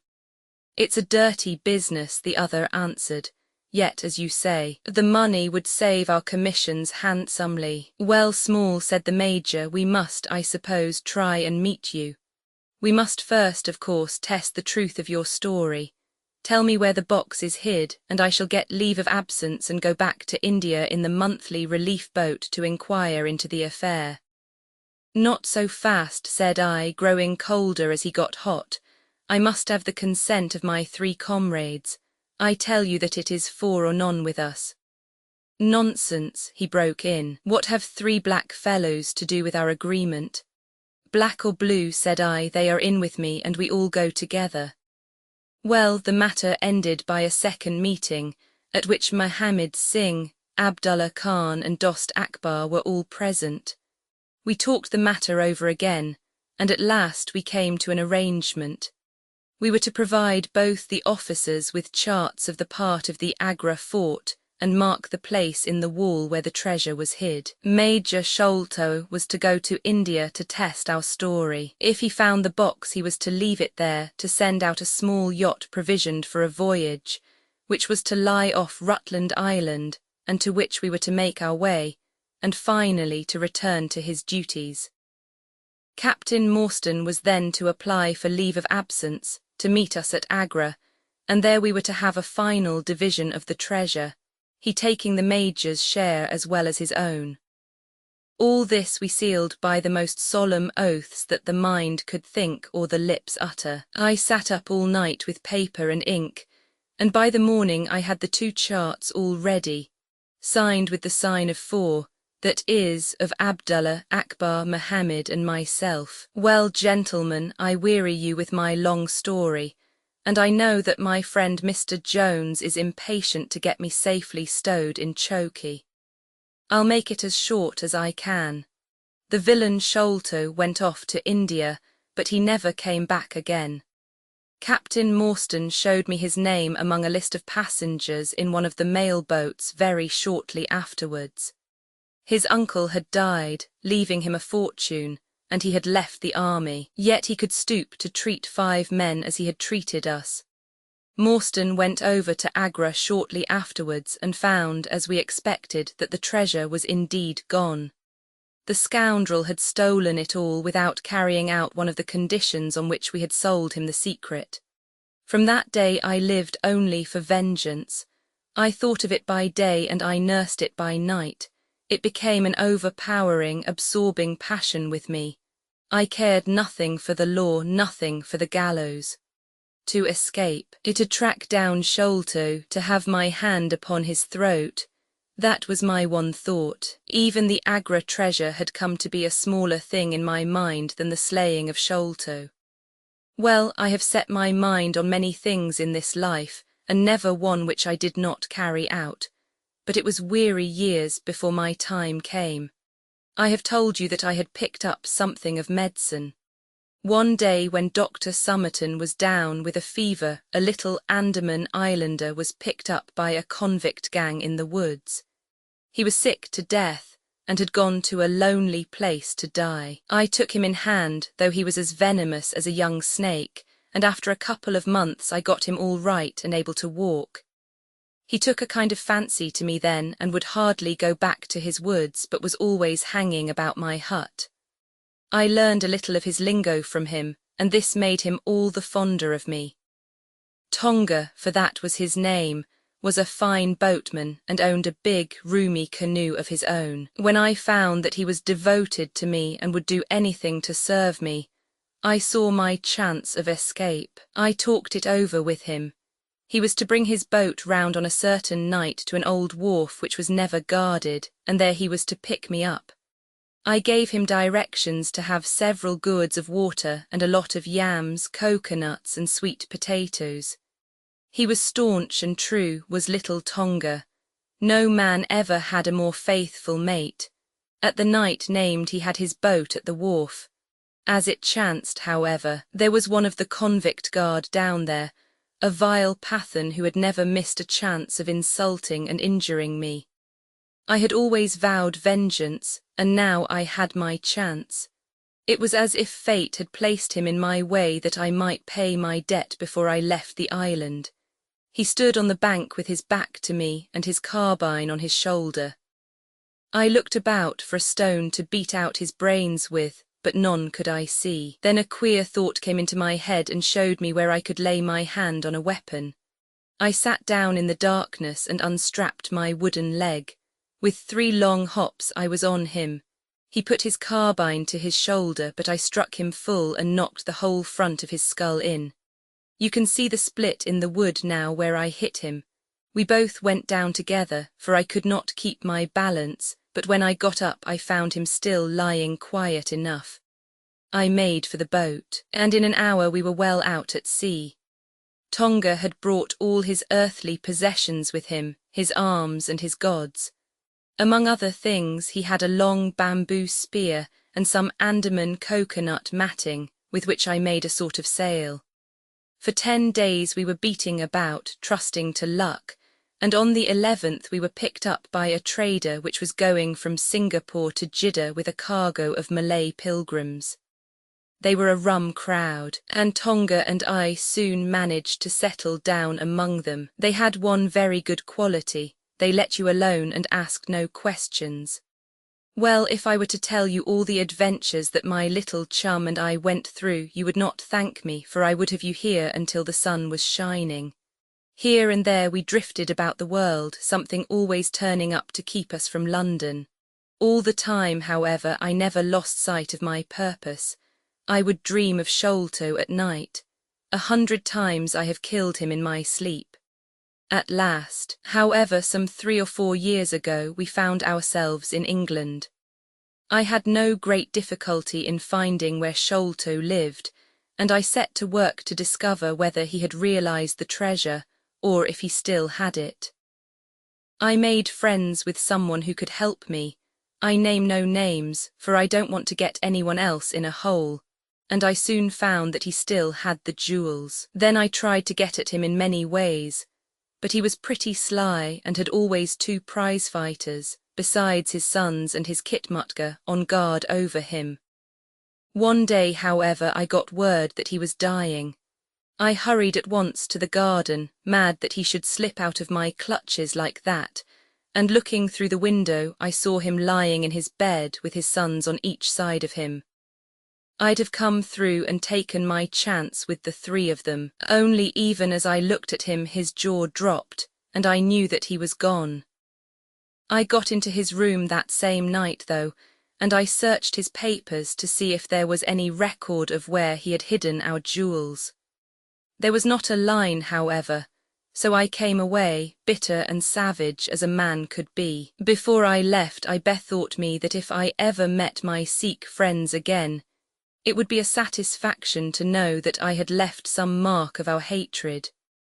So I scrawled down the sign of the 4 of us, as it had been on the chart, and I pinned it on his bosom. It was too much that he should be taken to the grave, without some token from the men whom he had robbed and befooled. We earned a living at this time by my exhibiting poor Tonga at fairs and other such places as the Black Cannibal. He would eat raw meat and dance his war dance, so we always had a hatful of pennies after a day's work. I still heard all the news from Pondicherry Lodge, and for some years there was no news to hear, except that they were hunting for the treasure. At last, however, came what we had waited for so long. The treasure had been found. It was up at the top of the house, in Mr. Bartholomew Sholto's chemical laboratory. I came at once and had a look at the place, but I could not see how with my wooden leg I was to make my way up to it. I learned, however, about a trapdoor in the roof, and also about Mr. Sholto's supper hour. It seemed to me that I could manage the thing easily through Tonga. I brought him out with me with a long rope wound round his waist. He could climb like a cat, and he soon made his way through the roof, but as ill luck would have it, Bartholomew Sholto was still in the room to his cost. Tonga thought he had done something very clever in killing him, for when I came up by the rope I found him strutting about as proud as a peacock. Very much surprised was he when I made at him with the rope's end and cursed him for a little bloodthirsty imp. I took the treasure box and let it down, and then slid down myself, having first left the sign of the 4 upon the table, to show that the jewels had come back at last to those who had most right to them. Tonga then pulled up the rope, closed the window, and made off the way that he had come. I don't know that I have anything else to tell you. I had heard a waterman speak of the speed of Smith's launch the Aurora, so I thought she would be a handy craft for our escape. I engaged with old Smith, and was to give him a big sum if he got us safe to our ship. He knew no doubt that there was some screw loose, but he was not in our secrets. All this is the truth, and if I tell it to you, gentlemen, it is not to amuse you, for you have not done me a very good turn. But it is because I believe the best defence I can make is just to hold back nothing, but let all the world know how badly I have myself been served by Major Sholto, and how innocent I am of the death of his son. A very remarkable account, said Sherlock Holmes, a fitting wind-up to an extremely interesting case. There is nothing at all new to me in the latter part of your narrative, except that you brought your own rope, that I did not know. By the way, I had hoped that Tonga had lost all his darts, yet he managed to shoot one at us in the boat. He had lost them all, sir, except the one which was in his blowpipe at the time. Ah, of course, said Holmes. I had not thought of that. Is there any other point which you would like to ask about? Asked the convict affably. I think not, thank you, my companion answered. Well, Holmes, said Athelney Jones, you are a man to be humoured, and we all know that you are a connoisseur of crime, but duty is duty, and I have gone rather far in doing what you and your friend asked me. I shall feel more at ease when we have our storyteller here safe under lock and key. The cab still waits, and there are 2 inspectors downstairs. I am much obliged to you both for your assistance. Of course you will be wanted at the trial. Good night to you. Good night, gentlemen both, said Jonathan Small. You first, Small, remarked the wary Jones as they left the room. I'll take particular care that you don't club me with your wooden leg, whatever you may have done to the gentleman at the Andaman Isles. Well, and there is the end of our little drama, I remarked, after we had sat some time smoking in silence. I fear that it may be the last investigation in which I shall have the chance of studying your methods. Miss Morstan has done me the honour to accept me as a husband in prospective. He gave a most dismal groan. I feared as much, said he. I really cannot congratulate you. I was a little hurt. Have you any reason to be dissatisfied with my choice? I asked. Not at all. I think she is one of the most charming young ladies I ever met, and might have been most useful in such work as we have been doing. She had a decided genius that way. Witness the way in which she preserved that Agra plan from all the other papers of her father. But love is an emotional thing, and whatever is emotional is opposed to that true cold reason which I place above all things. I should never marry myself lest I bias my judgment. I trust, said I, laughing, that my judgment may survive the ordeal, but you look weary. Yes, the reaction is already upon me. I shall be as limp as a rag for a week. Strange, said I, how terms of what in another man I should call laziness alternate with your fits of splendid energy and vigour. Yes, he answered, there are in me the makings of a very fine loafer, and also of a pretty spry sort of fellow. I often think of those lines of old Goethe, Shade das die Nater nur einen Mensch aus der Schaff, den zum Würdigen man war und zum Schelmen der Stoff. By the way, apropos of this Norwood business, you see that they had, as I surmised, a confederate in the house who could be none other than Lal Rao, the butler. So Jones actually has the undivided honour of having caught one fish in his great haul. The division seems rather unfair, I remarked. You have done all the work in this business. I get a wife out of it, Jones gets the credit, pray what remains for you? For me, said Sherlock Holmes, there still remains the cocaine bottle, and he stretched his long white hand up for it. Colophon, The Sign of the Four was published in 1890 by Arthur Conan Doyle. This ebook was produced for Standard eBooks by David Grigg, and is based on a transcription produced in 2004 and on digital scans from various sources. The cover page is adapted from Rough Weather, a painting completed in 1917 by Emil Klaus. The cover and title pages feature the League Spartan and Sorts Mill Gaudi typefaces created in 2014 and 2009 by the League of Movable Type. This edition was released on June 30, 2026, 248 A.M., and is based on revision 68C3A5E. The first edition of this ebook was released on April 12, 2018, 10:22 p.m. You can check for updates to this ebook, view its revision history, or download it for different e-reading systems at Standard Books. org/ebooks/Arthur Conan Doyle/The Sign of the Four. The volunteer-driven standard ebooks project relies on readers like you to submit typos, corrections, and other improvements. Anyone can contribute at standard books. Org. Uncopyright, may you do good and not evil. May you find forgiveness for yourself and forgive others. May you share freely, never taking more than you give. Copyright pages exist to tell you that you can't do something.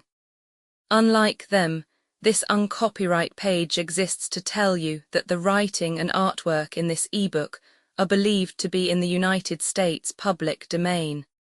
That is, they are believed to be free of copyright restrictions in the United States. The United States public domain represents our collective cultural heritage, and items in it are free for anyone in the United States to do almost anything at all with, without having to get permission. Copyright laws are different all over the world, and the source text or artwork in this ebook may still be copyrighted in other countries. If you're not located in the United States, you must check your local laws before using this ebook. Standard ebooks makes no representations regarding the copyright status of the source text or artwork in this ebook in any country other than the United States. Non-authorship activities performed on items that are in the public domain, so-called sweat of the brow, work, don't create a new copyright. That means that nobody can claim a new copyright on an item that is in the public domain for, among other things, work like digitization, markup, or typography. Regardless, the contributors to this ebook release their contributions under the terms in the CC01.